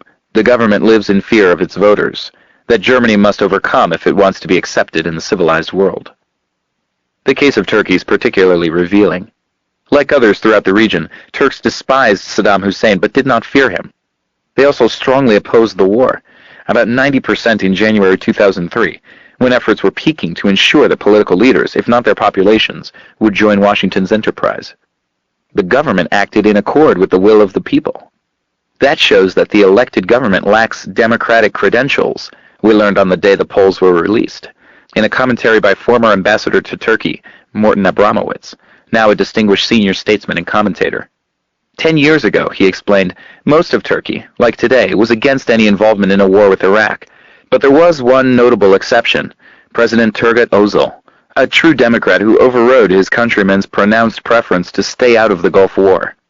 Sadly, however, the current leadership is now following the people when it comes to participating in another Iraq war, rather than succumbing to intense pressures from Washington. Regrettably, Abramowitz sighed, for the U.S. there is no true Democrat around, as there was 10 years ago. Demonstrating still more clearly the lack of democratic credentials of the governing party, its unofficial leader, Recep Tayyip Erdogan, not only criticized Washington's rush to war, but took a step into truly forbidden territory, criticizing countries, the U.S. included, that built up their own weapons of mass destruction while trying to force others to get rid of theirs. As U.S. pressures mounted, Turkey's democracy began to improve. While popular opinion apparently turned even more strongly against the war, the government finally yielded to severe U.S. economic and other coercion, and agreed to comply with Washington's demands over overwhelming popular opposition. A Western diplomat, probably from the U.S. Embassy, told the press that he was encouraged by the decision, and found it a very positive thing. Turkey correspondent Amber Zaman added, "A war against Iraq remains deeply unpopular among the Turkish population. That is why Thursday's parliamentary session was closed to the public and balloting was secret." Headlines were stinging in their criticism of Turkey's ruling Justice and Development Party on Friday. The front page of the respected daily Radikal said the parliament ran away from the people. With near unanimity, Turks opposed Washington's orders, but it was understood that the leadership must obey, and Turkey joined New Europe. Or so it appeared. In the end, the Turks proceeded to teach a lesson in democracy to the West. Parliament finally refused to allow U.S. troops to be deployed fully in Turkey. To formulate the outcome within the conventional framework, the ground war has been hampered because Turkey did not accept its role as host of the Northern Front forces, again for political reasons. Its government was too weak in the face of anti-war feeling. The presuppositions are clear. Strong governments disregard their populations and accept the role assigned to them by the global ruler. Weak governments succumb to the will of 95% of their population. The crucial point was expressed clearly by Pentagon planner Paul Wolfowitz. He too berated the Turkish government for its misbehavior, but went on to condemn the military, who did not play the strong leadership role that we would have expected, but betrayed weakness in permitting the government to honor near unanimous public opinion. Turkey, he argued, had therefore to step up and say, "We made a mistake. Let's figure out how we can be as helpful as possible to the Americans." Wolfowitz's stand is particularly instructive because he is presented as the leading visionary in the crusade to democratize the Middle East. The pronouncements about the old and new Europe and the hysteria that often accompanied them provide some informative lessons about prevailing attitudes toward democracy among political and intellectual elites. Dislike of democracy is nothing new. For obvious reasons, it is a traditional stance of those who have a share in power and privilege. But it is rarely so starkly illuminated. That may help explain why establishment critics scarcely refer to the democratization rhetoric that accompanies the political leadership's dramatic display of contempt for democracy, evidently widely shared, to judge by commentary. Knowledgeable commentators have pointed to the uncomfortable dualism in Bush's foreign policy, with Bush the neo-Reaganite making ringing calls for a vigorous new democracy campaign in the Middle East, while policy imperatives tempt Washington to put aside its democratic scruples and seek closer ties with autocracies, as in the past, with remarkable consistency. Reviewing this dualism and the continuing support for brutal and repressive regimes, Thomas Carruthers expressed his hope that Bush would shift to the true spirit of President Ronald Reagan's foreign policy, with its attempts to spread democracy. These hopes are particularly interesting because of their source. Carruthers has done some of the most careful work elucidating the true spirit of Reaganite dedication to democracy. He combines the standpoint of a scholar with that of an insider, having been a participant in the Reagan State Department's democracy enhancement projects in Latin America. He regards these programs as sincere but a failure. Where Washington's influence was least, in the southern cone of Latin America, there was progress toward democracy, which the Reagan administration sought to impede but finally accepted. Where Washington's influence was greatest, success was least. The reason, Carruthers explains, is that the Reaganite yearning for democracy was restricted to limited, top-down forms of democratic change that did not risk upsetting the traditional structures of power with which the United States has long been allied. Washington sought to maintain the basic order of quite undemocratic societies and to avoid populist-based change. Carruthers recognizes that there is a liberal critique of the Reaganite approach, but he rejects it because of its perennial weak spot. It offers no alternative. The option of allowing the population a meaningful voice in running their own affairs is not an alternative, not even to be dismissed. Carruthers also does not discuss the dedicated efforts during those years to undermine the threat of more meaningful democracy where it arose. The targeted populations are well aware of the nature of the democracy that is being brought to them. It has been regularly observed that the extension of formal democracy in Latin America has been accompanied by increasing disillusionment about democracy. One reason, pointed out some years ago by Argentine political scientist Atilio Boron, is that the new wave of democratization in Latin America has coincided with neoliberal economic reforms, which undermine effective democracy. The post-war Bretton Woods system was based on capital controls and relatively fixed currencies, not only in the expectation of economic benefit, as proved to be the case, but also to allow governments space to carry out highly popular social democratic policies. It was understood that the kind of financial liberalization that opened the neoliberal era in the 1970s reduces the options for democratic choice, transferring decisions to the hands of a virtual senate of investors and lenders. Governments now face a dual constituency conundrum, which pits the interests of voters against foreign currency traders and hedge fund managers, who conduct a moment-to-moment referendum on the economic and financial policies of developing and developed nations alike, and the competition is highly unequal. John Maynard Keynes warned 70 years ago that nothing less than the democratic experiment in self-government was endangered by the threat of global financial market forces. The Secretary General of the Organization of American States, a strong advocate of neoliberal globalization, opened the annual session by warning that free movement of capital, the most undesirable feature of globalization, in fact its core feature, is the greatest obstacle to democratic governance, just as Keynes had warned. The fears go back to Adam Smith. His sole use of the phrase, invisible hand, in Wealth of Nations is in a discussion of the harmful consequences of foreign investment, which England need not fear, he believed, because an invisible hand will induce investors to keep their capital at home. The same is true of other parts of the neoliberal package. Privatization, for example, reduces the arena of potential democratic choice, dramatically in the case of liberalization of services, which has evoked enormous popular opposition. Even in narrow economic terms, the privatization programs were imposed with little, if any, solid empirical evidence or theoretical grounding. Disillusionment with formal democracy has been evident in the U.S. as well, increasing through the neoliberal period. There was much clamor about the stolen election of November 2000, and surprise that the public did not seem to care very much. Likely reasons are suggested by public opinion studies, which revealed that on the eve of the election, 3/4 of the population regarded it as a game played by large contributors, party leaders, and the PR industry, which crafted candidates to say almost anything to get themselves elected. On almost all issues, citizens could not identify the stands of the candidates, as intended. Issues on which the public differs from elite opinion are generally off the agenda. Voters were directed to personal qualities, not issues. Among voters, heavily skewed toward the wealthy, those who recognize their class interests to be at stake tend to vote to protect those interests, for the more reactionary of the two business parties. But the general public splits its vote in other ways, sometimes as in 2000 leading to a statistical tie. Among working people, non-economic issues such as gun ownership and religiosity were leading factors, so that people often voted against their own primary interests, apparently assuming that they had little choice. In 2000, feelings of powerlessness reached the highest level recorded, over 50%. What remains of democracy is largely the right to choose among commodities.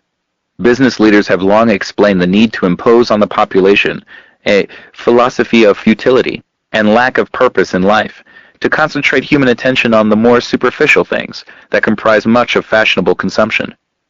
Deluged by such propaganda from infancy, people may then accept their meaningless and subordinate lives and forget ridiculous ideas about managing their own affairs. They may abandon their fate to corporate managers in the PR industry and, in the political realm, to the self-described intelligent minorities who serve and administer power. From this perspective, conventional in elite opinion, the November 2000 elections did not reveal a flaw of U.S. democracy, but rather its triumph. In generalizing, it is fair to hail the triumph of democracy throughout the hemisphere and elsewhere, even though the populations do not see it that way. Liberation from tyranny. Constructive solutions. The implausibility of the belief that Washington is suddenly concerned with democracy and human rights in Iraq or elsewhere should not prevent the wild men in the wings from persisting in their commitment to these ends and, to the extent possible, exerting influence in that direction. In the case of Iraq, there was always good reason to take seriously the conclusions of the most knowledgeable observers that a constructive solution to regime change in Iraq would be to lift the economic sanctions that have impoverished society, decimated the Iraqi middle class, and eliminated any possibility for the emergence of alternative leadership, while 12 years of sanctions have only strengthened the current regime, according to Hans von Sponeck. Furthermore, the sanctions compelled the population to depend for survival on the reigning tyranny, reducing even more the likelihood of a constructive solution. We have sustained the regime and denied the opportunities for change, Dennis Halliday added. I believe if the Iraqis had their economy, had their lives back, and had their way of life restored, they would take care of the form of governance that they want, that they believe is suitable to their country. Were these illusions? The historical record hardly suggests so. Again, consider the fate of the miserable tyrants supported by the current incumbents until the very end of their bloody rule, all overthrown by internal revolt. The case of Ceausescu, only one of many, is particularly instructive because of the nature of the internal tyrannies. As priorities shifted in 2002, it was claimed that those who shared responsibility for 20 years of torture of Iraqis were entitled to resort to violence to bring about democracy. Even their consistent record of support for savagery and tyranny, and their hostility to democracy, demonstrated with unusual passion at that very moment, provided no reason to question the proclaimed intentions. But suspending disbelief, violence can be considered only if constructive solutions have clearly failed. Since such solutions were not even permitted in the case of Iraq, it can hardly be maintained that the stage of last resort had been reached. The conclusion holds whatever one's subjective judgments may be about the likelihood of success, all basically irrelevant. To paraphrase Lisa Marlowe, if this is to be the model for the hegemonic superpower, heaven help us all. Since the Reagan-Bush years, in fact before, Washington had supported Saddam Hussein in varying ways. After he stepped out of line in August 1990, policies and pretexts varied, but one element remained constant: the people of Iraq must not control their country. To repeat, the tyrant was permitted to suppress the 1991 uprising because, we were informed, Washington sought a military junta that would rule the country with an iron fist, and if no alternative is available, Saddam would have to do. The rebels failed because very few people outside Iraq wanted them to win, meaning Washington and its local allies, who held the strikingly unanimous view that whatever the sins of the Iraqi leader, he offered the West and the region a better hope for his country's stability than did those who have suffered his repression. It was impressive to see how uniformly all of this was suppressed, in the shocked commentary and reporting on the exposure of the mass graves, of the victims of Saddam's U.S.-authorized paroxysm of terror, offered as justification for the recent war on moral grounds, now that we have seen the mass graves and the true extent of Saddam's genocidal evil, all known at once in 1991, but ignored because of the imperative of stability. The uprising would have left the country in the hands of Iraqis, who might have been independent of Washington. The sanctions of the following years undercut the possibility of the kind of popular revolt that had overthrown other monsters, who were also strongly supported by the current incumbents. The U.S. sought to instigate coups by groups it controlled, but a popular rebellion would not have left the U.S. in charge. At the Azores summit in March 2003, Bush reiterated that stand, declaring that the U.S. would invade even if Saddam and his cohorts were to leave the country. The question of who should rule Iraq remains a prime issue of contention. Leading figures of the U.S.-backed opposition demanded at once that the UN play a vital role in post-war Iraq and rejected U.S. control of Reconstruction or of the post-Saddam government. They strongly opposed U.S. hegemony over Iraq. Even Washington's chosen figures vigorously protested the plans to sideline them in favor of a U.S. occupation. There were also indications that the Shiite majority might support an Islamic republic if given a voice, hardly to the taste of Washington and its plans for the region.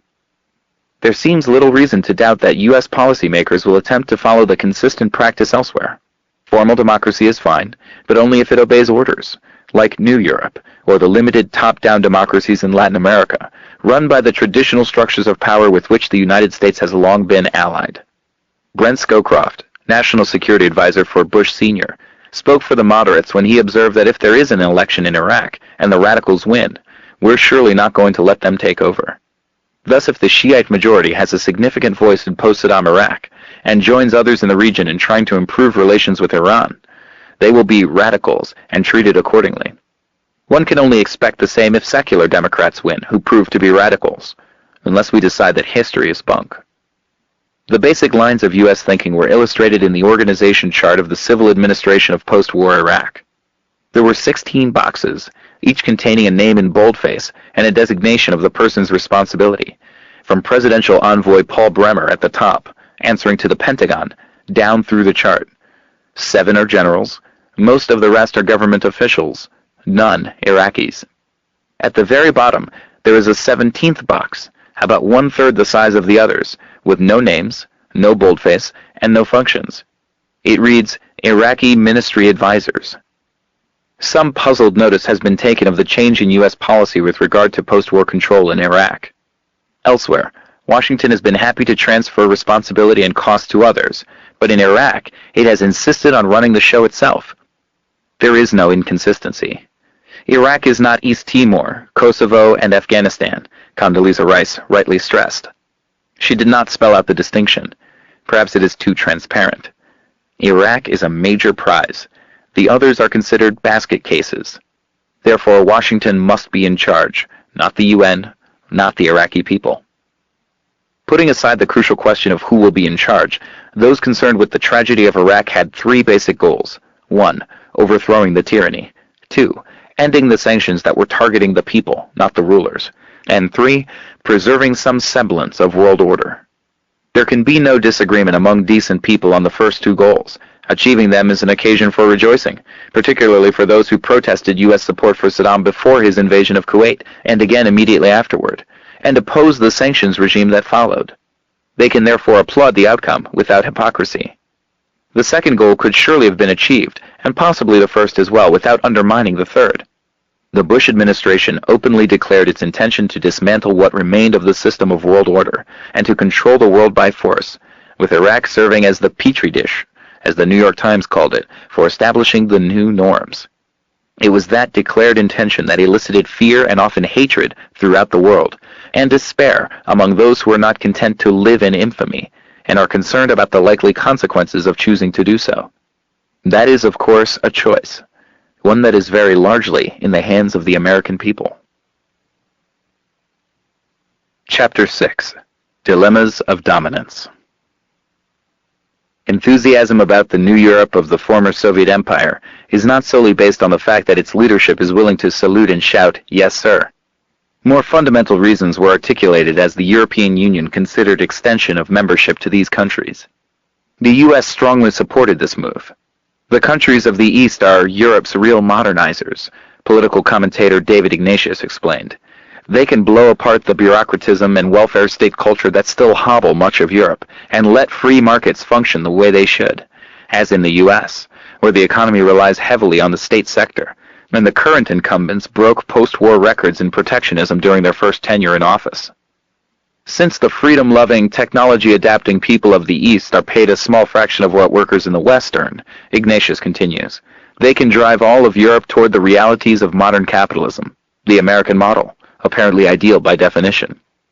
The model has per capita growth rates approximately equal to Europe's, and unemployment at about the same level, along with the highest rates of inequality and poverty, the highest workloads, and some of the weakest benefits and support systems in the advanced industrial world. The median male wage in 2000 was still below the 1979 level, after the late 90s boomlet, though productivity was 45% higher, one sign of the sharp shift toward benefits for capital that is being accelerated more radically under George W. Bush. The potential contributions of Eastern Europe to undermining quality of life for the majority in the West was recognized immediately after the fall of the Berlin Wall. The business press was exultant about the green shoots in communism's ruins, where rising unemployment and pauperization of large sections of the industrial working class meant that people were willing to work longer hours than their pampered colleagues in the West, at 40% of the wages and with few benefits. Further green shoots include enough repression to keep working people in line and attractive state subsidies for Western investors. These market reforms would enable Europe to hammer away at high wages and corporate taxes, short working hours, labor immobility, and luxurious social programs. Europe would be able to follow the American pattern, where the decline of real wages in the Reagan years to the lowest level among the advanced industrial societies, apart from Britain, was a welcome development of transcendent importance. With communism's ruins playing something like the role of Mexico, the advantages can now be brought to Western Europe as well, driving it toward the US-British model. Communism's ruins have many advantages over the regions that have been under unbroken Western domination for centuries. Those on the eastern side of the 500-year-old fault line dividing East and West, not quite that of the Cold War, but similar, enjoyed much higher standards of health and education after the East exited from its status as the West's original Third World, and they even have the right skin color. With the return of something like traditional relationships, the East can now provide other benefits, including a huge flood of easily exploited labor. The Ukraine is now reported to be replacing Southern Europe as the source of cheap labor in the West, depriving the collapsing Ukrainian economy of its most productive workers. Like their counterparts from Central America, Ukrainian emigrants send back enormous remittances, thus helping to keep what remains of the society alive. Working and living conditions are so awful that death rates are high, and perhaps 100,000 Ukrainian women are held in sexual slavery, not an unfamiliar story. It is clear enough why the de facto world government described in the business press should welcome Eastern Europe's market reforms, but for U.S. elites they have a further significance. Like independent social and economic development in the Third World, Western Europe's social market system could be a virus that might infect others, hence a form of successful defiance that must be dispatched to oblivion. The European welfare state systems could have a dangerous impact on American public opinion, as revealed by the continued popularity in the U.S. of a universal tax-based healthcare system, despite constant denigration in the media, and the exclusion of the option from the electoral agenda on grounds that it is politically impossible, no matter what the public may think about it.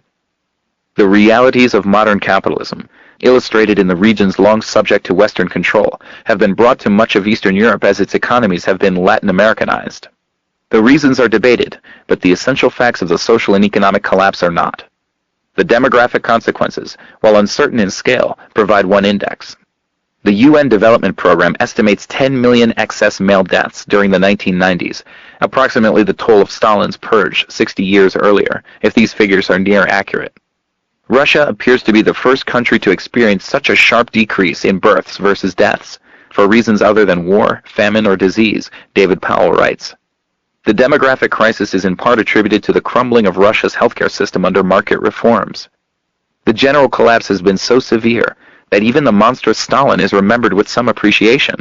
More than half of Russians believe Stalin's role in Russian history was positive, while only a third disagreed, polls indicated in early 2003. The plans of the U.S. overseers of Iraq seem rather similar to those that were applied in Russia, and that have led to dismal outcomes elsewhere with fair consistency.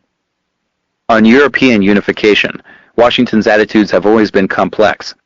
Like its predecessors, the Kennedy administration pressed for European unity, but with some concern that Europe might go its own way.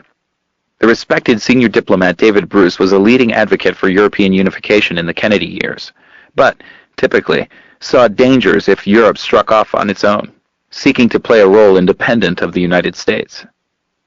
The guiding principles were well expressed by Henry Kissinger in his Year of Europe address in 1973. The world system, he advised, should be based on the recognition that the United States has global interests and responsibilities, while its allies have only regional interests. The U.S. must be concerned more with the overall framework of order than with the management of every regional enterprise. Europe must not pursue its own independent course, based on its Franco-German industrial and financial heartland, another reason for concern about old Europe, quite apart from the reluctance of its governments to follow Washington's commands with regard to the Iraq War. The principles remain in force, despite changing circumstances.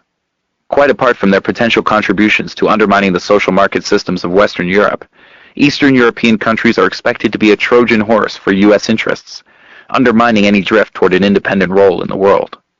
By 1973, U.S. global dominance had declined from its post-World War II peak. One measure is U.S. control of the world's wealth, which is estimated to have shrunk from roughly 50% to half of that as the world economy moved to a tripolar order, with three major power centers: North America, Europe, and Japan-based Asia. These structures have since been modified further, particularly with the rise of the East Asian tigers and the entry of China into the global system as a major player. The basic concerns about the prospect of an independent Europe extend to Asia as well, in new ways. Long before World War II, the U.S. was by far the greatest economic power in the world, but not a leading actor in global management. The war changed that. Rival powers were either devastated or severely weakened, while the U.S. gained enormously. Industrial production almost quadrupled under the semi-command economy. By 1945, the U.S. had not only overwhelming economic dominance, but also a position of incomparable security. It controlled the hemisphere, the surrounding oceans, and most of the territory bordering them. U.S. planners moved quickly to organize the global system, following plans that had already been developed to satisfy the requirements of the United States in a world in which it proposed to hold unquestioned power, while limiting the sovereignty of those who might pose a challenge. The new global order was to be subordinated to the needs of the U.S. economy and subject to U.S. political control as much as possible. Imperial controls, especially the British, were to be dismantled, while Washington extended its own regional systems in Latin America and the Pacific on the principle, explained by Abe Fortas, that what was good for us was good for the world. This altruistic concern was not appreciated by the British Foreign Office. Officials recognized that Washington, guided by the economic imperialism of American business interests, is attempting to elbow us out, but could do little about it. The Minister of State at the Foreign Office commented to his cabinet colleagues that Americans believe that the United States stands for something in the world, something of which the world has need, something which the world is going to like, something, in the final analysis, which the world is going to take, whether it likes it or not. He was articulating the real-world version of Wilsonian idealism, the version that conforms to the historical record. U.S. planning at the time was sophisticated and thorough. The highest priority was to reconstruct the industrial world along lines that would satisfy the requirements of the business interests that dominate policy formation, in particular, to absorb U.S. manufacturing surpluses, overcome the dollar gap, and offer opportunities for investment. The outcomes were appreciated by the domestic beneficiaries. Reagan's Commerce Department observed that the Marshall Plan set the stage for large amounts of private U.S. direct investment in Europe, laying the groundwork for multinational corporations, MNCs. Business Week described MNCs in 1975 as the economic expression of the political framework established by post-war policymakers, in which American business prospered and expanded on overseas orders, fueled initially by the dollars of the Marshall Plan, and protected from negative developments by the umbrella of American power. Other parts of the world were assigned their functions by State Department planners. Thus, Southeast Asia was to provide resources and raw materials to the former imperial masters, crucially Britain, but also Japan, which was to be granted some sort of empire toward the south, in the phrase of George Kennan, head of the State Department's policy planning staff. Some areas were of little interest to the planners, notably Africa, which Kennan advised should be handed over to Europeans to exploit for their reconstruction. A different post-war Europe-Africa relationship comes to mind in the light of history, but does not seem to have been considered. The Middle East, in contrast, was to be taken over by the United States. In 1945, State Department officials described Saudi Arabian energy resources as a stupendous source of strategic power and one of the greatest material prizes in world history. The Gulf region generally was considered probably the richest economic prize in the field of foreign investment. Eisenhower later described it as the most strategically important area of the world. Britain agreed. Its planners described the resources of the region in 1947 as a vital prize for any power interested in world influence or domination. France was expelled from the Middle East by legalistic maneuvers, and Britain declined over time to junior partner. Kennan, who was farsighted, recognized that by controlling Japan's supplies of energy, primarily in the Middle East at the time, the U.S. would achieve some veto power over Japan's potential military and industrial policy, though Japanese prospects were generally disparaged at the time. The issue has been the source of continued conflict since, with regard to Europe as well, as both Europe and Japan have sought a degree of energy independence. Meanwhile, Asia was changing. A prestigious task force, reporting in 2003, described Northeast Asia as the epicenter of international commerce and technological innovation, the fastest-growing economic region in the world for much of the past 2 decades, by now accounting for nearly 30% of global GDP, far ahead of the United States, and also holding about half of global foreign exchange reserves. These economies also account for nearly half of global inbound foreign direct investment, and are becoming an increasing source of outbound FDI, flowing within East Asia and to Europe and North America, which now trade more with Northeast Asia than with each other. The region is, furthermore, an integrated one.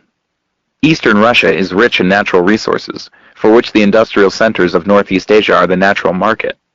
Integration would be enhanced by economic unification of the 2 Koreas with gas pipelines passing through North Korea, and extension of the Trans-Siberian Railroad on the same course. North Korea was the most dangerous and ugly member of the axis of evil, but lowest on the target list. Like Iran, but unlike Iraq, it failed the first of the criteria for a legitimate target. It was not defenseless. Presumably, the Pentagon is working on ways to knock out the North Korean deterrent, massed artillery aimed at Seoul and U.S. forces, which are being withdrawn out of artillery range, arousing concerns in Korea about U.S. intentions. Considered in isolation, North Korea also fails the second criterion for a target. It is one of the poorest and most miserable countries in the world. But as part of the Northeast Asia complex, it gains importance for the reasons indicated by the task force. Hence, it is not an unlikely target of attack, if the technical problem of countering its deterrent can be overcome. The task force recommends that Washington seek a diplomatic solution to the current crisis. It should continue the process, begun haltingly and unevenly under Clinton, aimed at normalizing United States economic and political relations with North Korea, guaranteeing the security of a non-nuclear North Korea, promoting the reconciliation of North and South Korea, and drawing North Korea into economic engagement with its neighbors. Such interactions could accelerate economic reforms already underway in North Korea, leading in time to a diffusion of economic power that would loosen totalitarian political controls and moderate human rights abuses. These policies would conform to the regional consensus, including the North Korean dictatorship, it appears. The alternative, confrontation in the manner of Bush-Rumsfeld-Cheney grand strategy, is the road to perdition, the task force argues. The recommended alternative poses certain problems, however. As the task force describes, Northeast Asia is a rapidly developing and integrated region, which might go off on an independent course, just as continental Europe might. That raises the problem Kissinger outlined. In 1998, the National Bureau of Asian Research warned that pipelines that promote greater regional integration in Northeast Asia might exclude U.S. involvement except in a marginal way, and could accelerate a process of evolution into regional blocs. These pipelines could enhance regional stability and provide a cheap alternative to oil imported from the Middle East, Selig Harrison adds. But the United States seems uneasily wary of pipeline networks in Northeast Asia. The U.S. is aware that the countries of the region want to reduce what they find to be an increasingly uncomfortable reliance on the U.S. Or, from another point of view, the veto power the U.S. exercises by virtue of its control of Middle East oil and the sea lanes for tanker traffic. The threat of potential independence may prove an impediment to diplomatic settlement. For partially related reasons, China is regarded as a prime potential enemy by Washington hawks, and much military planning is geared to that contingency. Recent efforts to strengthen India-U.S. strategic relations are partly motivated by the same concerns, along with Washington's concerns about its control over the world's largest energy reserves in the Middle East. Washington's approach to North Korea resembles its stance on Iran and pre-invasion Iraq. In all 3 cases, neighboring countries had been pursuing efforts to overcome hostility and move toward integration, also attempting to lend support to reformist tendencies, or at least help lay the basis for them, and those efforts continue with regard to Iran and North Korea. The U.S. somewhat hesitantly followed a similar approach toward North Korea during the Clinton years, with partial success. But apart from that, Washington has preferred confrontation. While the reasons for that preference are not identical in the three cases, there are common threads, which become clearer in the context of the grand strategy. In the early post-war years, U.S. planners sought to fashion East and Southeast Asia into a Japan-centered system within the overall framework of order maintained by the U.S. The basic framework was outlined in the San Francisco Peace Treaty, SFPT, of 1951, which formally ended the war in Asia. Apart from the 3 French colonies in Indochina, the only Asian countries that accepted the SFPT were Pakistan and Ceylon, both recently freed from British rule and remote from the Asian War. India refused to attend the San Francisco Conference because of the terms of the treaty, among them the U.S. insistence on retaining Okinawa as a military base, as it still does, over strong protests from Okinawans, whose voices barely register in the U.S. Truman was outraged by India's disobedience. His reaction, no less elegant than the current reaction to the disobedience of old Europe and Turkey, was that India must have consulted Uncle Joe and Mao Zedong of China. The white man got a name, not just a vulgar epithet. Partly that may be ordinary racism, or perhaps it is because Truman genuinely liked and admired Old Joe, who reminded him of the Missouri boss who had launched his political career. In the late 1940s, Truman found Old Joe to be a decent fellow, though a prisoner of the Politburo, who can't do what he wants to. Mao Zedong, however, was a yellow devil. These distinctions extended wartime propaganda. Nazis were evil but merited a certain respect. In the stereotype at least, they were blonde, blue-eyed, orderly, far more appealing than the frogs, whom Truman particularly disliked, not to speak of the wops. And they were a wholly different species from the Japs, who were vermin to be crushed, at least once they became enemies. Before that, the U.S. was ambivalent about Japanese depredations in Asia, as long as U.S. business interests were protected. The primary victims of Japanese fascism and its predecessors, China and the Japanese colonies of Korea and Formosa, now Taiwan, did not attend the San Francisco Peace Conference and were accorded no serious concern. Koreans and Chinese received no reparations from Japan, nor did the Philippines, which also did not attend the conference. Secretary of State Dulles condemned Filipinos for the emotional prejudices that kept them from grasping why they would have no relief for the torture they had endured. Initially, Japan was to pay reparations, but only to the U.S. and other colonial powers, despite the fact that the war was a Japanese war of aggression in Asia through the 1930s, and only became a U.S.-led Western war with Japan after Pearl Harbor. Japan was also to reimburse the U.S. for the costs of its occupation. For its Asian victims, Japan was to pay compensation in the form of export of Japanese manufacturing products using Southeast Asian resources, a central part of the arrangements that, in effect, reconstructed something like the new order in Asia that Japan had attempted to construct by conquest, but was now gaining under U.S. domination, so that it was unproblematic. Some Asian victims of Japanese fascism, forced laborers and prisoners of war, brought suit against Japanese corporations with subsidiaries in the U.S., the legal successors of those responsible for the crimes. On the eve of the 50th anniversary of the SFPT, their suit was dismissed by a California judge on grounds that their claims were barred by the terms of the SFPT. Relying on an amicus brief filed by the State Department in support of the accused Japanese corporations, the court ruled that the SFPT had served to sustain U.S. security interests in Asia and to support peace and stability in the region. Asia historian John Price described this judgment as one of the more abysmal moments of denial, pointing out that at least 10 million people had been killed in wars in the region while Asia was enjoying peace and stability. In May 2003, John Ashcroft's Justice Department updated the stand of Clinton's State Department, submitting an amicus brief in support of the energy giant Unocal that would roll back 20 years of judicial rulings for victims of human rights abuse, Human Rights Watch warned. The Justice Department brief goes far beyond defense of the energy corporation against charges of brutal treatment of Burmese workers, slave laborers in effect. It calls for a radical reinterpretation of the Alien Tort Claims Act, ATCA, which permits victims of serious violations of international law abroad to seek civil damages in U.S. courts against their alleged abusers, who are found in the United States. The Bush administration is the first to call for reversing court decisions upholding the ATCA. It is a craven attempt to protect human rights abusers at the expense of victims, HRW Executive Director Kenneth Roth observes. particularly when the abusers are energy corporations, a cynic might add.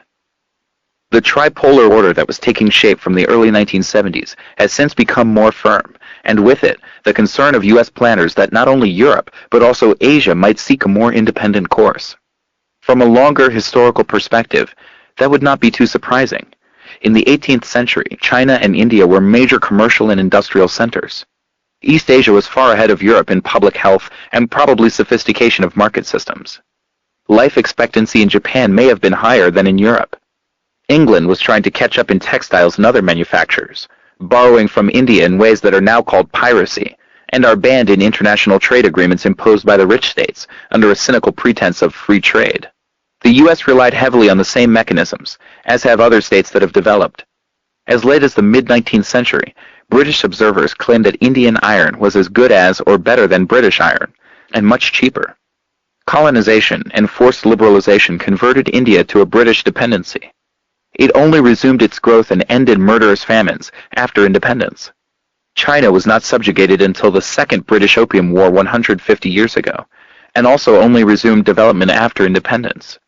Japan was the only part of Asia to resist colonization successfully, and the only one to develop, along with its colonies.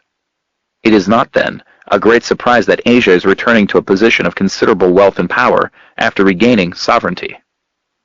These long-term historical processes, however, extend the problems of sustaining the overall framework of order in which others must respect their proper place. The problems are not restricted to successful defiance in the Third World, a major theme of the Cold War years, but reach the industrial heartlands themselves. Violence is a powerful instrument of control, as history demonstrates, but the dilemmas of dominance are not slight. Chapter 7. Cauldron of Animosities. Let us return to Michael Crepin's belief that the final days of 2002 might be the most dangerous time since the 1962 Cuban Missile Crisis.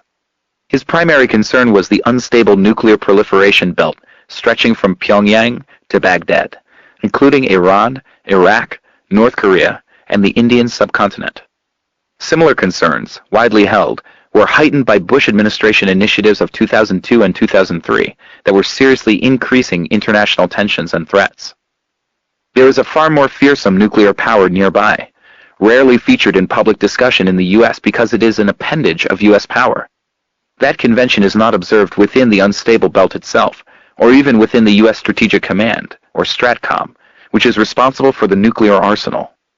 General Lee Butler, Commander-in-Chief of STRATCOM from 1992 to 1994, observed that it is dangerous in the extreme, that in the cauldron of animosities that we call the Middle East, one nation has armed itself ostensibly with stockpiles of nuclear weapons, perhaps numbering in the hundreds, and that it inspires other nations to do so. Israel's WMD are of concern to the world's second leading nuclear power as well. Similar concerns were expressed, more obliquely, in Security Council Resolution 687, which was selectively invoked by the Bush and Blair administrations in their efforts to provide a quasi-legal basis for their invasion of Iraq. Neither that nor any other resolution grants such authorization, but 687 did call for elimination of Iraqi WMD and delivery systems as a step toward the goal of establishing in the Middle East a zone free from weapons of mass destruction and all missiles for their delivery, from Article 14. U.S. intelligence and other sources assume that Israel has several hundred nuclear weapons and has been developing chemical and biological weapons. Article 14 is commonly ignored in U.S. commentary, but not elsewhere.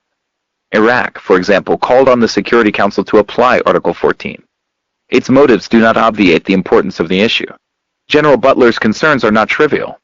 Undoubtedly, Israeli military power will continue to inspire other nations to develop WMD, including quite possibly even Iraq, if it is granted a modicum of independence. The issue addressed by Article 14 had arisen before, on the eve of the First Gulf War. After invading Kuwait in August 1990, Iraq made a number of proposals for withdrawal within the context of a broader regional settlement. These were leaked to the press by U.S. government officials who found them serious and negotiable. How serious they were we cannot judge. The U.S. immediately dismissed them, according to the only journalist in the country who reported the matter carefully, Nut Royce of Newsday. It is of some interest that in the final polls before the bombing, 2/3 of the American public favored a conference on the Israel-Arab conflict if it would lead to Iraqi withdrawal. Doubtless, those figures would have been higher if the public had known that Iraq had just made a similar proposal, dismissed by Washington.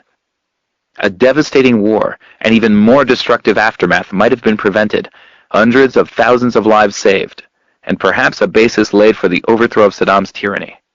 It is possible that steps might have been taken toward elimination of WMD and delivery systems in the region and beyond, perhaps even extending to the great powers, for 30 years in violation of their commitment under the Nuclear Non-Proliferation Treaty to take good faith steps toward eliminating nuclear weapons, matters of no slight significance. Well beyond WMD, Israel's military capacities are regarded in the region as dangerous in the extreme. Though a very small country, Israel has chosen to become, in effect, an offshore U.S. military and technology base, and as such has been able to develop highly advanced military forces. The core of the economy is a military-linked high-tech industrial system, with close ties to the U.S. economy. Not surprisingly, Israel is coming to resemble its patron in other ways as well.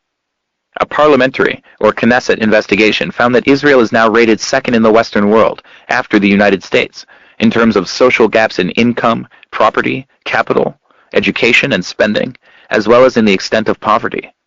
Its formerly quite successful social welfare system has eroded, and social cultural values have changed significantly as well.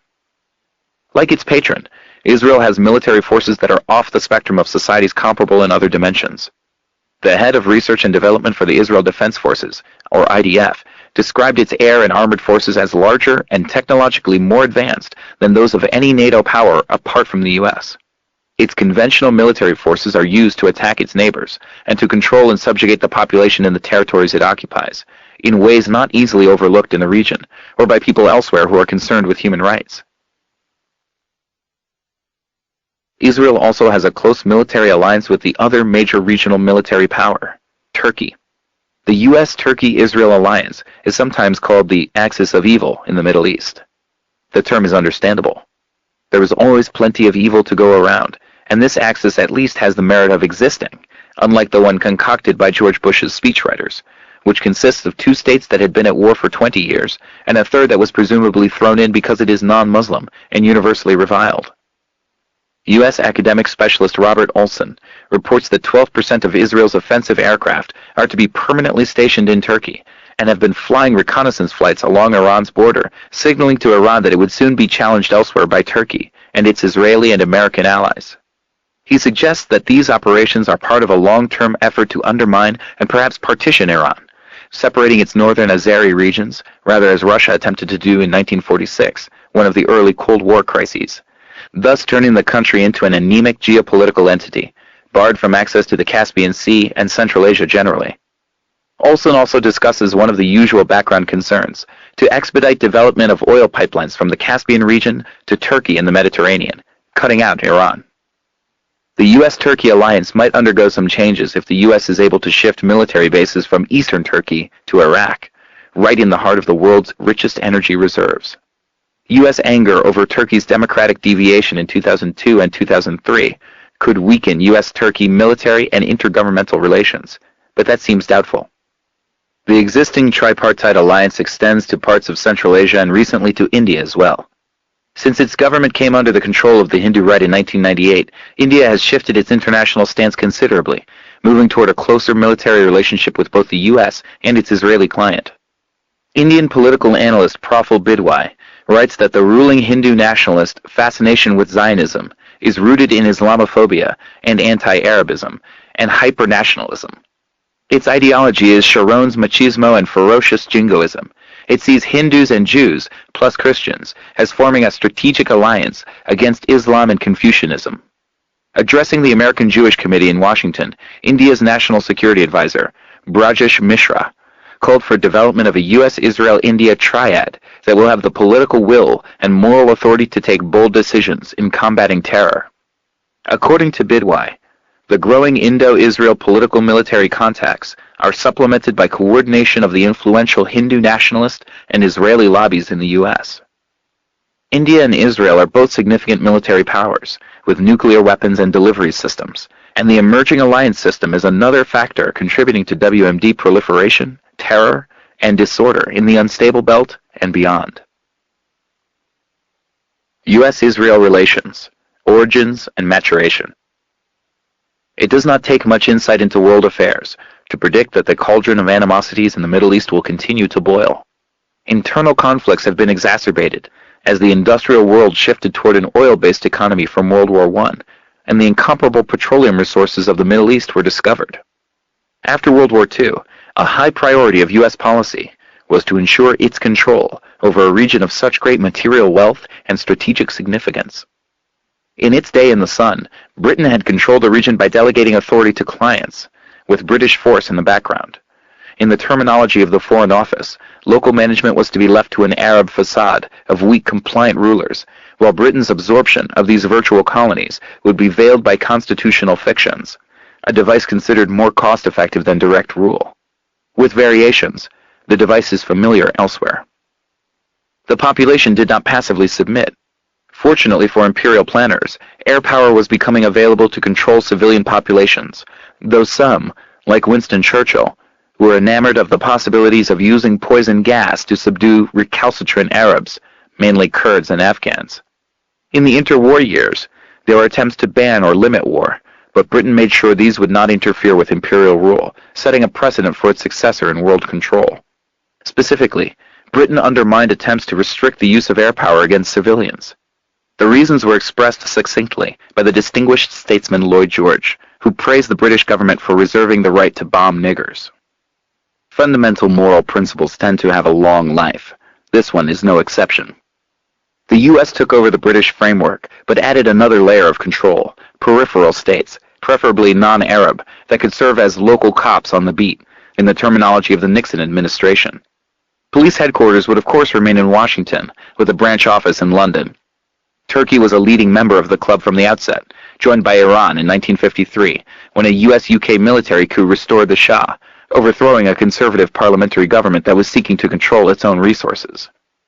The U.S. has been concerned more with control than access.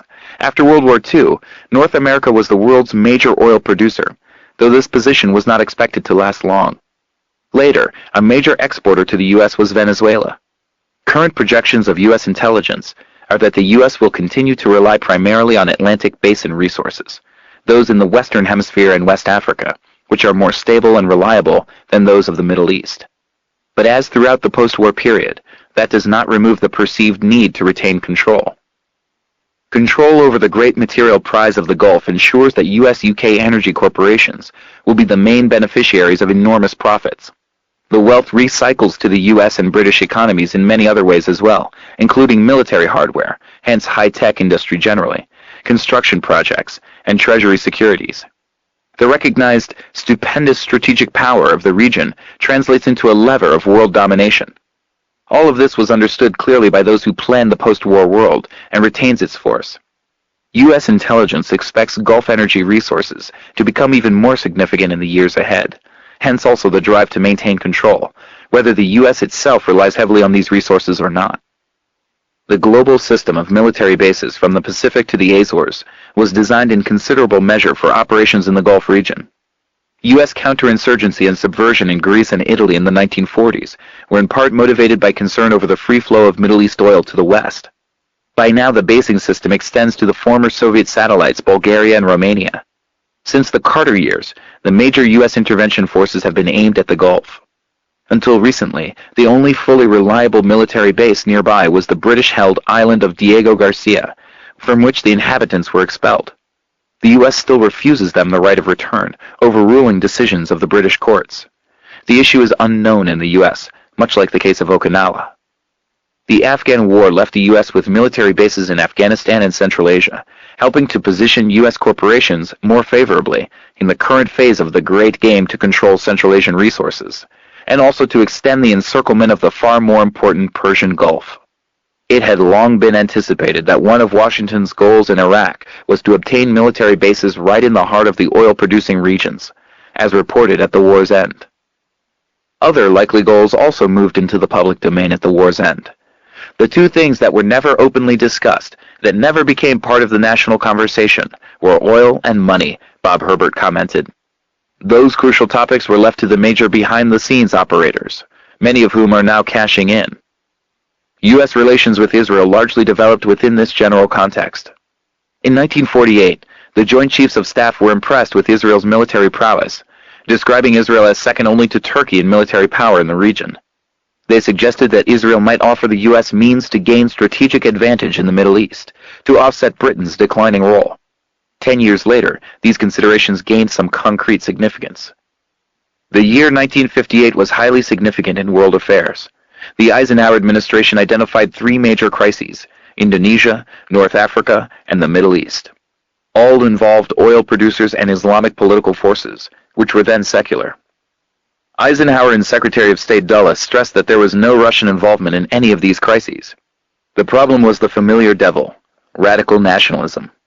In North Africa, the concern was the Algerian struggle for independence, which the U.S. wanted quickly settled. In Indonesia, the culprit was Sukarno, who was one of the leaders of the despised non-aligned movement, and was also allowing too much democracy. A popular-based party of poor peasants was gaining influence. In the Middle East, the villain was Nasser, described as a new Hitler by panicked U.S. and British leaders. He too was a pillar of the non-aligned movement, and his influence, it was feared, might tempt others to pursue an independent course. Those fears appeared to be realized in 1958 when a coup in Iraq, assumed to be Nasserite in origin, overthrew the British-backed government. Consequences reverberate to the present. The Iraqi coup led to intense U.S.-UK discussions. Policymakers were concerned that Kuwait might seek independence, and that even Saudi Arabia might succumb to the disease. The British economy was heavily reliant on profits from Kuwaiti oil production and investment.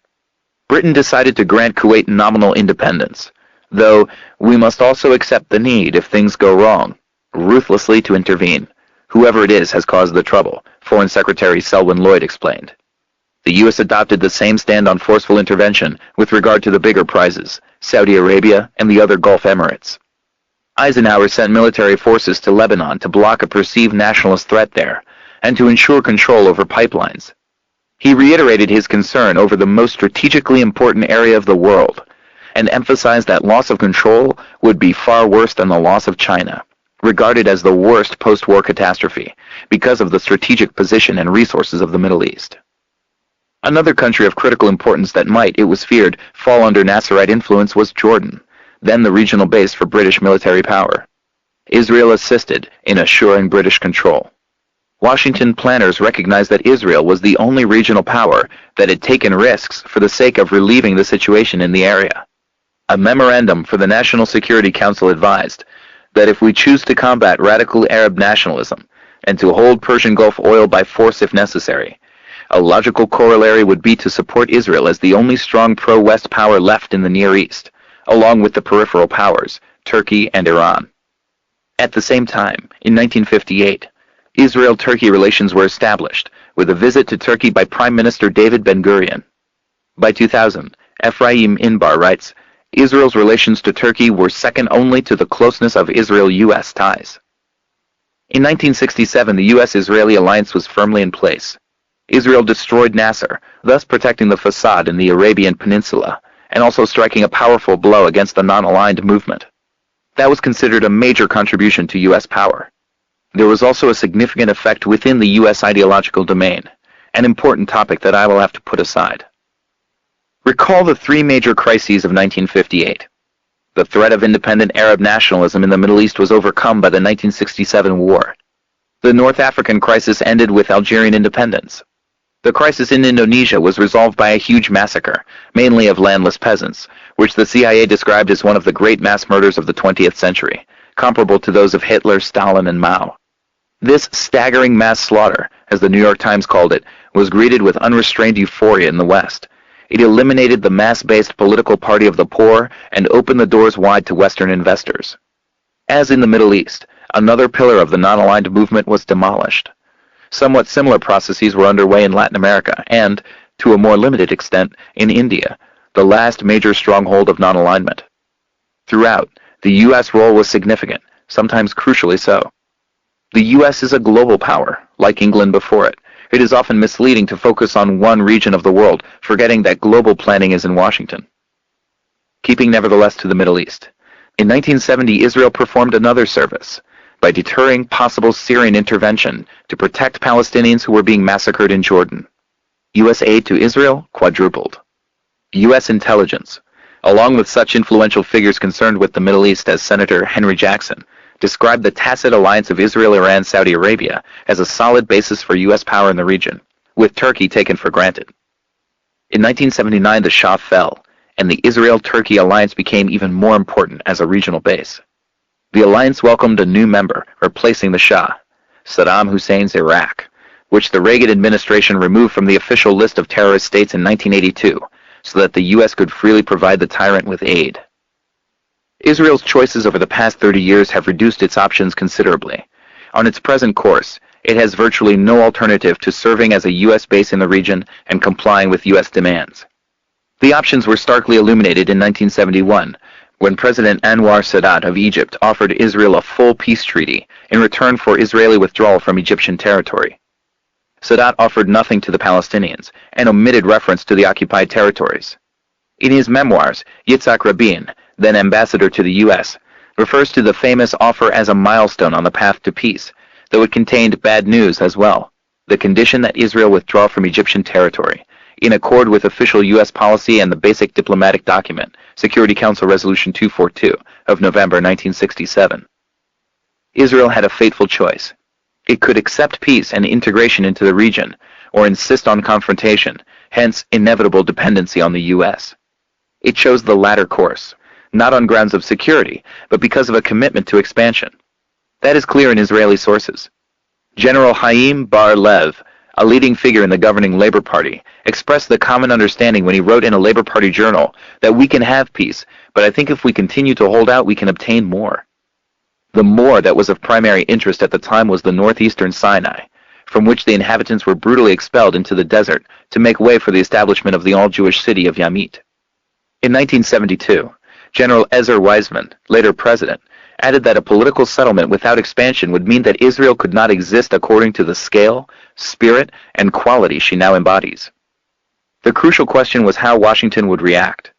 After internal debate, the government abandoned its official policy in favor of Kissinger's principle of stalemate: no diplomacy, only force. It should be recalled that this was a period of extreme triumphalism, later greatly regretted in Israel. The U.S. and Israel took it for granted after 1967 that Arabs could pose no military threat.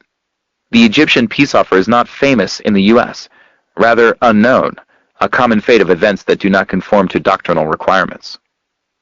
Sadat still hoped to gain U.S. acquiescence by expelling his Russian advisors and other moves. He also warned that Yamit means war. He was not taken seriously. In 1973, he did launch a war, which was a near disaster for Israel, and also led to a nuclear alert in the U.S. At that point, Kissinger realized that Egypt could not simply be dismissed, and launched his shuttle diplomacy, which led finally to the Camp David settlement of 1978 and 1979. At Camp David, the U.S. and Israel accepted Sadat's 1971 offer, but on terms much less favorable from their point of view. By then, the fate of the Palestinians had become an issue, and Sadat joined most of the rest of the world in insisting on their rights. These events are hailed as a U.S. diplomatic triumph. Jimmy Carter won the Nobel Peace Prize, primarily for the culminating achievement. The entire process was, in reality, a diplomatic catastrophe. The U.S.-Israel rejection of diplomacy led to a terrible war, great suffering, and a superpower confrontation that could have gotten out of hand. But one of the prerogatives of power is the ability to write history with confidence that there will be little challenge. The disaster therefore enters history as a grand triumph of the U.S.-run peace process. Israel recognized at once that with the Arab deterrent removed, it could intensify its expansion into the occupied territories and attack its northern neighbor, as it proceeded to do in 1978 and 1982, continuing to occupy parts of Lebanon for almost 20 years. The 1982 invasion and its immediate aftermath left some 20,000 dead. According to Lebanese sources, the toll in the following years was about 25,000. The topic is of little concern in the West, on the principle that crimes for which we are responsible require no inquiry, let alone punishment or reparations. After many bombings and other provocations failed to elicit a pretext for the planned 1982 invasion, Israel finally seized upon the attempted assassination of its ambassador in London by the terrorist group headed by Abu Nidal, who had been condemned to death by the PLO and had been at war with it for years. Resort to this pretext was acceptable to articulate American opinion, which also had no problem with Israel's immediate response: an attack on the Sabra Shatila Palestinian refugee camps in Beirut, where 200 people were killed, according to a reliable American observer. UN attempts to halt the aggression were blocked by immediate US vetoes. So matters continued through 18 bloody years of Israeli atrocities in Lebanon, rarely with even a thin pretext of self-defense. Chief of Staff Raful Eitan echoed the common understanding in Israel when he at once declared the 1982 invasion to be a success because it weakened the political status of the PLO and set back its struggle for a Palestinian state. Leading U.S. intellectuals also welcomed the political defeat of the PLO, clearly recognizing that to be the goal of the war while anointing it a just war, as Michael Walzer said. Most public commentary and media, however, preferred tales about unprovoked rocket attacks on innocent Israelis and similar fabrications, though by now the truth is sometimes recognized. New York Times correspondent James Bennett writes that the goal of the 1982 invasion was to install a friendly regime and destroy Mr. Arafat's Palestinian Liberation Organization. That, the theory went, would help persuade Palestinians to accept Israeli rule in the West Bank and Gaza Strip. To my knowledge, this is the first report in the American mainstream of what was well known in Israel and has been published in marginalized dissident circles in the U.S. for 20 years. It is also a textbook illustration of massive international terrorism, if not the more severe crime of aggression, tracing right back to Washington, which provided the requisite economic, military, and diplomatic support. Without such authorization and aid, Israel can do very little. There are many illusions about this in the Arab countries and elsewhere. Particularly for the victims, it is not wise to live with illusions. On the diplomatic front, by the mid-1970s, U.S.-Israeli isolation increased as the Palestinian issue entered the international agenda. In 1976, the U.S. vetoed a resolution calling for a Palestinian state alongside Israel, incorporating the basic wording of UN Resolution 242 from 1967. From then to the present, the U.S. has blocked the possibility of a diplomatic settlement in the terms accepted by virtually the entire world, a two-state settlement on the international border, with minor and mutual adjustments. That was the principle of official, though not actual, U.S. policy, until the Clinton administration formally abandoned the framework of international diplomacy, declaring UN resolutions obsolete and anachronistic. It is noteworthy that the U.S. stand is also opposed by most of the U.S. population. A large majority support the Saudi plan, proposed in early 2002 and accepted by the Arab League, which offered full recognition and integration of Israel into the region in exchange for withdrawal to the 1967 borders. Yet another version of the long-standing international consensus that the U.S. has blocked. Large majorities also believe that the U.S. should equalize aid to Israel and the Palestinians under a negotiated settlement, and should cut aid to either party that refuses to negotiate, meaning, at the time of the poll, that it should cut aid to Israel. But few understand what any of this implies, and almost nothing is reported about it. After the First Gulf War, Washington felt that it was in a position to impose its own preferred solution.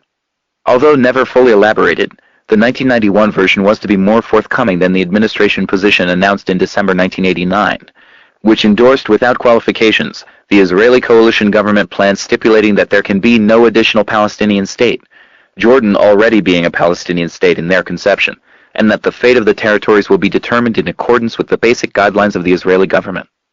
Washington convened the Madrid conference, with Russian participation to offer a fig leaf of internationalism. But a problem arose at the conference.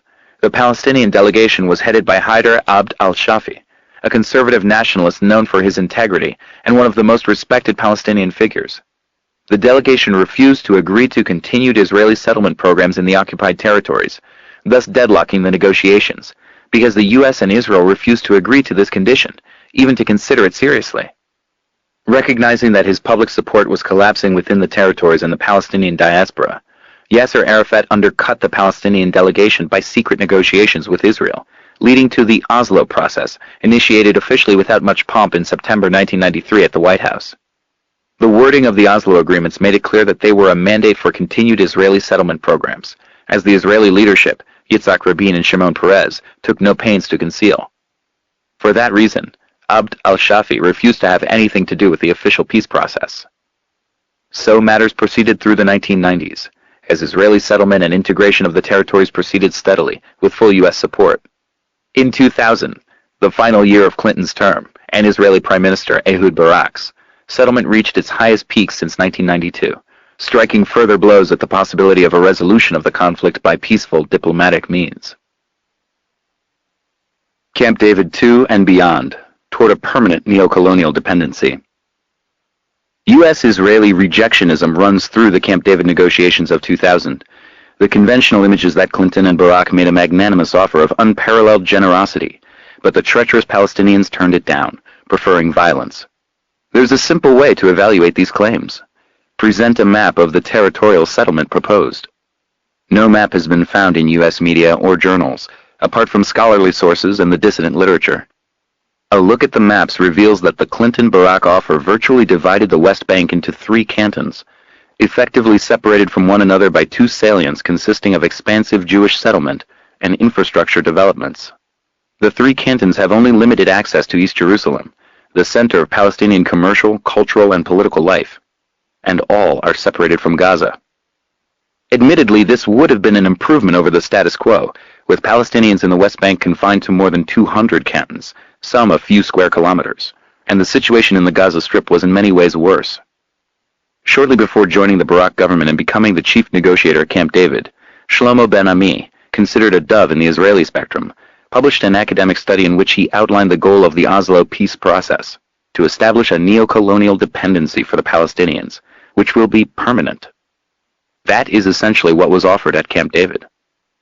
In Israel, maps did appear in the mainstream press, and the proposals are commonly described as modeled on South Africa's Bantustans of 40 years ago. Respected commentators report that the South African model was considered very seriously in high military and political echelons in the 1970s and 1980s, and is the model today. Israel also considered South Africa a valued ally, as did the U.S. through the Reagan years. After the failure of Camp David 2000, negotiations continued. They led to high-level but unofficial meetings at Taba, Egypt, in January 2001. These appeared to be making considerable progress, though the major territorial problems remained, in less extreme forms. There is a careful record of the Taba negotiations in a report by the European Union observer, Miguel Moratinos, approved by both sides. The basic differences were narrowed, but not entirely bridged. For the West Bank, there was agreement in principle on the long-standing international consensus honoring the internationally recognized border, with minor and mutual adjustments, now not so minor, because of the U.S.-backed Israeli settlement and infrastructure programs that, as noted, rapidly expanded as the Oslo process proceeded on its largely predictable course. Palestinian negotiators at Taba agreed to include within Israel the post-Oslo settlements established around the vastly expanded Jerusalem, but called for a one-to-one territorial swap with the support of some Israeli hawks, who welcomed the opportunity to transfer Israeli Arabs out of the country, thus relieving the much-feared demographic problem, too many non-Jews in a Jewish state. But the Israeli negotiators insisted on a 2-to-1, or larger, swap in their favor, with Palestinians offered a worthless area adjacent to the Sinai Desert. The primary territorial issue remained the status of the Israeli town of Ma'ale Adumim to the east of Jerusalem, and the infrastructure linking it to the expanded areas to be annexed to Israel, developed mostly in the 1990s with the clear intent of virtually bisecting the West Bank. These issues remained unresolved, along with some others, but there is good reason to accept Akiva Eldar's conclusion that progress was real and promising, even if not formal. The negotiations were called off by Barack prior to the Israeli elections, and in the face of escalating violence were never resumed, so we cannot know where they might have led. The basic issues were reviewed by Hussein Agha and Robert Malley, 2 well-informed commentators in foreign affairs. They observed, accurately, that the outlines of a solution have basically been understood for some time now, a territorial divide on the international border with a 1-to-1 land swap. They write that the way to get to the solution has eluded all sides from the start. But while accurate, the statement is misleading. The way has been blocked for 25 years by the United States, and Israel continues to reject it, even at the dovish extreme of the mainstream political spectrum, as the Moratinos report again documents. During the George W. Bush-Ariel Sharon years, the prospects for a diplomatic solution have declined further. Israel has expanded its settlement programs with continued U.S. backing. The Israeli human rights organization, B'Tselem, was finally able to obtain official maps indicating Israeli territorial intentions. Israeli settlements now control 42% of the West Bank. The boundaries of Ma'ale Adumim, for example, reach from the area of Greater Jerusalem almost to the isolated Palestinian town of Jericho, a salient that largely isolates the southern region of the West Bank.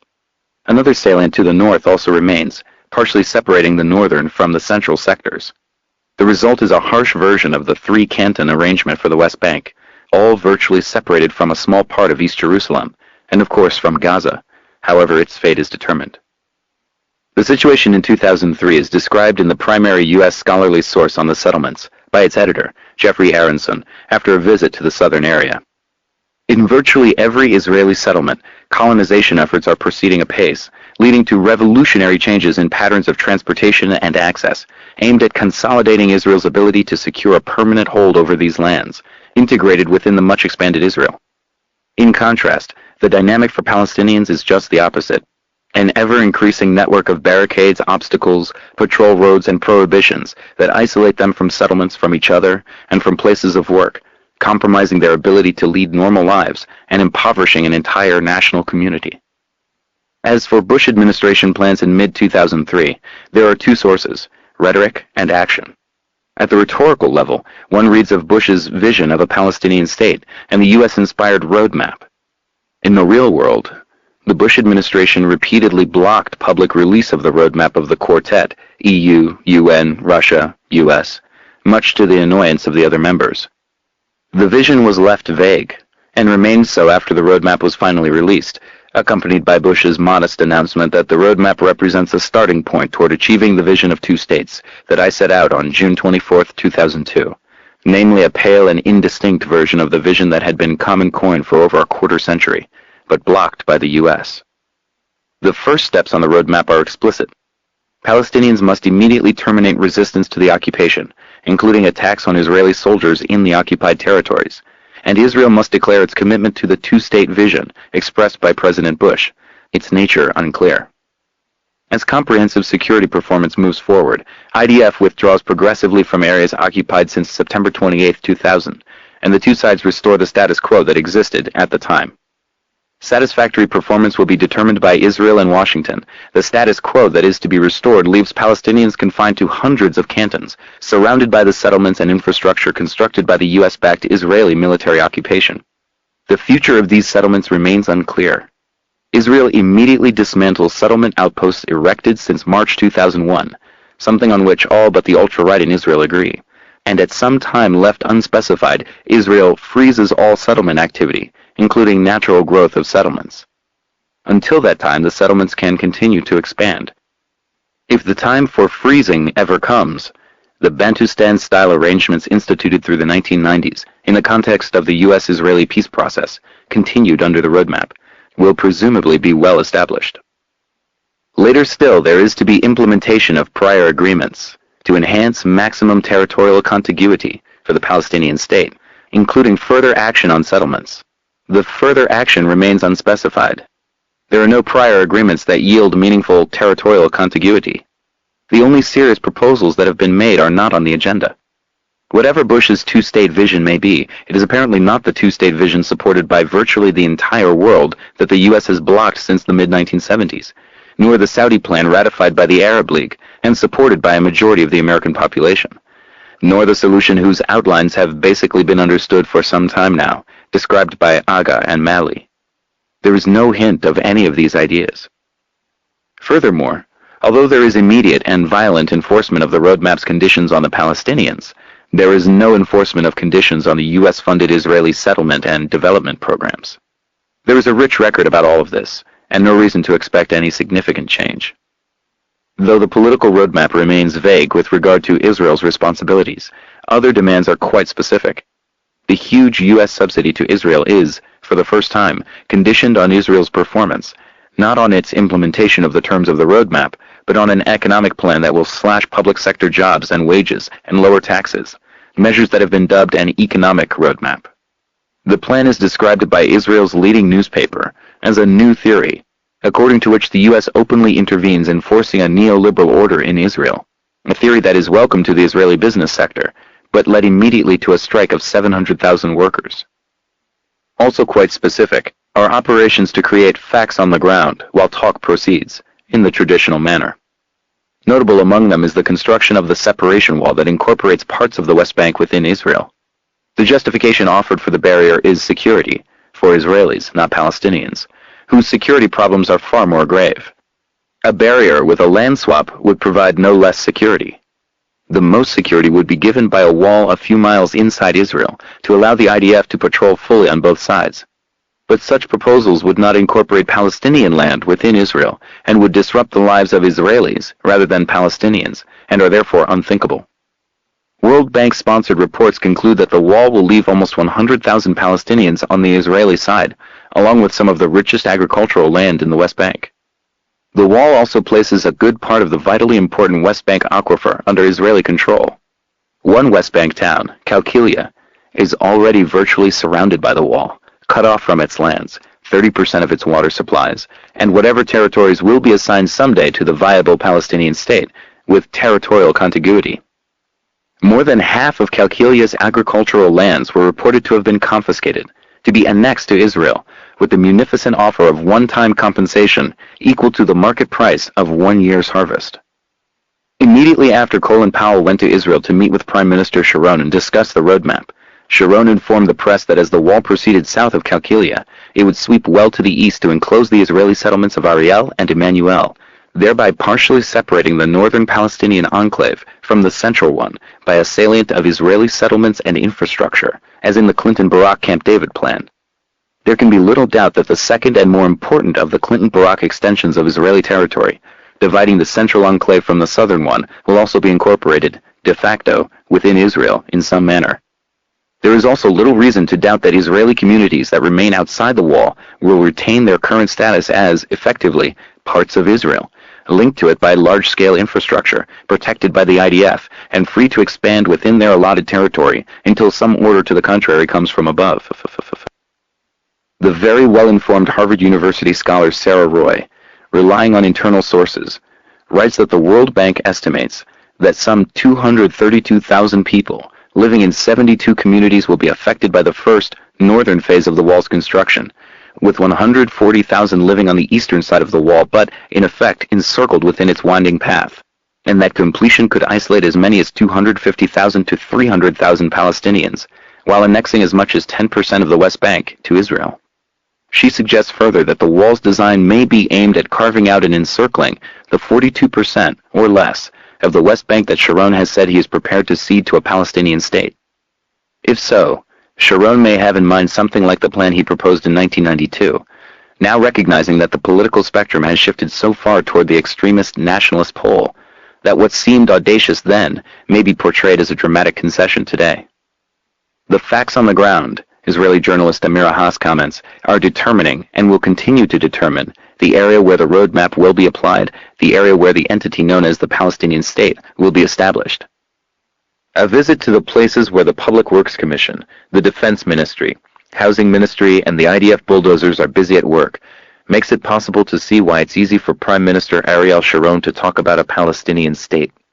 The massive construction in Jerusalem and its environs, from Bethlehem to Ramallah and the Dead Sea to Modi'in, has already ruled out any Palestinian urban, industrial, or cultural development worthy of the name in the area of East Jerusalem.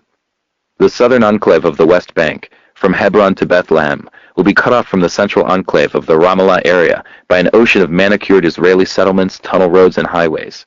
The northern enclave, from Jenin to Nablus, will be cut off from the center by the massive settlement block of Ariel Eli Shiloh.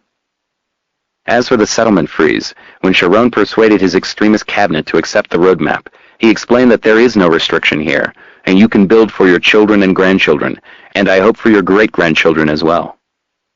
At the rhetorical level, the roadmap appears to offer more to the Palestinians than the Oslo process. It uses such terms as Palestinian state, end to the occupation, freeze on all settlement activity, etc., all phrases missing from the Oslo protocols. But the appearance is deceptive. Apart from extremist elements, Israel and its sponsors have no intention of taking over territories beyond useful and desirable limits, or of having Israel administer the bulk of the Palestinian population. Construction of facts on the ground has proceeded sufficiently to allow the free use of terms that might previously have impeded plans that had been implemented for the past decade, and are now being established more firmly. Apart from the rhetoric about visions, there is a more significant source of information: actions. Keeping just to a few illustrations, in December 2000 the Bush administration caused some consternation abroad when it vetoed a Security Council resolution advanced by the European Union, calling for implementation of Washington's Mitchell Plan and efforts to reduce violence by the dispatch of international monitors, to which Israel strongly objects. Their presence is likely to reduce Palestinian violence, but would also impede Israeli repression and terror. 10 days before the veto, Washington boycotted a conference in Geneva of the high contracting parties of the Geneva Conventions, called to review the situation in the occupied territories. The boycott yielded the usual double veto. The decisions are blocked, and the events are barely reported and erased from history. The conference reaffirmed the applicability of the Fourth Geneva Convention to the occupied territories, so that many U.S.-Israeli actions there are war crimes under U.S. law. The conference again condemned U.S.-funded Israeli settlements and the practice of willful killing, torture, unlawful deportation, willful depriving of the rights of fair and regular trial, extensive destruction and appropriation of property, carried out unlawfully and wantonly. The Fourth Geneva Convention, instituted to criminalize formally the crimes of the Nazis in occupied Europe, is a core principle of international humanitarian law. Its applicability to the Israeli-occupied territories has repeatedly been affirmed, among other occasions, by UN Ambassador George Bush, September 1971, and by Security Council resolutions. These include Resolution 465, 1980, adopted unanimously, which condemned U.S.-backed Israeli practices as flagrant violations of the Convention, and Resolution 1322, October 2000, passed 14-0, with the U.S. abstaining, which called on Israel to abide scrupulously by its responsibilities under the Fourth Geneva Convention. As high contracting parties, the U.S. and the European powers are obligated by solemn treaty to apprehend and prosecute those responsible for such crimes, including their own leadership. By continuing to reject that duty, they are enhancing terror, to borrow George W. Bush's words condemning Palestinians. The U.S. stance has shifted over the years from endorsement of the applicability of the conventions to the occupied territories, to abstention during the Clinton years, and finally to undermining them under George W. Bush. The Bush administration signaled its tacit endorsement of violent repression in the occupied territories in other ways as well. Thus, while Ariel Sharon was conducting his brutal offensive in the West Bank in April 2002, Colin Powell was sent to bring peace. He meandered through the Mediterranean, arriving in Israel just as the defenders of Jenin were running out of food and ammunition. One may presume that State Department intelligence was able to work out that calculation. A Pentagon official stated the obvious. Powell's itinerary, he said, was designed to give Sharon some more time. A State Department official added that the Israelis are not listening so much to what we say, but are watching what we do. And what we're doing is giving them more time to withdraw when they finish their work, leveling the refugee camp at Jenin, smashing much of the old city of Nablus, and destroying the institutional and cultural infrastructure of Palestinian life in Ramallah with the viciousness that has been IDF practice for many years. In December 2002, the UN General Assembly reiterated the near-universal opposition to Israel's effective annexation of Jerusalem, in defiance of Security Council resolutions going back to 1968, passed with U.S. support. For the first time, the U.S. voted against the resolution, formally reversing the long-standing official U.S. position on the status of Jerusalem. The U.S. was joined by Israel, several Pacific Island dependencies, and Costa Rica. If intended seriously, this reversal virtually eliminates the possibility of a political settlement. The Bush administration also continued to sustain violence by voting against a resolution calling for international efforts to halt the deteriorating situation between Israel and the Palestinians, reverse all measures taken on the ground since the latest violence began in September 2000, and push for a peace agreement, passed 160-4, the U.S. joined by Israel, Micronesia, and the Marshall Islands. Following the conventional pattern, none of this seems to have been reported in the U.S. Bush also declared the arch-terrorist Sharon a man of peace, and demanded that Arafat be replaced by a prime minister who will meet U.S.-Israeli demands, though, unlike Mr. Arafat, he does not have a popular following. All of this provides further illustration of the president's vision of democracy. In February 2003, Bush delivered what the New York Times called his first significant remarks about the Israeli-Palestinian conflict in 8 months, in a speech to the far-right American Enterprise Institute. The speech was mostly vacuous, but it did indeed contain one significant remark. Bush declared obliquely that Israel could continue its programs of settlement and development in the occupied territories. The form of his endorsement was the statement that, as progress is made toward peace, settlement activity in the occupied territories must end, implying that it can continue until the U.S. determines, unilaterally, as always, that progress has been made. Again, Bush's sole significant remark reverses official government policy. Previously, the settlement programs had been considered illegal, or at least unhelpful. Now they are implicitly authorized.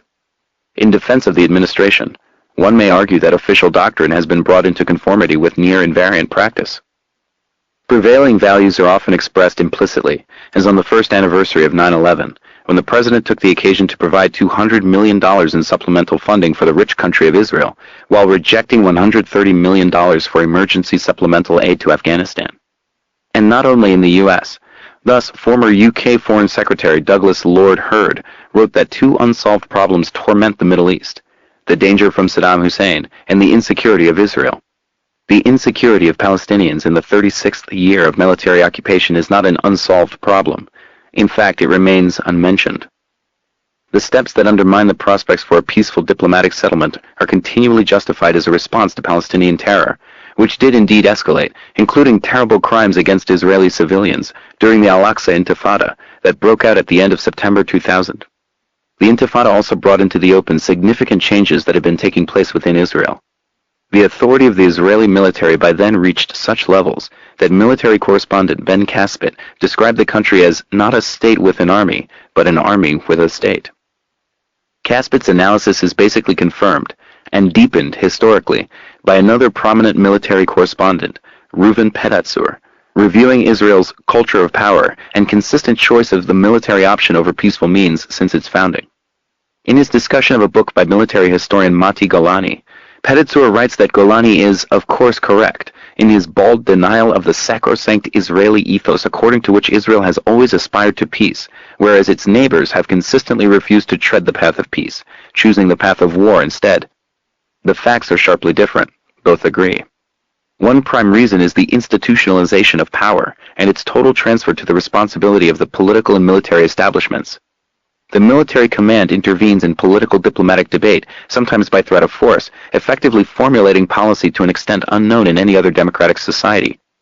Guided by this military culture, Israel's political military leadership uses fear-mongering tactics in security issues, generating anxiety in order to mobilize Israeli society and to deflect the public's gaze from domestic problems, such as a deteriorating economic situation or a growing unemployment rate. The formula, familiar enough elsewhere, including the U.S., was established by Israel's founding father David Ben-Gurion in the earliest days of the state, and fear-mongering would be used in the following decades to the present. Author and reviewer join other Israeli commentators in warning of the serious danger of the formation of a consensus, according to which, in Israel's situation, democratic considerations are a luxury, with signs of fascism. Caspit's observations were motivated by the utter contempt shown by the military command for the orders of the civilian government in the early months of the Intifada, a stance that is particularly noteworthy, since the Prime Minister was a former chief of staff and other civilian officials were also from the upper military echelons. Like other powerful military forces facing largely defenseless opponents, the IDF instantly resorted to extreme violence. When the head of military intelligence requested an inquiry into how many bullets the IDF fired from the start of the hostilities, he and other generals were shocked to learn that in the first few days of the Intifada, the IDF fired 1 million bullets and other projectiles, a bullet for each child, one officer of the High Command commented with disgust. Military sources confirmed a report that in one incident, a single shot, fired in the air to illustrate the reality to a European observer, evoked 2 solid hours of intense fire from Israeli troops and tanks. According to IDF accounting, the ratio of Palestinian to Israeli dead was almost 20-1 in the first month of the Intifada, 75 Palestinians, 4 Israelis, in areas under military occupation, with resistance scarcely going beyond stone throwing. The Army's force of huge, U.S.-provided bulldozers was also called into action to destroy dwellings, fields, olive groves, and forests with utter abandon, following policies that have made Israel synonymous with bulldozer, one correspondent wrote with dismay, reversing founding ideals about making the desert bloom. From the outset, Israel used U.S. military helicopters to attack civilian targets, killing and wounding dozens of people. Clinton responded instantly with the largest deal in a decade for military helicopters. There were no constraints on use, the Pentagon informed journalists. The facts, well known at once, were unreported in the U.S. Israel was breaking no new ground. U.S. forces in the Gulf War in 1991 enjoyed such overwhelming military superiority that troops could enter Iraq behind plows mounted on tanks and earth movers, which bulldozed live Iraqi soldiers into trenches in the desert. An unprecedented tactic, Patrick Sloyan reported. Not a single American was killed during the attack that made an Iraqi body count impossible. The victims were mostly Shiite and Kurdish peasant conscripts, it appears, hapless victims of Saddam Hussein, hiding in holes in the sand or fleeing for their lives. The report elicited little interest or comment. Such slaughters are not only routine when there is an overwhelming disparity of force, but are often lauded by the perpetrators. To select an illustration concerning the non-Muslim member of the axis of evil, it is unlikely that North Koreans have forgotten the object lesson in air power to all the communists in the world, and especially to the communists in North Korea, that was delivered in May 1953, a month before the armistice, and reported enthusiastically in a U.S. Air Force study. There were no targets left in the flattened country, so U.S. bombers were dispatched to destroy irrigation dams furnishing 75% of the controlled rice supply for North Korea's rice production. The Westerner can little conceive the awesome meaning which the loss of this staple commodity has for the Asian. Starvation and slow death, the official account continues, recounting the kinds of crimes that led to death sentences at Nuremberg. One may wonder whether such memories are in the background as the desperate North Korean leadership plays nuclear chicken. It is important to be aware of how routine these practices are, hence how likely they are to recur unless inhibited from within the powerful states. We can observe with horror the ruins of Grozny, and if historical memory is allowed, can recall the devastation left by U.S. saturation bombing in Indochina. Revenge knows few limits when the privileged and powerful are subjected to the kind of terror they regularly mete out to their victims. To take an example from earlier years, when British citizens were murdered in the course of a rebellion in occupied India 150 years ago, the Indian Mutiny in imperial parlance, Britain's reaction was ferocious. It was a ghastly and horrible picture showing man at his worst, Nehru wrote from his prison cell during World War II, citing British and Indian sources, the latter banned under the Raj. A current scholarly history records the common practice of wanton attacks on passive villagers and unarmed Indians, even faithful domestic servants, brutal murder of captured mutineers, entire villages put to the torch for the crime of proximity to the site of real or alleged Indian atrocities, as a terrible racial ferocity erupted and inspired British vengeance. Another describes how tens of thousands of soldiers and village guerrillas were hanged, shot, or blown from guns, leading to a significant drop in population in several regions. The tone is illustrated by the advice in May 1857 by John Nicholson, the hero of Delhi, an upright man and professed Christian, according to his contemporary admirers. Let us propose a bill for the flaying alive, impalement, or burning of the murderers of the women and children at Delhi. The idea of simply hanging the perpetrators of such atrocities is maddening. The atrocities to which he referred included those revealed in detailed but imaginary accounts of other righteous Christians, who carried out unspeakable atrocities in revenge. To illustrate the impact of the sobering lessons of World War II, in Kenya in the 1950s, some 150,000 people died in the course of Britain's repression of a colonial revolt, a campaign conducted with hideous terror and atrocities, but, as always, guided by the highest ideals. The British governor had explained to the people of Kenya in 1946 that Britain controls their land and resources as of right, the product of historical events which reflect the greatest glory of our fathers and grandfathers. If the greater part of the wealth of the country is at present in our hands, that is because this land we have made is our land by right of achievement, and Africans will simply have to learn to live in a world which we have made, under the humanitarian impulses of the late 19th and the 20th century. History is replete with precedents for what we see before our eyes, day after day, though the stakes grow more awesome along with the means of destruction available. Israeli commanders rely not only on the standard military doctrine of those who have overwhelming force at their command, but also on their own experience. When they ordered massive violence to crush Palestinians with cruel collective punishment in October 2000, they probably did not anticipate that the tactics would arouse the victims to bloody revenge. That did not happen when Prime Minister Rabin sent his troops to crush the population of the territories by breaking bones, beatings, torture, and humiliation during the first Intifada a decade earlier. Then the tactics largely worked, as they had in the past. In December 1982, after an outburst of settler and IDF terror and atrocities in the territories that shocked even Israeli hawks, a prominent Israeli academic specialist on military affairs warned of the dangers to Israeli society when 750,000 young people who have served in the IDF know that the task of the army is not only to defend the state in the battlefield against a foreign army, but to demolish the rights of innocent people just because they are Arabushim, living in territories that God promised to us. The essential principle had been formulated in the early years of the occupation by Moshe Dayan. Israel should tell the Palestinians in the territories that we have no solution. You shall continue to live like dogs, and whoever wishes may leave, and we will see where this process leads. But the Palestinians remained Samidin, who endured but scarcely retaliated. The Second Intifada was different. This time the orders to crush Palestinians relentlessly and teach them not to raise their heads escalated the cycle of violence, spilling into Israel itself, which had lost the substantial immunity to retaliation from within the territories that had prevailed for more than 3 decades of military occupation. Echoing the concerns of 20 years earlier, an editorial in Israel's leading daily concluded that 2.5 years of intense fighting against Palestinian terrorism have turned the Israel Defense Forces into an obdurate and callous army, focused on its mission out of an indifference to the consequences of its actions. The IDF, which brought up generations of soldiers on the myth of purity of arms, and educated its commanders with the idea of the moral, deliberating soldier who takes tough decisions while thinking of humane considerations, is turning into a killing machine whose efficiency is awe-inspiring, yet shocking. As the official ratio of Palestinians to Israelis killed moved from 20-1 to close to 3-1, attitudes in the U.S. changed from inattention to atrocities or support for them to extreme outrage at the atrocities directed at innocent U.S. clients. These were indeed outrageous. The selective vision, however, speaks for itself, not least because of its deep roots in the culture and history of conquerors. Chapter 8. Terrorism and Justice. Some Useful Truisms. On a highly controversial topic like the one we turn to now, perhaps it is a good idea to begin with a few simple truths.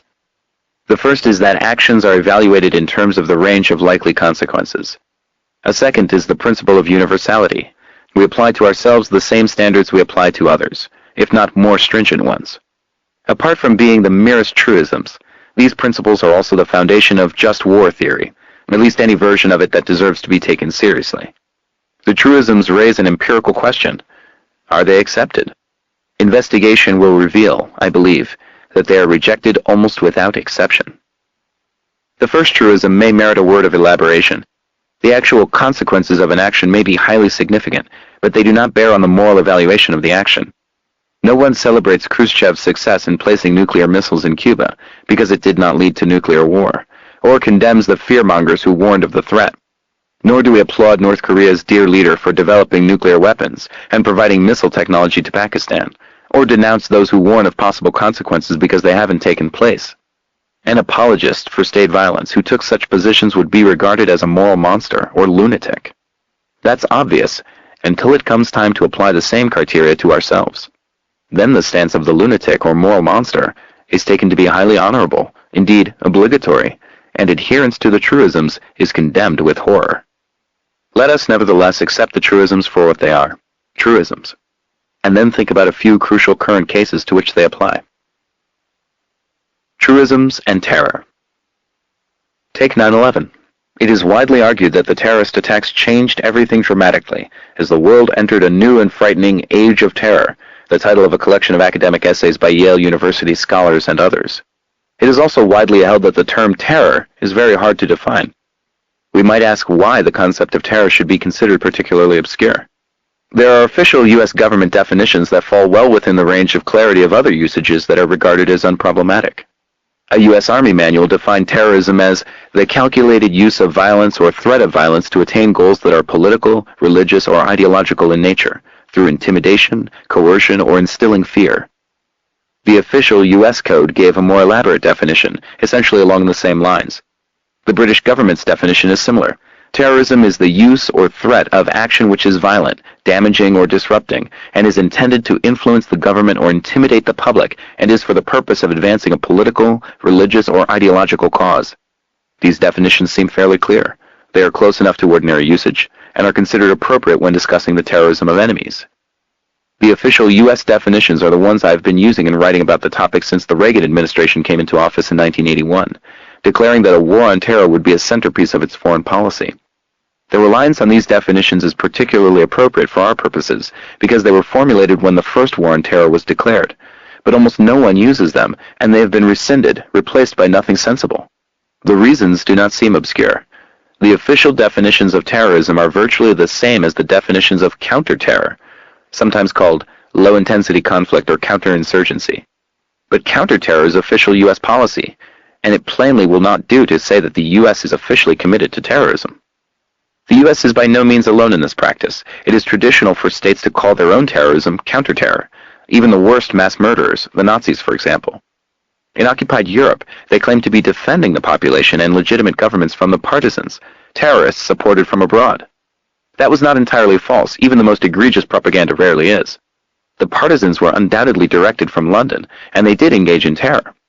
The U.S. military had some appreciation of the Nazi perspective. Its counterinsurgency doctrine was modeled on Nazi manuals, which were analyzed sympathetically with the assistance of Wehrmacht officers. It is this common practice that allows for the conventional thesis that terror is a weapon of the weak. That is true, by definition, if terror is restricted to their terrorism. If the doctrinal requirement is lifted, however, we find that, like most weapons, terror is primarily a weapon of the powerful. Another problem with the official definitions of terror is that it follows from them that the U.S. is a leading terrorist state. That much is hardly controversial, at least among those who believe that we should pay some attention to such institutions as the International Court of Justice or the UN Security Council, or mainstream scholarship, as the examples of Nicaragua and Cuba unequivocally reveal. But that conclusion won't do either.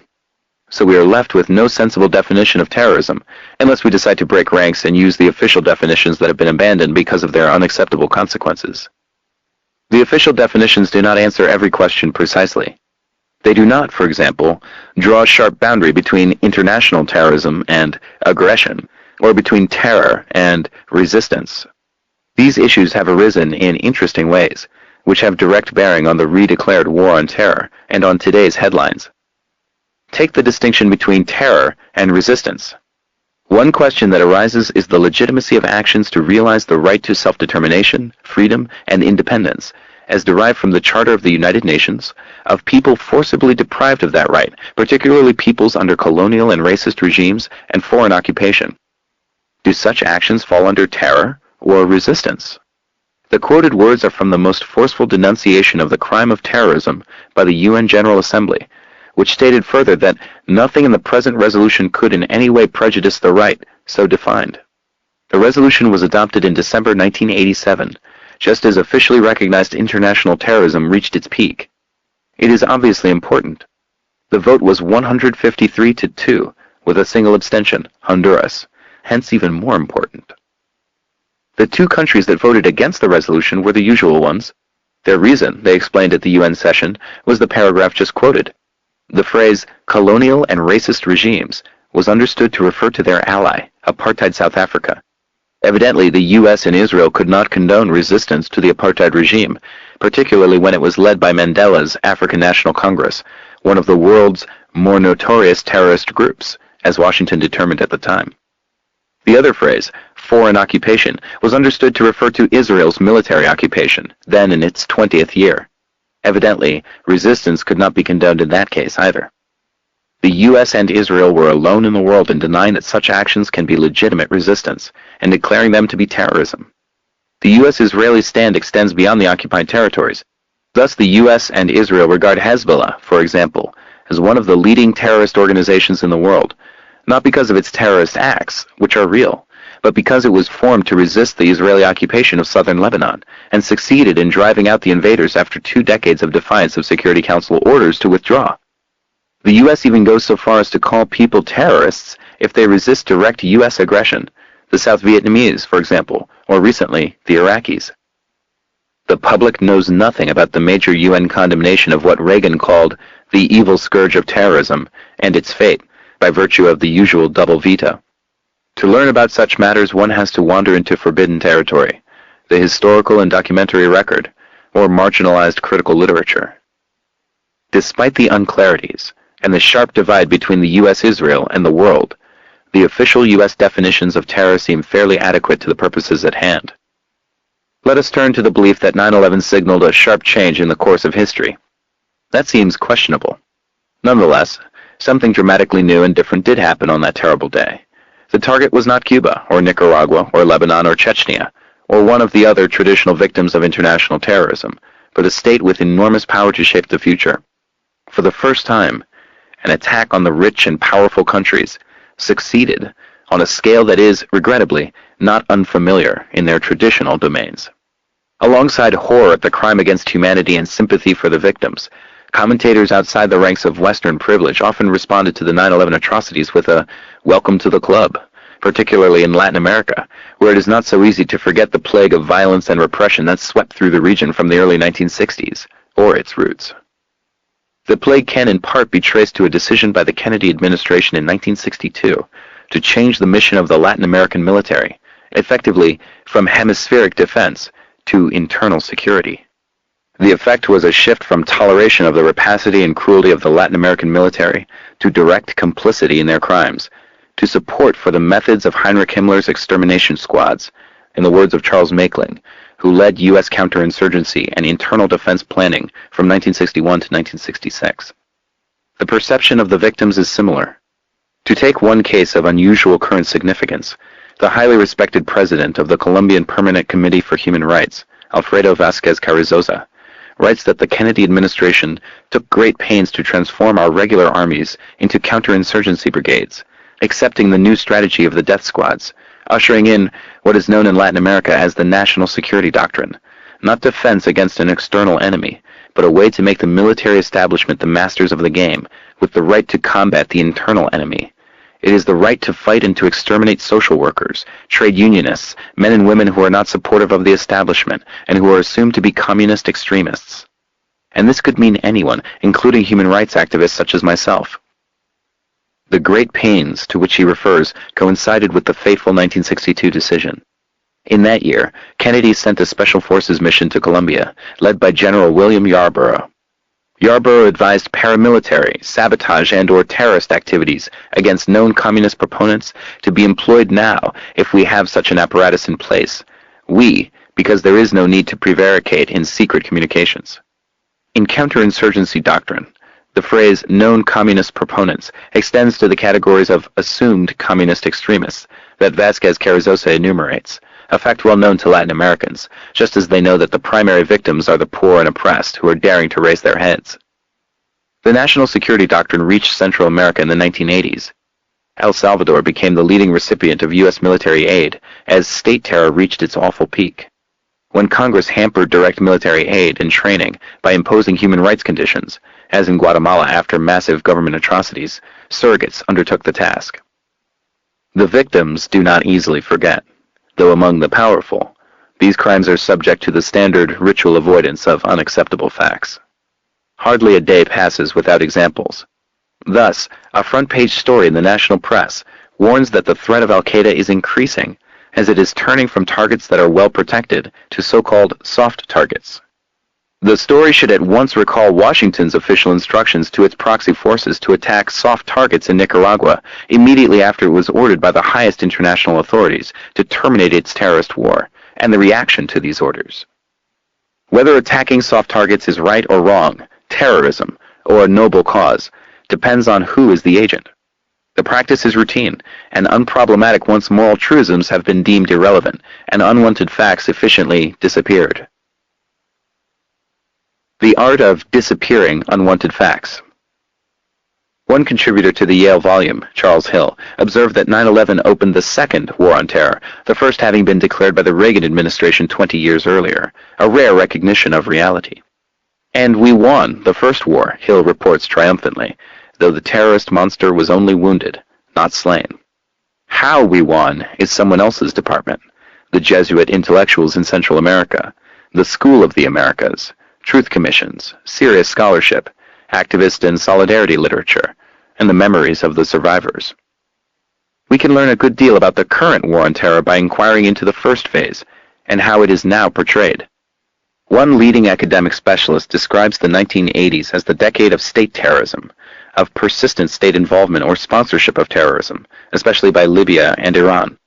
The U.S. merely responded with a proactive stance toward terrorism. Others recommend the methods by which we won, the operations for which the U.S. was condemned by the World Court and Security Council, absent the veto, are a model for Nicaragua-like support for the Taliban's adversaries. A prominent historian of the subject, David Rappaport, finds deep roots for the terrorism of Osama bin Laden in South Vietnam, where the effectiveness of Viet Cong terror against the American Goliath, armed with modern technology, kindled hopes that the Western heartland was vulnerable too. The villainy of the terrorists attacking us everywhere is awesome indeed. Keeping to convention, these analyses portray the U.S. as a benign victim, defending itself from the terror of others, the Vietnamese, in South Vietnam, the Nicaraguans, in Nicaragua, Libyans and Iranians.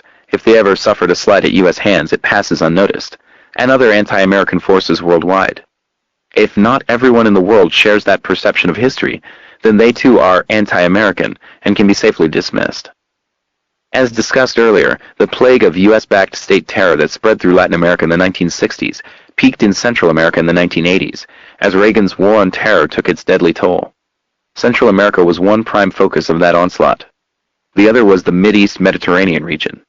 Here, too, the contrast between what actually happened and what is portrayed is dramatic and revealing. In this region, the worst single atrocity during the 1980s was the Israeli invasion of Lebanon in 1982, which, like the murderous and destructive Rabin Perez invasions of 1993 and 1996, had little pretense of self-defense. In the light of crucial Reagan-Clinton support, these operations add to Washington's record of state-supported international terrorism. The U.S. was directly involved in many other acts of terror in the region, including the 3 candidates for the prize of Most Extreme Terrorist Atrocity of 1985, when terrorism in that region was selected by editors as the lead story of the year. 1. The car bomb outside a mosque in Beirut that killed 80 people, mostly women and girls, and wounded 250 others, timed to explode as people were leaving and traced back to the CIA and British intelligence. 2. Shimon Peres's bombing of Tunis, killing 75 people, Palestinians and Tunisians, expedited by the U.S. and praised by Secretary of State Schultz, then unanimously condemned by the UN Security Council as an act of armed aggression, with the U.S. abstaining. And 3. Peres's Iron Fist operations, directed against what the Israeli High Command called terrorist villagers in occupied Lebanon, reaching new depths of calculated brutality and arbitrary murder, in the words of a Western diplomat familiar with the area, amply supported by direct coverage, total casualties unknown in accord with the usual conventions. All these atrocities fall within the category of state-supported international terrorism, if not the more severe war crime of aggression.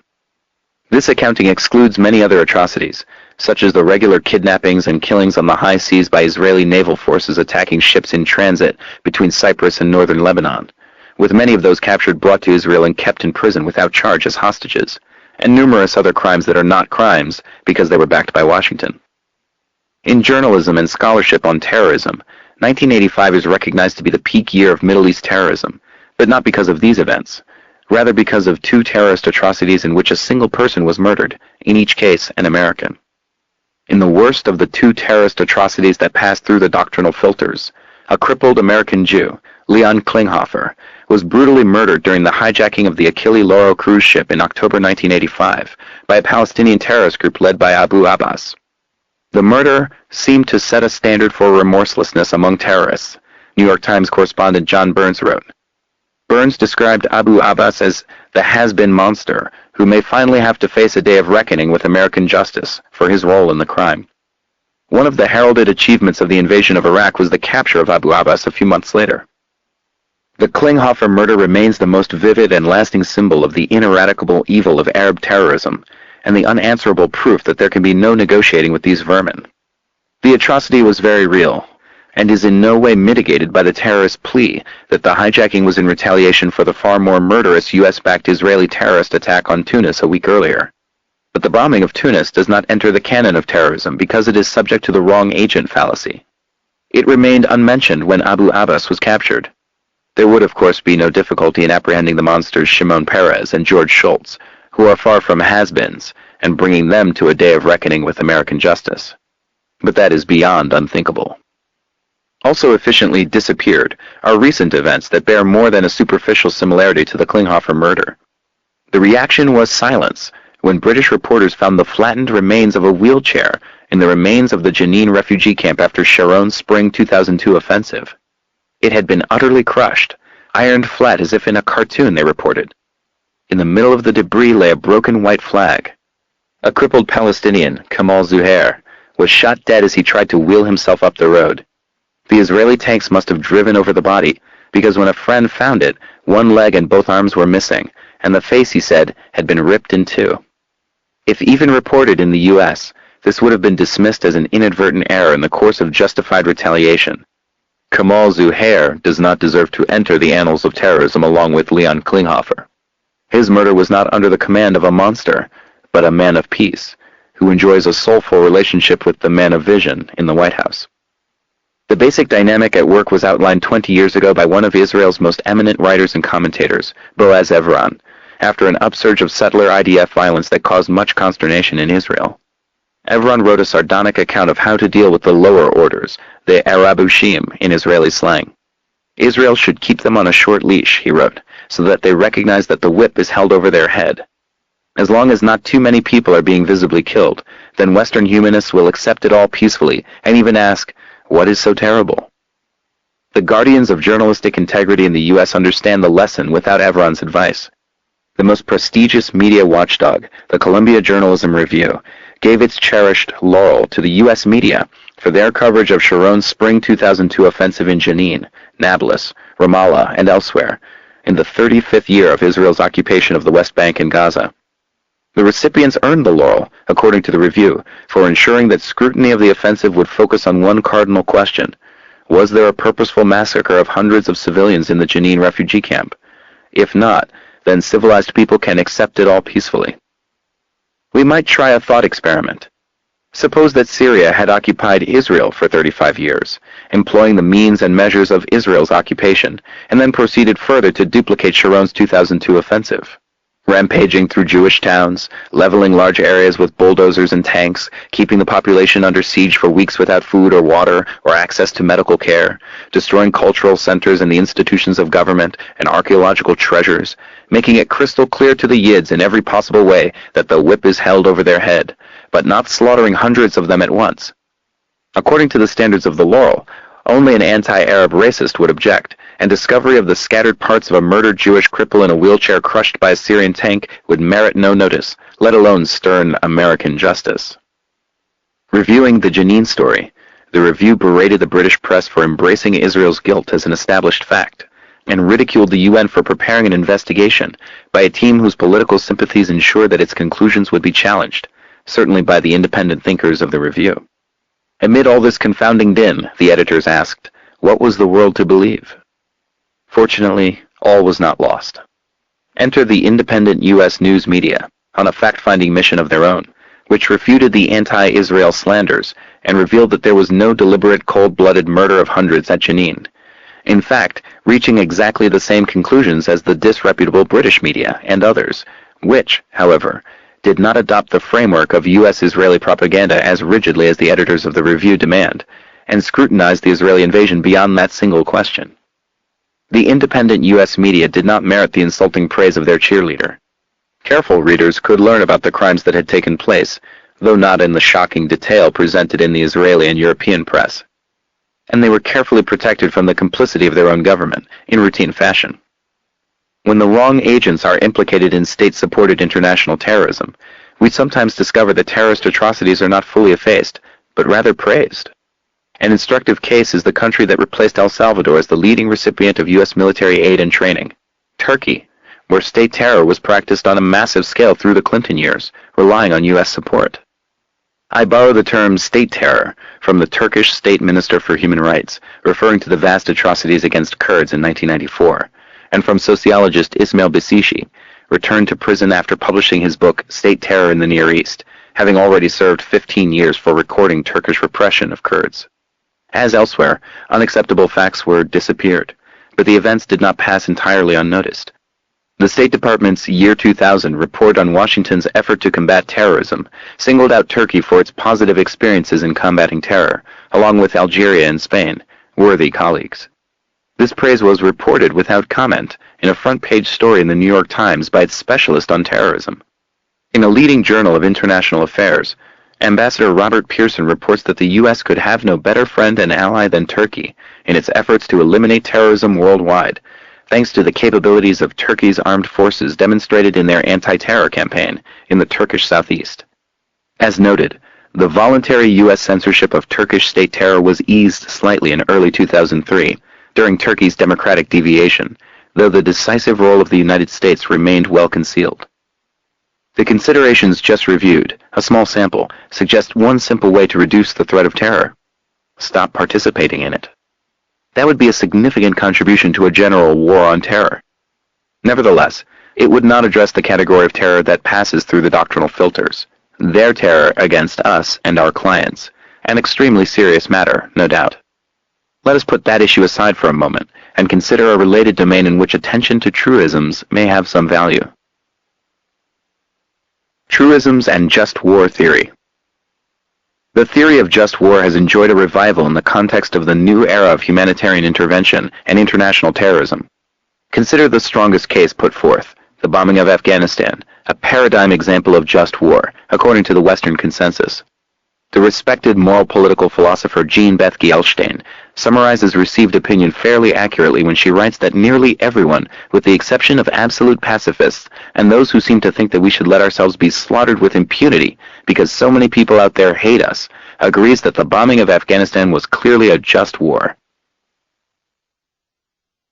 To mention just one additional example, New York Times columnist Bill Keller, now executive editor, remarks that when America dispatched soldiers in the cause of regime change in Afghanistan, the opposition was mostly limited to people who are reflexively against the American use of power, either timid supporters or isolationists, the doctrinaire left, and the soft-headed types Christopher Hitchens described as people who, discovering a viper in the bed of their child, would place the first call to people for the ethical treatment of animals. These are empirical statements, so despite the near unanimity of the declarations, we are entitled to ask whether they are true. Let's ignore the fact that regime change was not the cause of war in Afghanistan, but rather an afterthought late in the game. Were there opponents of the bombing who were not either absolute pacifists or absolute lunatics? It turns out that there were, and the opponents formed an interesting collection. To begin with, they apparently included the great majority of the population of the world when the bombing was announced. So we discover from an international Gallup poll in late September 2001. The lead question was this: once the identity of the terrorists is known, should the American government launch a military attack on the country or countries where the terrorists are based? Or should the American government seek to extradite the terrorists to stand trial? Whether such diplomatic means could have succeeded is known only to ideological extremists on both sides. Tentative explorations of extradition by the Taliban were instantly rebuffed by Washington, which also refused to provide evidence for its accusations. World opinion strongly favored diplomatic judicial measures over military action. In Europe, support for military action ranged from 8% in Greece to 29% in France. Support was least in Latin America, the region that has the most experience with U.S. intervention. It ranged from 2% in Mexico to 11% in Colombia and Venezuela. The sole exception was Panama, where only 80% preferred peaceful means, 16% military attack. Support for strikes that included civilian targets was much less. Even in the two countries polled that supported the use of military force, India and Israel, where the reasons were parochial, considerable majorities opposed such attacks. There was then overwhelming opposition to Washington's actual policies, which not only included civilian targets, but even turned major urban concentrations into ghost towns from the first moment, the press reported. The Gallup poll was not reported in the U.S., though it was elsewhere, including Latin America.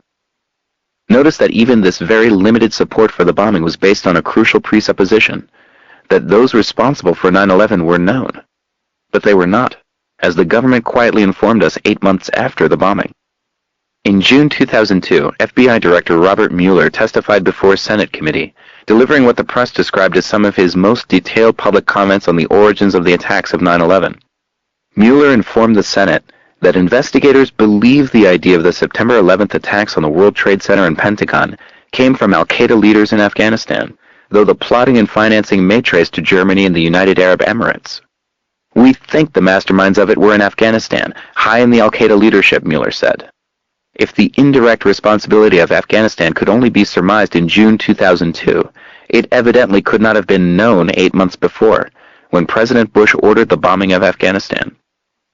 According to the FBI then, the bombing was a war crime, an act of aggression based on mere supposition.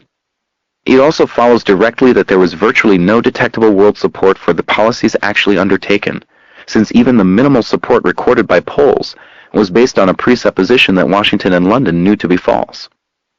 Perhaps the former director of Human Rights Watch Africa, now a professor of law at Emory University, spoke for many others around the world when he addressed the International Council on Human Rights Policy in Geneva in January 2002, saying that, "I am unable to appreciate any moral, political, or legal difference between this jihad by the United States against those it deems to be its enemies, and the jihad by Islamic groups against those they deem to be their enemies." What about Afghan opinion? Information is scanty, but not entirely lacking. In late October 2001, after 3 weeks of intense bombing, 1,000 Afghan leaders gathered in Peshawar, some exiles, some coming from within Afghanistan, all committed to overthrowing the Taliban regime. It was a rare display of unity among tribal elders, Islamic scholars, fractious politicians, and former guerrilla commanders, the press reported. They had many disagreements, but unanimously urged the U.S. to stop the air raids and appealed to the international media to call for an end to the bombing of innocent people. They urged that other means be adopted to overthrow the hated Taliban regime, a goal they believed could be achieved without further death and destruction. A similar message was conveyed by Afghan opposition leader Abdul Haq, who was highly regarded in Washington, and by Afghan President Hamid Karzai. Just before he entered Afghanistan without U.S. support and was then captured and killed, Haq condemned the bombing then underway and criticized the U.S. for refusing to back his efforts and those of others to create a revolt within the Taliban. "The bombing was a big setback for these efforts," he said. "The U.S. is trying to show its muscle, score a victory, and scare everyone in the world. They don't care about the suffering of the Afghans or how many people we will lose."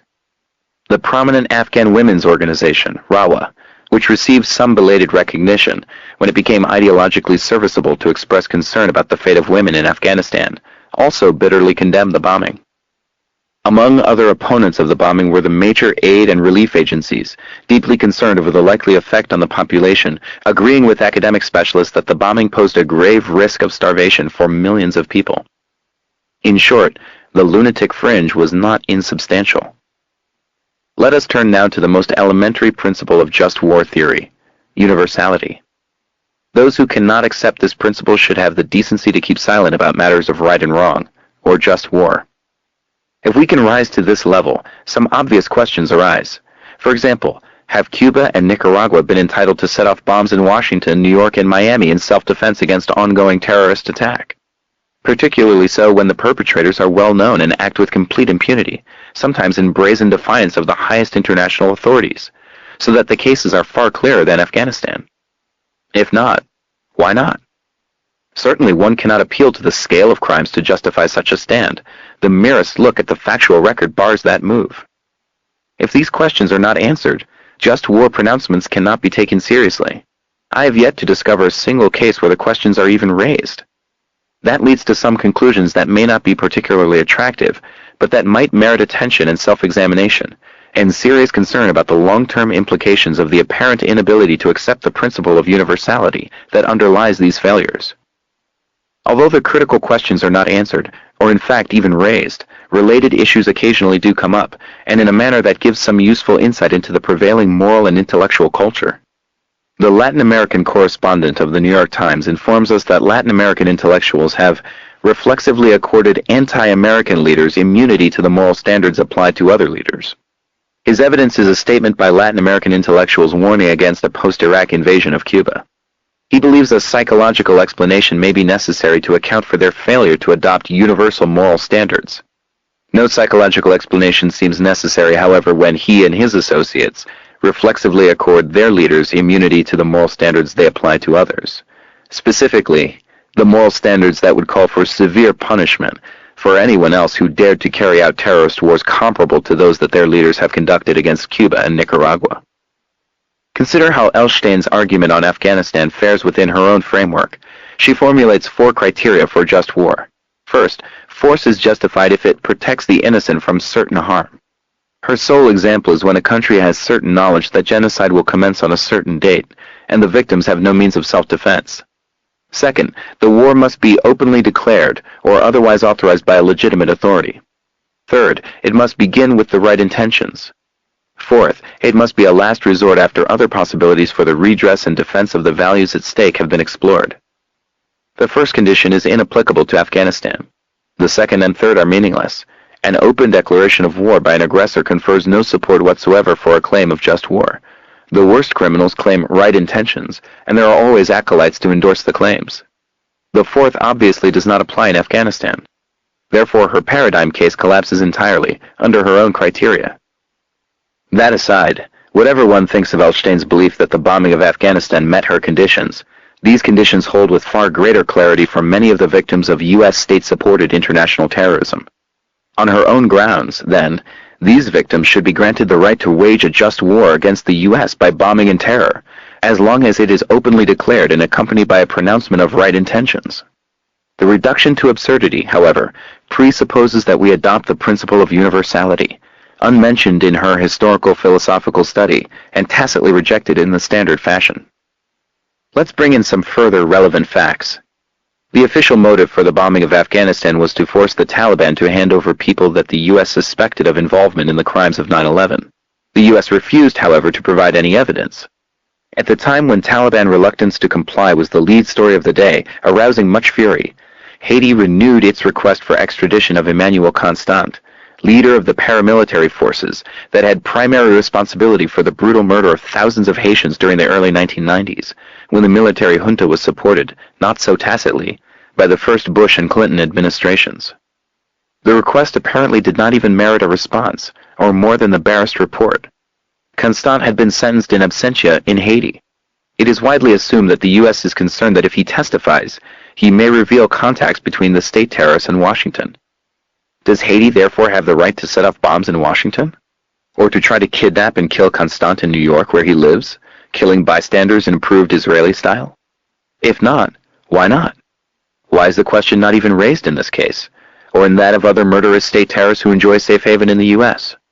And if the question is considered too absurd even to consider, as it is by elementary moral standards, where does that leave the consensus on the resort to violence by one's own leaders? Referring to 9/11, some argue that the evil of terrorism is absolute and merits a reciprocally absolute doctrine in response. Ferocious military assault, in accord with the Bush doctrine that if you harbor terrorists, you're a terrorist. If you aid and abet terrorists, you're a terrorist, and you will be treated like one. It would be hard to find anyone who accepts the doctrine that massive bombing is a legitimate response to terrorist crimes. No sane person would agree that bombing Washington would be legitimate in accord with the reciprocally absolute doctrine on response to terrorist atrocities, or a justified and properly calibrated response to them. If there is some reason why this observation is inappropriate, it is yet to be articulated, even contemplated, as far as I have been able to discover. Consider some of the legal arguments that have been presented to justify the US-UK bombing of Afghanistan. Christopher Greenwood argues that the U.S. has the right of self-defense against those who caused or threatened death and destruction, appealing to the World Court ruling in the Nicaragua case. The paragraph he cites applies far more clearly to the U.S. war against Nicaragua than to the Taliban or Al-Qaeda, so if it is taken to justify intensive U.S. bombardment and ground attack in Afghanistan, then Nicaragua should have been entitled to carry out much more severe attacks against the U.S. Another distinguished professor of international law, Thomas Frank, supports the U.S.-UK war on grounds that a state is responsible for the consequences of permitting its territory to be used to injure another state. The principle is surely applicable to the U.S. in the case of Nicaragua, Cuba, and many other examples. Needless to say, in no such case would an appeal to the right of self-defense against continuing acts of death and destruction be remotely tolerable. Acts, not merely threats. The same holds for more nuanced proposals for an appropriate response to terrorist atrocities. Military historian Michael Howard proposes a police operation conducted under the auspices of the United Nations against a criminal conspiracy whose members should be hunted down and brought before an international court, where they would receive a fair trial and, if found guilty, be awarded an appropriate sentence. Reasonable enough, though the idea that such measures be applied to the U.S. or Britain is unthinkable. Two Oxford scholars propose a principle of proportionality. The magnitude of response will be determined by the magnitude with which the aggression interfered with key values in the society attacked. In the case of 9/11, freedom to pursue self-betterment in a plural society through market economics. That value was viciously attacked on 9/11 by aggressors with a moral orthodoxy divergent from the West. Since Afghanistan constitutes a state that sided with the aggressor and refused U.S. demands to turn over suspects, the United States and its allies, according to the principle of magnitude of interference, could justifiably and morally resort to force against the Taliban government. If the moral orthodoxy of the West accommodates the principle of universality, it follows that Cuba and Nicaragua, in fact many others, can justifiably and morally resort to far greater force against the U.S. government.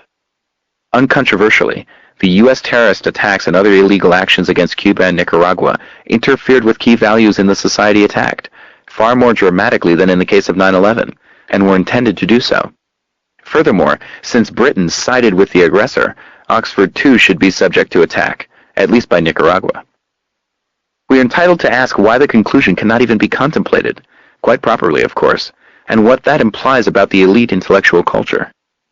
The conclusions with regard to the principle of universality extend far beyond these cases, including even such minor escapades by US-UK standards, as Clinton's missile attack on the Al-Shifa pharmaceutical plant in Sudan in 1998, which led to several tens of thousands of deaths, according to the only reputable estimates we have, estimates consistent with the immediate assessment of Human Rights Watch and later reports of knowledgeable observers.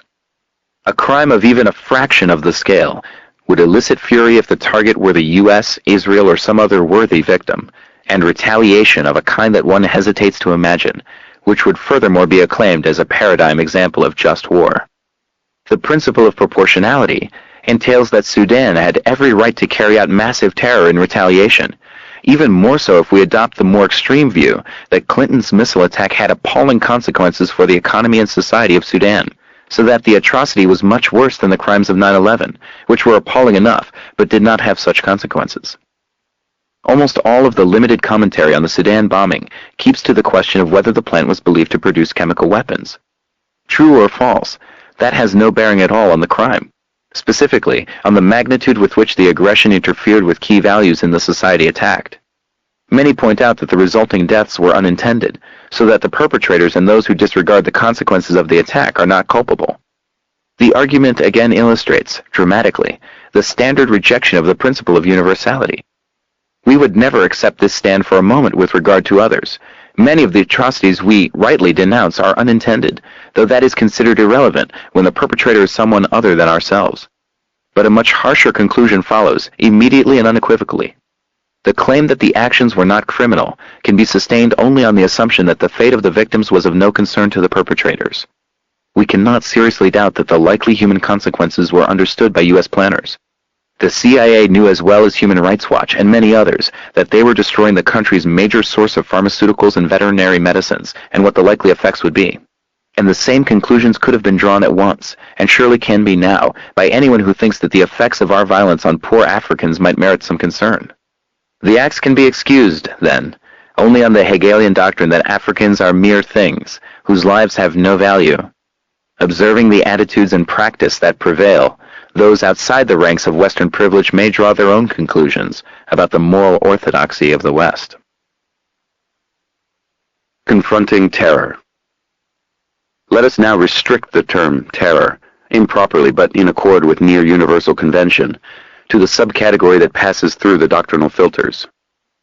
The wars contemplated as part of the redeclared war on terror are to go on for a long time. There's no telling how many wars it will take to secure freedom in the homeland, the president announced. That's fair enough. Potential threats are virtually limitless everywhere, even at home, as the anthrax attack and the failed investigations of it illustrate. Not only is the war on terror, as conceived, likely to go on for a long time, but it also did not suddenly become a crucial issue on 9/11. The terrorist attacks of that day were not entirely unexpected, yet another reason to question the widely held belief that 9/11 signaled a sharp change in the course of history. Even readers of newspaper headlines, and surely government planners, were well aware years earlier that atrocities of the 9/11 variety might occur. After all, in 1993 one almost did occur. Organizations presumably related to those responsible for 9/11 came perilously close to blowing up the World Trade Center and killing perhaps tens of thousands of people. It was also known, at once, that they had far more ambitious plans that were barely aborted in time. Even with the hideous consummation of these plans on 9/11, risk assessments did not significantly change. Prospects of major terrorist atrocities were publicly discussed well before 9/11. And there could have been little doubt of the nature of the radical Islamist terrorist organization since at least 1981, when elements that formed part of the core of al-Qaeda in later years assassinated President Sadat of Egypt, or a few years later, when groups that may have been loosely related drove U.S. forces out of Beirut, killing hundreds of troops and many civilians in separate attacks. Furthermore, the thinking of those involved in these and other similar actions was reasonably well understood, certainly by the U.S. intelligence agencies that helped to recruit, train, and arm them from 1980, and continued to work with them even as they were attacking the United States. The Dutch government inquiry into the Srebrenica massacre revealed that while radical Islamists were attempting to blow up the World Trade Center, others from the CIA-formed networks were being flown by the U.S. from Afghanistan to Bosnia, along with Iranian-backed Hezbollah fighters and a substantial supply of arms. They were being brought to support the U.S. side in the Balkan Wars, while Israel, along with Ukraine and Greece, was arming the Serbs, possibly with U.S.-supplied arms. The atrocities of 9/11 serve as a dramatic reminder of what has been long understood. The rich and powerful no longer are assured the near monopoly of violence that has largely prevailed throughout history, and with modern technology, the prospects are horrendous indeed. Though terrorism is rightly feared everywhere, and is indeed an intolerable return to barbarism, it is not surprising that perceptions about its nature differ rather sharply at opposite ends of the guns, a fact that is ignored at their peril by those whom history has accustomed to immunity while they perpetrate terrible crimes, quite apart from the moral cowardice so starkly revealed. There are broad tendencies in global affairs that are expected to enhance the threat of this category of terror. Some are discussed by the U.S. National Intelligence Council, NIC, in its projections for the coming years. The NIC expects the official version of globalization to continue on course. Its evolution will be rocky, marked by chronic financial volatility and a widening economic divide. Financial volatility very likely means slower growth, extending the pattern of neoliberal globalization for those who follow the rules, and harming mostly the poor. The NIC goes on to predict that as this form of globalization proceeds, deepening economic stagnation, political instability, and cultural alienation will foster ethnic, ideological, and religious extremism, along with the violence that often accompanies it, much of it directed against the United States. Unsurprisingly, Kenneth Waltz observes, the weak and disaffected lash out at the United States as the agent or symbol of their suffering. The same assumptions are made by military planners, a matter to which we return. Those concerned to reduce the threat of terror will attend carefully to such factors as these, and also to specific actions and long-term policies that exacerbate them.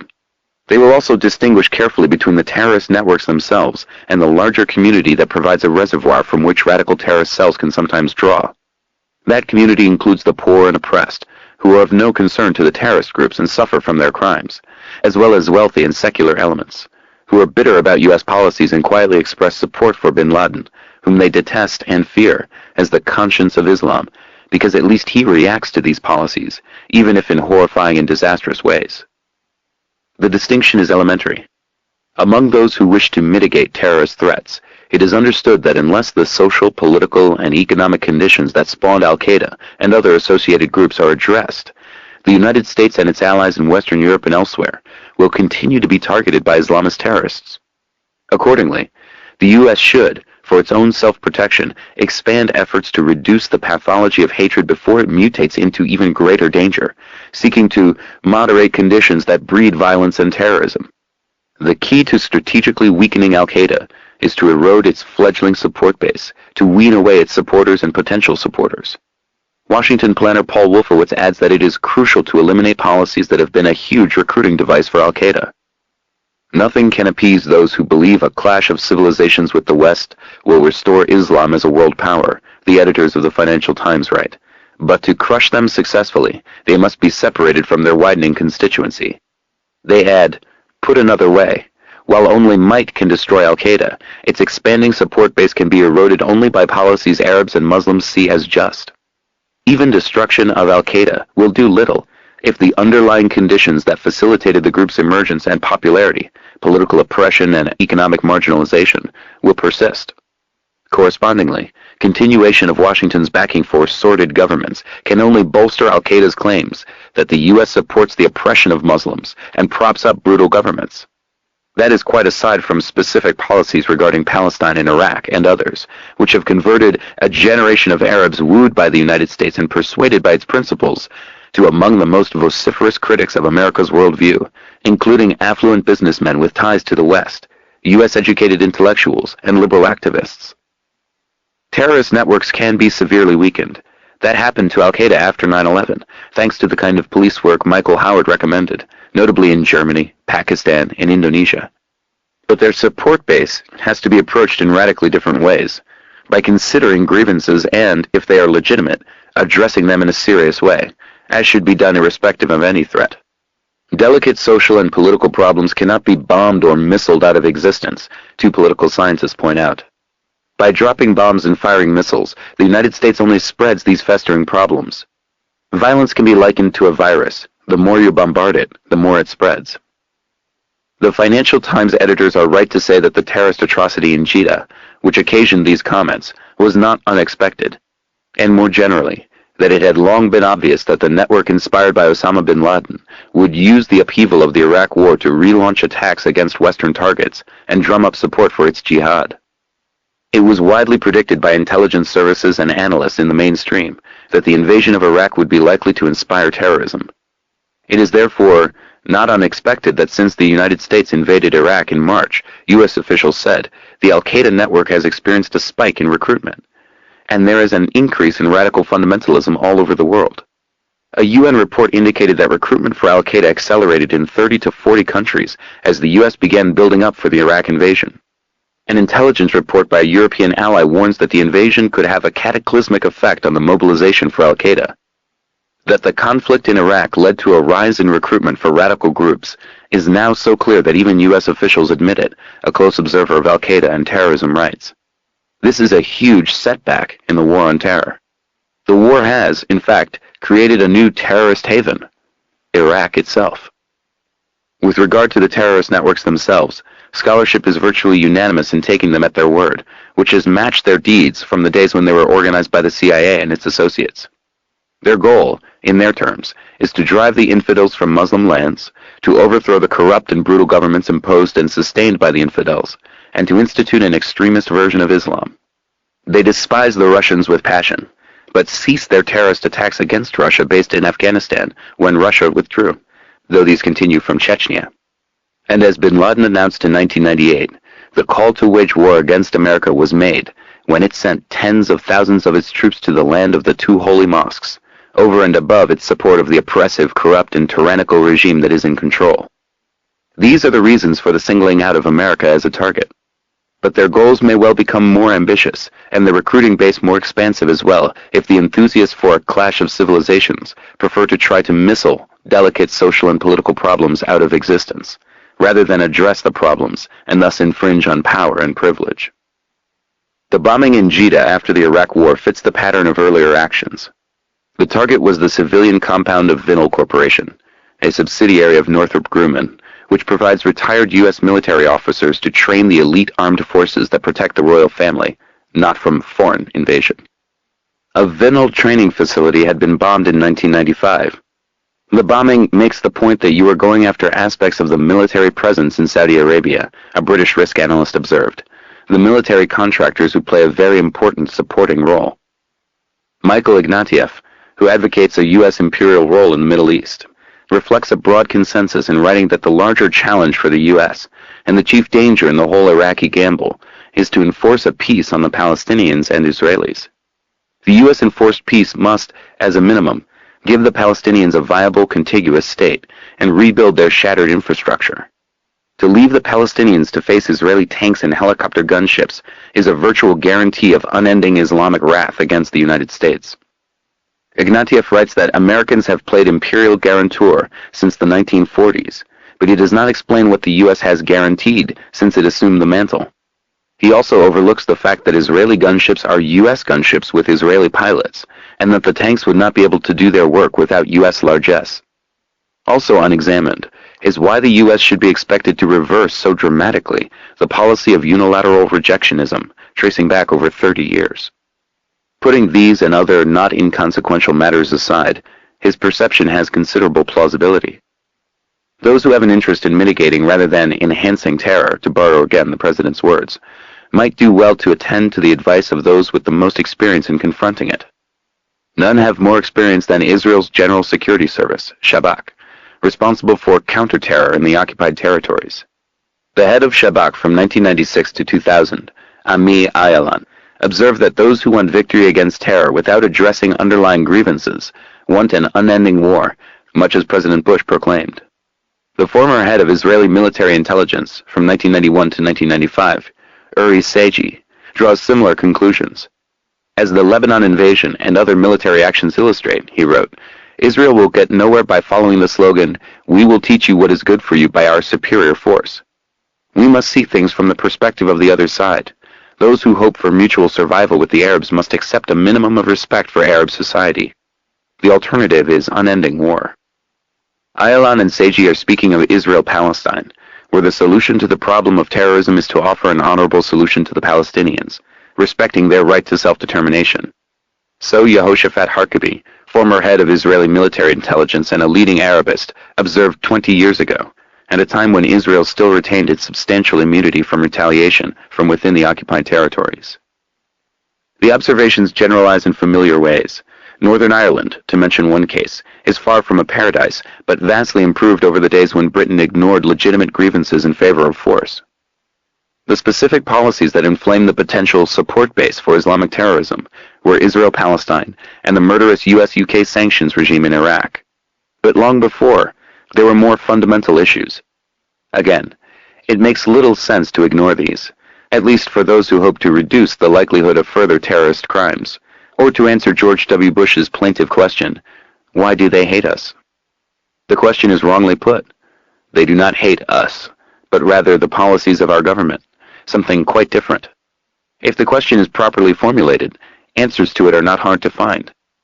In the critical year 1958, President Eisenhower and his staff discussed what he called the campaign of hatred against us in the Arab world, not by the governments, but by the people. The basic reason, the National Security Council advised, was the perception that the U.S. supports corrupt and brutal governments and is opposing political or economic progress in order to protect its interest in Near East oil.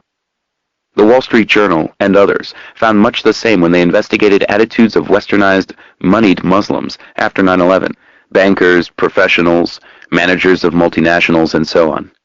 They strongly support U.S. policies in general, but are bitter about U.S. support for corrupt and repressive regimes that undermine democracy and development, and the more specific and recent issues concerning Israel-Palestine and Iraq sanctions.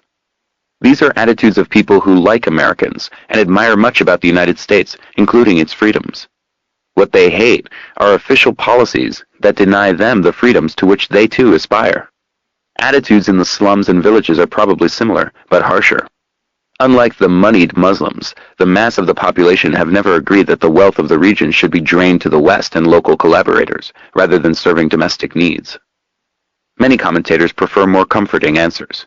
Anger in the Muslim world is rooted in resentment of our freedom and democracy, in their own cultural failings tracing back many centuries, in their alleged inability to take part in the form of globalization in which they, in fact, happily participate, and other such deficiencies. More comforting, perhaps, but not too wise. Little has changed since 9/11. Washington's increased support for the dictatorships of Central Asia is only one illustration, arousing deep hostility among democratic forces. Ahmed Rashid reports that in Pakistan as well, there is growing anger that U.S. support is allowing Musharraf's military regime to delay the promise of democracy. A well-known Egyptian academic traces hostility toward the U.S. to its support for every possible anti-democratic government in the Arab Islamic world. When we hear American officials speaking of freedom, democracy, and such values, they make terms like these sound obscene.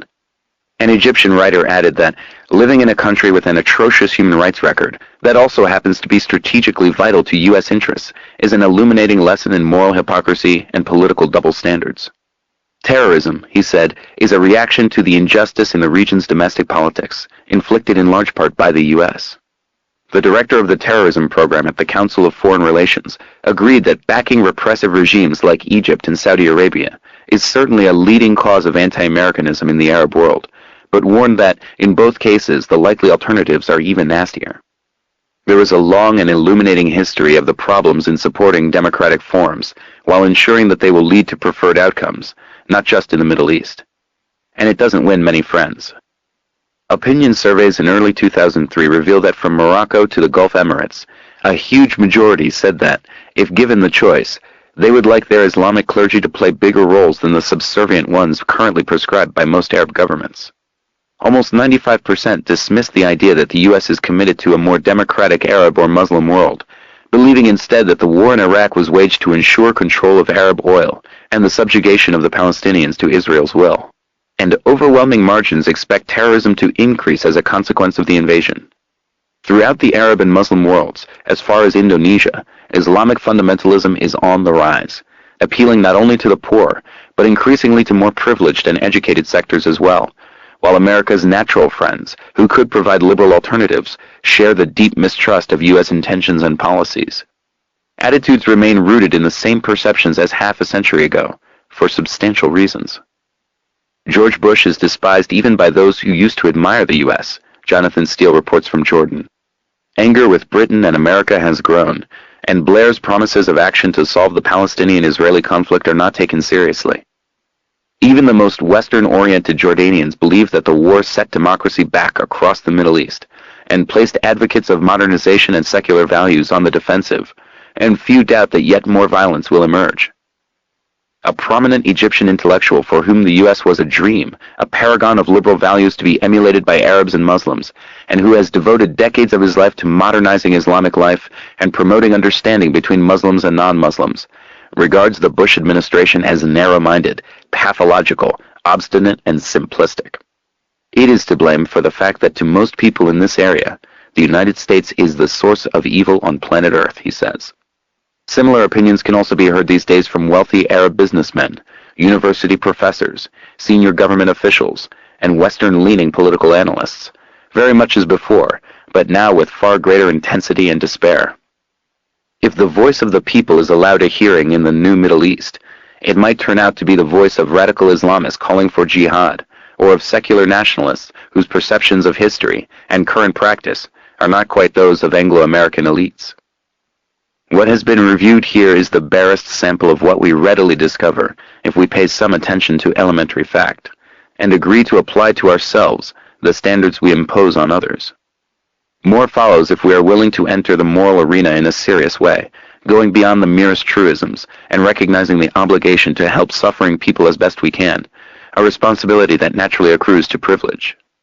It is not pleasant to speculate about the likely consequences if concentrated power continues on its present course, protected from the scrutiny that would be second nature if we were to take seriously the legacy of freedom we enjoy. Chapter 9. A Passing Nightmare. After 9/11, the country was peering into the abyss of the future. The awesome threat of terror, though clear enough since the attack on the World Trade Center in 1993, was now too palpable to ignore. To be more precise, it was the public that was peering into the abyss. Those at the center of power relentlessly pursue their own agendas, understanding that they can exploit the fears and anguish of the moment. They may even institute measures that deepen the abyss, and may march resolutely toward it, if that advances the goals of power and privilege. They declare that it is unpatriotic and disruptive to question the workings of authority, but patriotic to institute harsh and regressive policies that benefit the wealthy, undermine social programs that serve the needs of the great majority, and subordinate a frightened population to increase state control. Literally before the dust had settled over the World Trade Center ruins, Paul Krugman reported, influential Republicans signaled that they were determined to use terrorism as an excuse to pursue a radical right-wing agenda. He and others have documented the relentless pursuit of that agenda. A natural reaction of concentrated power to any crisis, it was unusually ugly in this case. Other states perceived the same opportunity. Russia eagerly joined the coalition against terror, expecting to receive authorization for its atrocities in Chechnya, and was not disappointed. China happily joined for similar reasons. Israel recognized that it would be able to crush Palestinians even more brutally, with even firmer U.S. support, and so on throughout much of the world. The threat of international terrorism is surely severe. The horrendous events of 9/11 had perhaps the most devastating instant human toll on record, outside of war. The word instant should not be overlooked, but crime is not otherwise unusual in the annals of violence that falls short of war, as understood very well by the traditional victims. The threat of terrorism is, however, not the only abyss into which we peer. A much more grave threat to biology's only experiment with higher intelligence is posed by weapons of mass destruction. In an important 1995 document, the U.S. Strategic Command, STRATCOM, described nuclear weapons as the most valuable in the arsenal, because unlike chemical or biological weapons, the extreme destruction from a nuclear explosion is immediate, with few if any palliatives to reduce its effect. Furthermore, nuclear weapons always cast a shadow over any crisis or conflict, hence must be visible at the ready. The study advises that planners should not portray themselves as too fully rational and cool-headed, that the U.S. may become irrational and vindictive if its vital interests are attacked, should be part of the national persona we project. It is beneficial for our strategic posture if some elements may appear to be potentially out of control. Clinton's STRATCOM was proposing a version of Nixon's famous madman theory, which he and Kissinger applied in an October 1969 nuclear alert that they believed to be risk-free, but might have gotten out of control because of critical factors they ignored. Yet another example of the unpredictable consequences of the threat or use of force, which in the current era can be very serious indeed. The U.S. must retain the right of first use of nuclear weapons, STRATCOM advised further, even against non-nuclear powers that have signed the 1970 Nuclear Non-Proliferation Treaty, and must continue to maintain its launch-on-warning posture for strategic nuclear missiles on hair-trigger alert. It appears that the Clinton administration adopted these proposals. The U.S. is unusual, perhaps unique, in the access it allows to high-level planning documents, an important achievement of American democracy. This one, like others, has been available for years but is scarcely known, not a democratic triumph. Severe threats are not limited to the weapons of mass destruction in the hands of the powerful. Small nuclear weapons can be smuggled into any country with relative ease, along with other potentially very destructive varieties of WMD. The most immediate threat, the Department of Energy Task Force advised, is that there could be 40,000 nuclear weapons in the former Soviet Union, poorly controlled and poorly stored. One of the first acts of the Bush administration was to cut back a small program to assist Russia in safeguarding and dismantling these weapons and providing alternative employment for nuclear scientists, a decision that increases the risks of accidental launch and also leakage of loose nukes, perhaps followed by nuclear scientists with no other way to employ their skills. Programs for missile defense are expected to enhance these threats.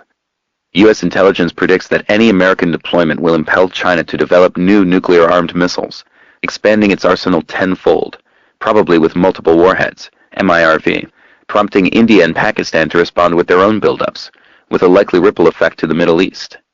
Intelligence officials also predict that Russia and China both would increase proliferation, including selling countermeasures for sure to such nations as North Korea, Iran, Iraq, and Syria. These and other analyses conclude further that Russia's only rational response to the national missile defense system would be to maintain and strengthen the existing Russian nuclear force. The Bush administration announced that it has no objections to China's plans to build up its small fleet of nuclear missiles, shifting policy in the hope of gaining Chinese acquiescence to the planned dismantling of core arms control agreements. For similar reasons, Clinton negotiators had encouraged Russia to adopt a launch-on-warning strategy, a proposal that nuclear experts regarded as pretty bizarre because we know that Russia's deteriorating warning systems are full of holes and prone to false alerts, increasing the threat of Russian unauthorized, accidental, and erroneous launches. Chinese resumption of nuclear testing was also being quietly endorsed, it was reported. Strategic analysts pointed out that this change of policy would encourage China to aim more nuclear-armed missiles at the U.S. and Japan, with the expected effect on Japanese and Taiwanese programs. At the same time, the press reported that the U.S. would impose sanctions on China for allowing the transfer to Pakistan of missile parts and technology that are essentially for weapons that can carry nuclear warheads. All pretty bizarre if security is a highly valued concern. Missile defense and other military programs of the Bush administration are inherently provocative to Russia and China, John Steinbrunner and Jeffrey Lewis point out. Like other strategic analysts, they describe the Strategic Offensive Reductions Treaty, signed by Bush and Putin in May 2002, as mostly for show. It will not meaningfully diminish the lethal potential of either nation's nuclear force, nor will it establish a stable strategic balance. The deteriorating Russian arsenal will become increasingly vulnerable to preemptive attack, particularly as the United States undertakes planned modernization of nuclear forces and the deployment of missile defenses, probably driving Russia to react in turn, as later reports indicate. China also recognizes U.S. programs to be a direct threat to its minimal deterrent force, and is likely to readjust priorities from economic development to defense. China was particularly alarmed, Steinbrunner and Lewis write, by a 1998 long-range planning document of the U.S. Space Command outlining a new concept of global engagement, including space-based strike capabilities that would allow the U.S. to attack any country and to deny similar capability to any other countries, another Clinton-era precursor to the National Security Strategy of September 2002.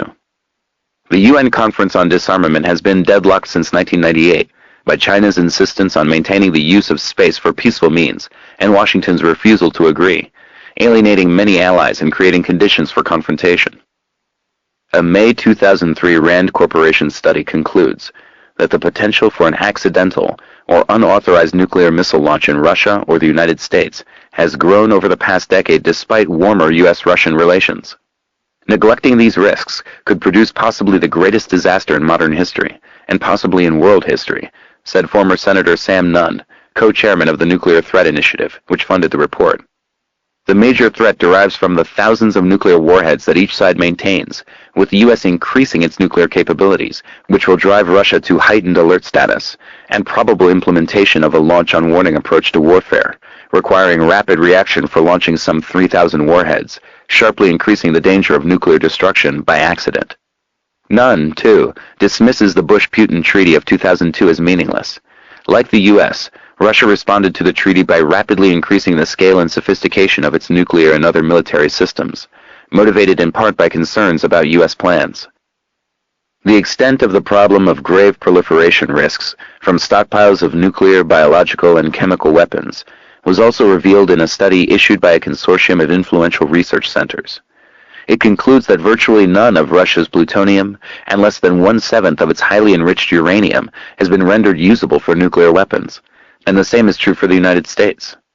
Moreover, thousands of weapons scientists and workers in Russia are still unemployed or underemployed, the report says, and susceptible to lucrative offers of work from countries that could have secret germ weapons programs. There has been some progress under the Nunn-Lugar Cooperative Threat Reduction Program, but the tasks ahead remain daunting.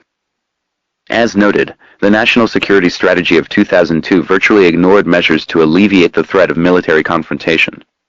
No less disturbing, it invited potential adversaries to continue to seek deterrence through their own mass casualty weapons and novel means to deliver them, thus breeding proliferation and all that it entails. Bush's budget proposals reflected the same priorities.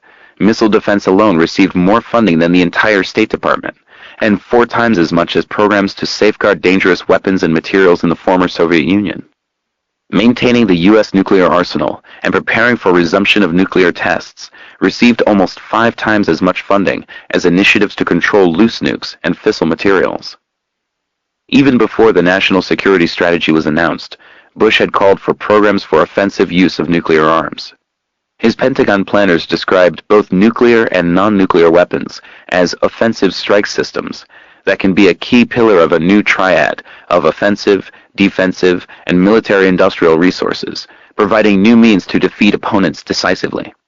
Traditional policy has been turned upside down, Eivold Alder of Brookings observes, as nuclear weapons become a tool of warfighting rather than deterrence, also eroding the distinction between conventional weapons and WMD. Bush further proceeded to lower the nuclear threshold and break down the firewall separating nuclear weapons from everything else, as the U.S. prepared for the invasion of Iraq, making the world infinitely more dangerous than it was 2 years ago, when George W. Bush took the presidential oath of office, military analyst William Arkin wrote.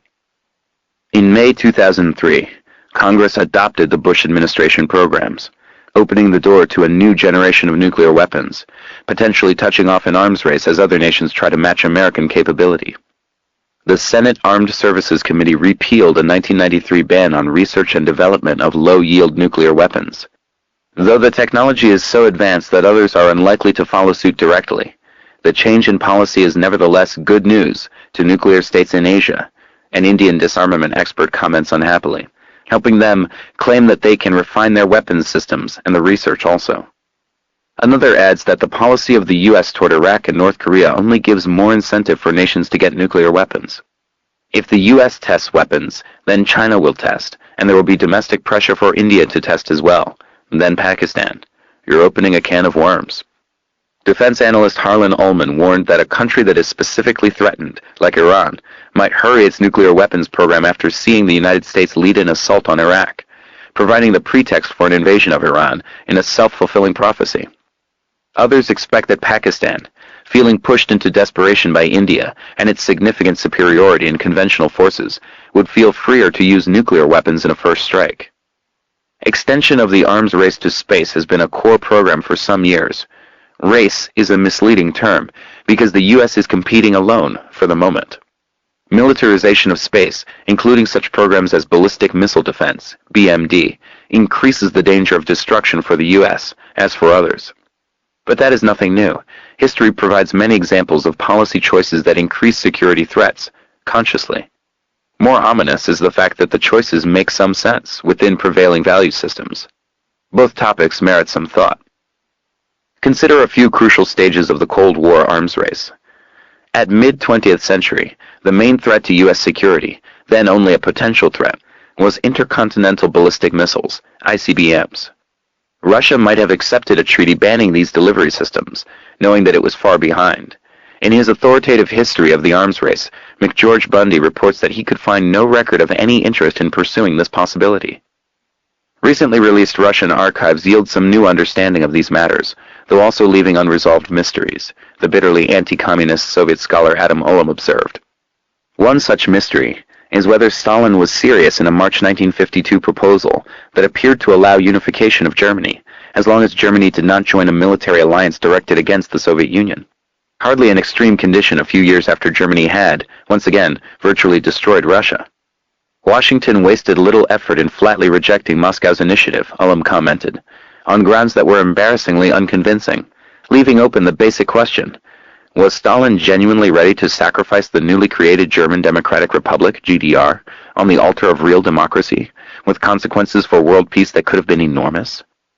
Recent archival research surprised many scholars, Melvin Leffler writes, by revealing that after Stalin's death, Lavrenti Beria, the sinister, brutal head of the secret police, proposed that the Kremlin offer the West a deal on the unification and neutralization of Germany, apparently agreeing to sacrifice the East German communist regime to reduce East-West tensions and improve internal political and economic conditions in Russia. That such opportunities existed and were squandered in favor of securing German participation in NATO was strongly argued by the noted political analyst James Warburg right at the time, but the suggestion was ignored or ridiculed. The archives do, however, shed light on other Soviet proposals that were quickly rejected in favor of a risk-filled military buildup. They reveal that after Stalin's death, Khrushchev called for mutual reduction of offensive military forces and, when these initiatives were ignored by the Eisenhower administration, implemented them unilaterally over the objections of his own military command in order to concentrate on economic growth. He believed that the US was using the arms race to destroy the far weaker Soviet economy, hoping by that means to obtain its goals even without war. Kennedy planners knew of Khrushchev's additional unilateral steps to reduce Soviet offensive forces radically, and were well aware that the US was far ahead by any meaningful measure. Nevertheless, they chose to reject Khrushchev's call for reciprocity, preferring to carry out a massive conventional and nuclear buildup, thus driving the last nail into the coffin of Khrushchev's agenda of restraining the Soviet military, Matthew Evangelista concludes, reviewing the archival records. Kenneth Waltz observes that the US, in the early 1960s, undertook the largest strategic and conventional peacetime military buildup the world has yet seen, even as Khrushchev was trying at once to carry through a major reduction in conventional forces and to follow a strategy of minimum deterrence, and we did so even though the balance of strategic weapons greatly favored the United States, predictably eliciting a Soviet reaction. Similar conclusions were drawn by the prominent strategic analysts Raymond Garthoff and William Kaufman, who observed these processes from inside U.S. intelligence and the Pentagon. The reaction of the Soviet military to the U.S. buildup, influenced also by the demonstration of Soviet weakness in the Cuban Missile Crisis, effectively terminated Khrushchev's reformist project.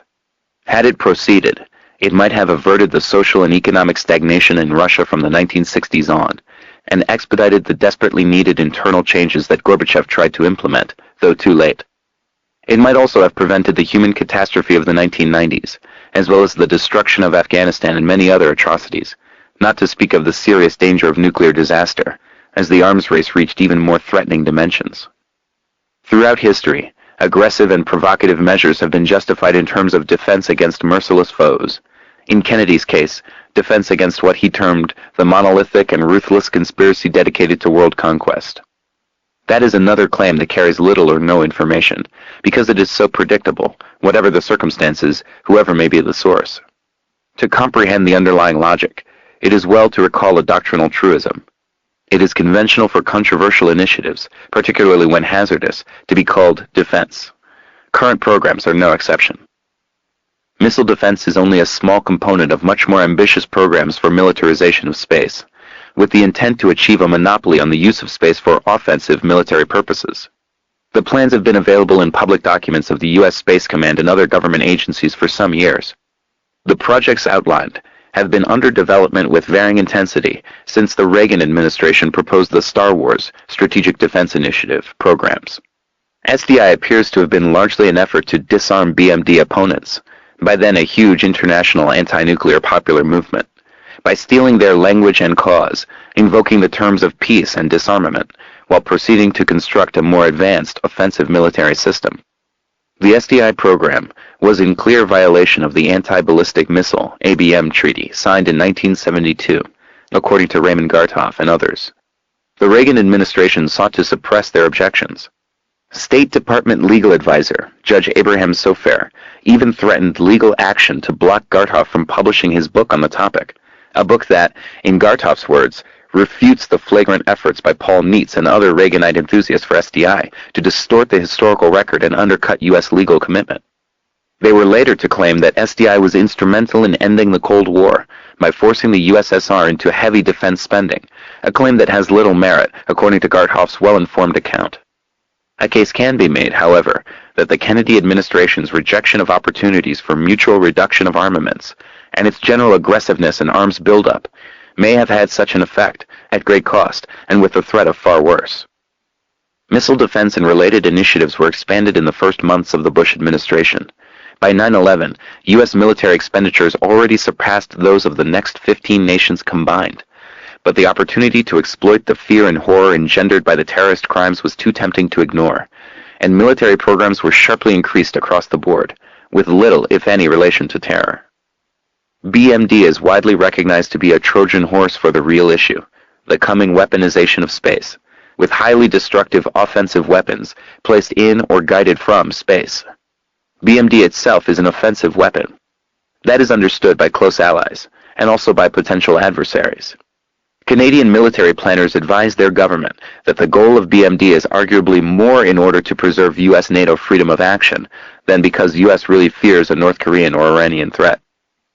China's top arms control official was revealing nothing new when he observed that once the United States believes it has both a strong spear and a strong shield, it could lead them to conclude that nobody can harm the United States, and they can harm anyone they like anywhere in the world.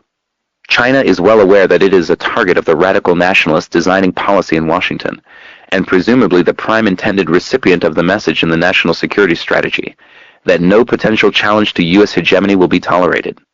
Chinese authorities are also surely aware that the U.S. maintains the right of first use of nuclear weapons, and they know as well as U.S. military analysts that flights by U.S. EP-3 planes near China, such as the one shot down in early 2001, engendering a mini-crisis, are not just for passive surveillance. The aircraft also collect information used to develop nuclear war plans. China's interpretation of BMD is shared by U.S. strategic analysts in virtually the same words. BMD is not simply a shield, but an enabler of U.S. action, a Rand Corporation study observed. Others agree. BMD will facilitate the more effective application of U.S. military power abroad, Andrew Bacevich writes in the conservative National Interest. By insulating the homeland from reprisal, albeit in a limited way, missile defense will underwrite the capacity and willingness of the United States to shape the environment elsewhere. He cites approvingly the conclusion of Lawrence Kaplan in the liberal New Republic that missile defense isn't really meant to protect America, it's a tool for global dominance. In Kaplan's own words, Missile defense is not about defense, it's about offense, and that's exactly why we need it. BMD will provide the U.S. with absolute freedom in using or threatening to use force in international relations, China's complaint, which Kaplan quotes approvingly. It will cement U.S. hegemony and make Americans masters of the world. The background assumption is the contemporary version of Wilsonian idealism, a doctrine taken to be so authoritative as to be virtually immune from challenge. America is the historical vanguard and must therefore maintain its global dominance and military supremacy forever and without challenge, for the benefit of all. It also follows that the absolute freedom in using or threatening to use force to be conferred on the U.S. by BMD is a precious gift we offer mankind. Who can fail to perceive the impeccable logic? It is well understood that BMD, even if technically feasible, must rely on satellite communication, and destroying satellites is far easier than shooting down missiles. Anti-satellite weapons, banned by treaties that the Bush administration is dismantling, are readily available even to lesser powers. This paradox of the BMD program has been prominently discussed, but there is a possible solution, at least in some imagined world. Advocates of BMD place their faith in full-spectrum dominance, such overwhelming control of space, and the world in general, that even the poor man's weapons will be of no use to an adversary. That requires offensive, space-based capacities, including immensely destructive weapons, Death Stars, as they are sometimes called, possibly nuclear-powered, ready for launch with computer-controlled reaction. Such weapons systems greatly increase the risk of vast slaughter and devastation, if only because of what are called in the trade normal accidents, the unpredictable accidents to which complex systems are subject. Plans dated a few weeks after the national security strategy was announced take space systems to be key to our nation's military effectiveness. The U.S. must proceed from control of space to ownership, which is to be permanent, in accord with the national security strategy. Ownership of space is to permit instant engagement anywhere in the world, so that attacks from space can be integrated into combat plans. A viable, prompt global strike capability, whether nuclear or non-nuclear, will allow the U.S. to rapidly strike high-payoff, difficult-to-defeat targets from standoff ranges, and to provide warfighting commanders the ability to rapidly deny, delay, deceive, disrupt, destroy, exploit, and neutralize targets in hours, minutes, rather than weeks, days, even when the U.S. and allied forces have a limited forward presence.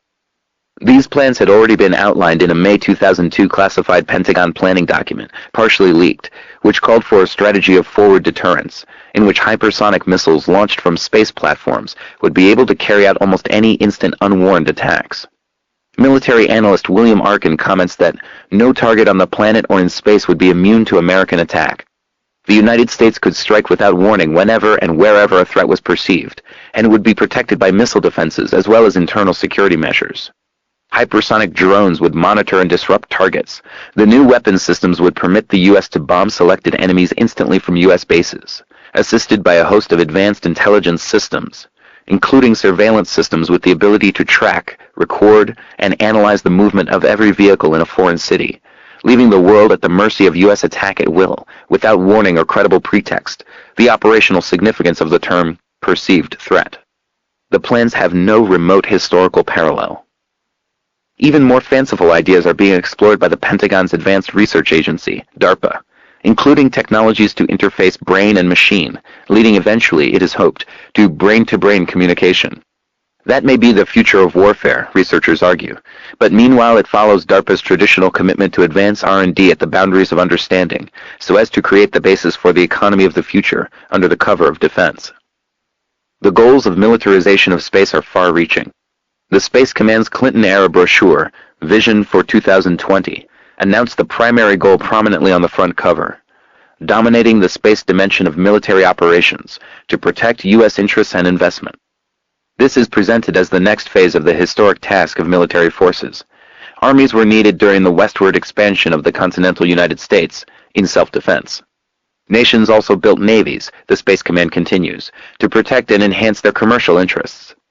The next logical step is space forces, to protect U.S. national interests, military and commercial, and investments, including missile defense, as well as space-based strike weapons, enabling the application of precision force from, to, and through space.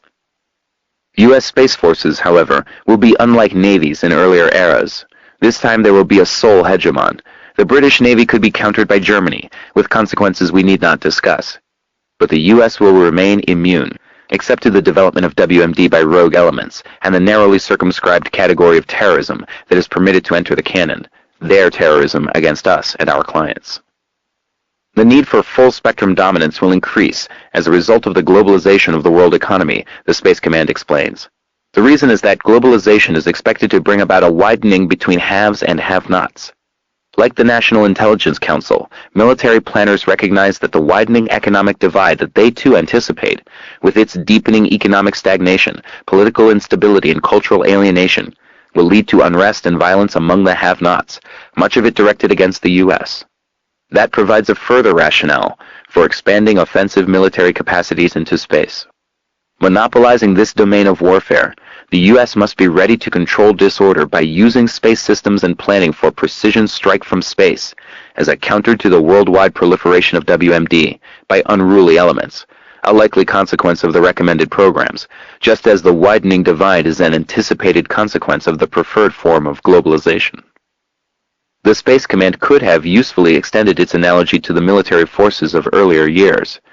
These have played a prominent role in technological and industrial development throughout the modern era. That includes major advances in metallurgy, electronics, machine tools, and manufacturing processes, including the American system of mass production that astounded 19th century competitors and set the stage for the automotive industry and other manufacturing achievements, based on many years of investment, R&D, and experience in weapons production within U.S. Army arsenals. There was a qualitative leap forward after World War II, this time primarily in the U.S., as the military provided a cover for creation of the core of the modern high-tech economy. Computers and electronics generally, telecommunications and the internet, automation, lasers, the commercial aviation industry, and much else, now extending to nanotechnology, biotechnology, neuroengineering, and other new frontiers. Economic historians have pointed out that the technical problems of naval armament a century ago were roughly comparable to manufacture of space vehicles, and the enormous impact on the civilian economy might be duplicated as well, enhanced by the space militarization projects. One effect of incorporating national security exemptions in the mislabeled free trade agreements is that the leading industrial societies, primarily the U.S., can maintain the state sector on which the economy substantially relies to socialize cost and risk while privatizing profit. Others understand this as well. Retreating from his earlier critical stance regarding BMD, German Chancellor Gerhard Schroeder observed that Germany has a vital economic interest in developing missile defense technology and must be sure it is not excluded from technological and scientific work in the field. Participation in BMD programs is expected to strengthen the domestic industrial base generally in Europe. Similarly, the U.S. BMD organization advised Japanese officials in 1995 that theater missile defense is the last military business opportunity for this century. Japan is being drawn in not only to exploit its manufacturing expertise, but also to deepen the commitment of the industrial world to the militarization of space, locking the programs in, to borrow a standard phrase of policymakers and analysts. Throughout history, it has been recognized that such steps are dangerous. By now, the danger has reached the level of a threat to human survival.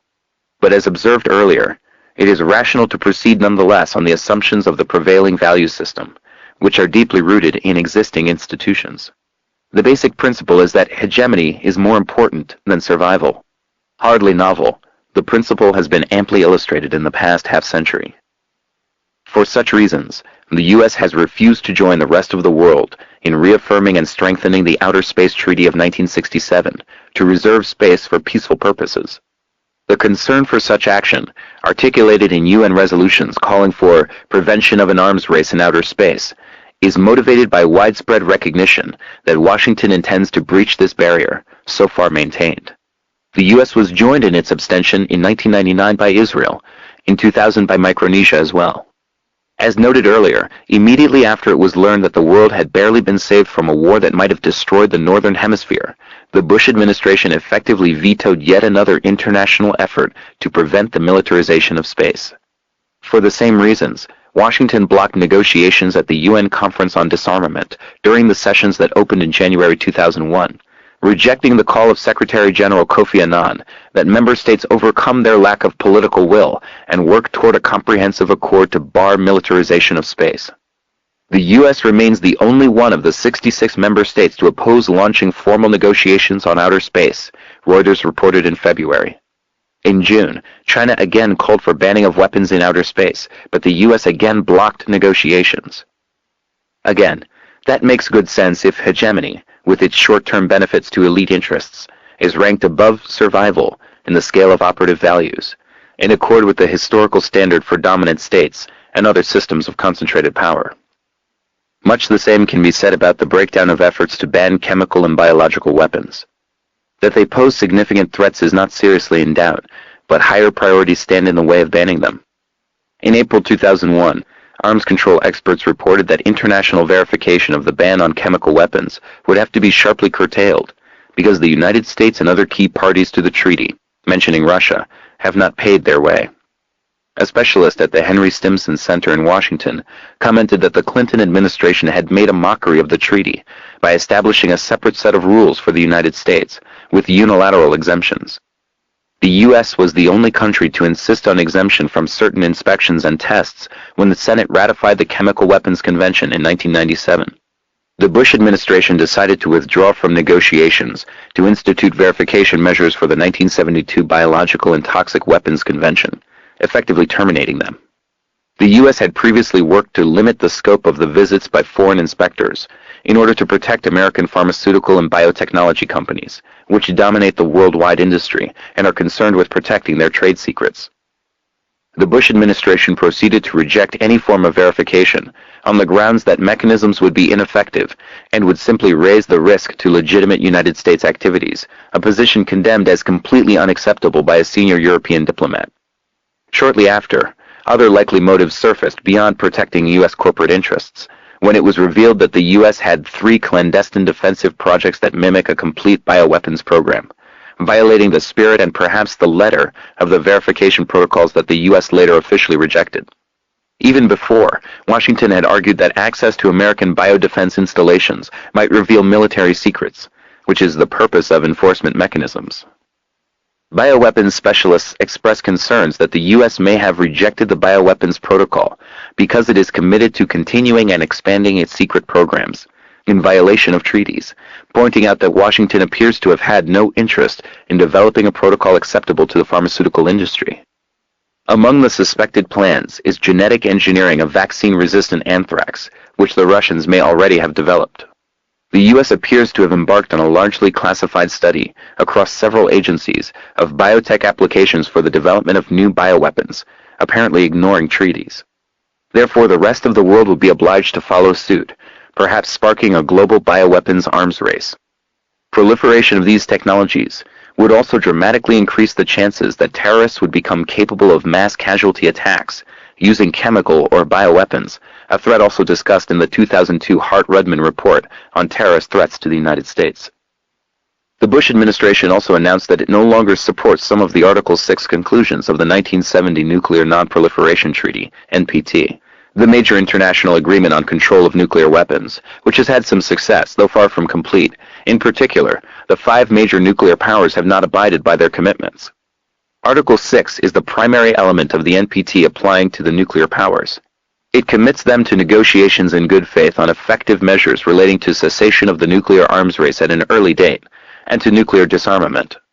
The Bush administration went on to declare its opposition to the ABM Treaty, since revoked, and the Comprehensive Test Ban Treaty. It also undermined the first UN conference attempting to control the lethal international black market in small arms, while Bush point man John Bolton informed the conference that the U.S. opposed the promotion of international advocacy activity by international or non-governmental organizations. It is not difficult to detect the underlying logic or to perceive the likely consequences.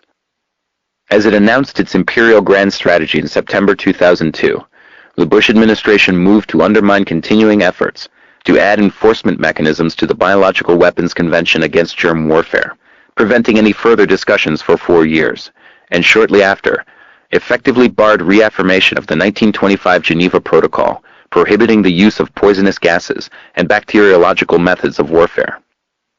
To move to another domain, the Bush administration has been widely criticized for undermining the Kyoto Protocol on grounds that to conform would harm the U.S. economy. The criticisms are in a sense odd, because the decision is not irrational within the framework of existing ideology. We are instructed daily to be firm believers in neoclassical markets, in which isolated individuals are rational wealth maximizers. If distortions are eliminated, the market should respond perfectly to their votes expressed in dollars or some counterpart. The value of a person's interests is measured the same way. In particular, the interests of those with no votes are valued at zero, future generations, for example. It is therefore rational to destroy the possibility for decent survival for our grandchildren, if by doing so we can maximize our own wealth, which means a particular perception of self-interest constructed by vast industries devoted to implanting and reinforcing it.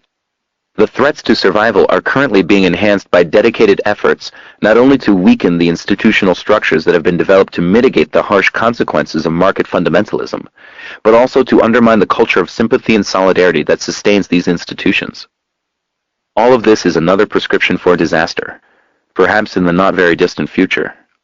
But again, it has a certain rationality within prevailing structures of doctrine and institutions. It would be a great error to conclude that the prospects are uniformly bleak. Far from it.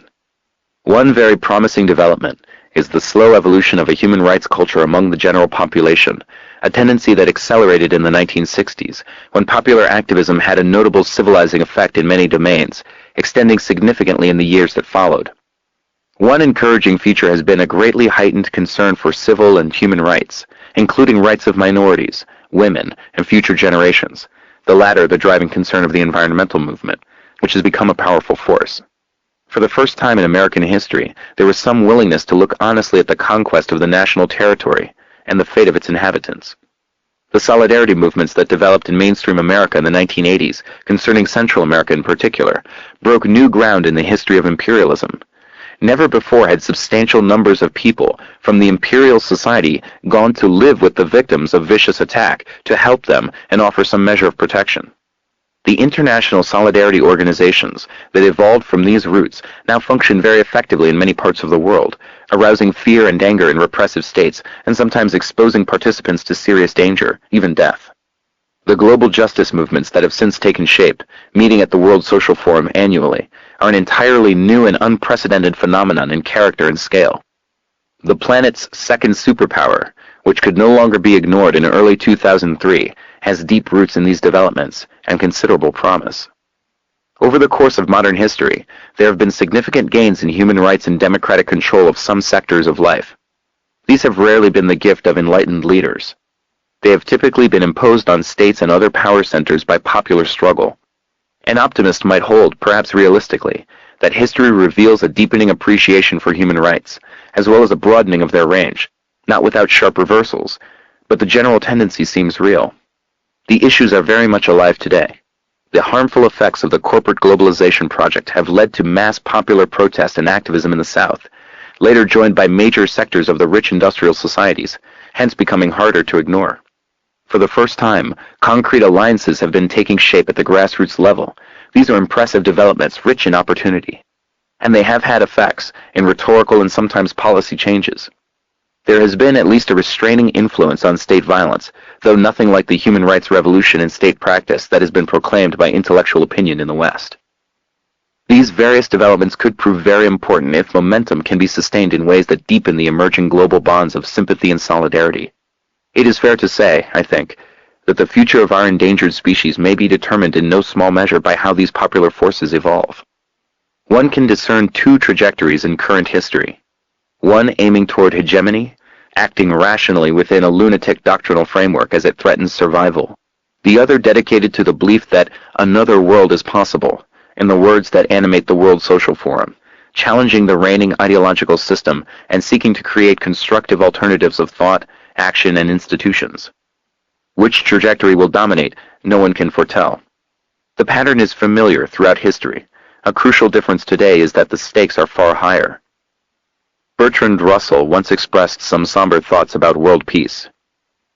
After ages during which the earth produced harmless trilobites and butterflies, evolution progressed to the point at which it has generated Neros, Genghis Khans, and Hitlers.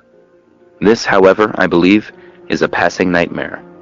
In time, the earth will become again incapable of supporting life, and peace will return.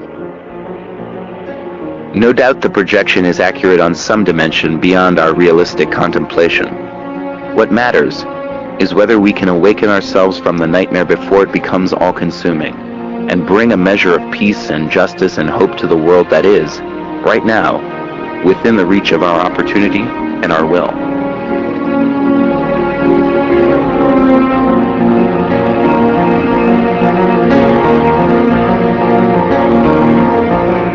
We hope you have enjoyed Hegemony or Survival, an audio Renaissance audiobook from Metropolitan Books, Henry Holt and Company. This program was produced by Laura Wilson and directed by John Cherry and Karen DiMattia. Text copyright 2003 by Noam Chomsky. Production copyright 2003 by Audio Renaissance, a division of Holt Spring Publishers, LLC. All rights reserved.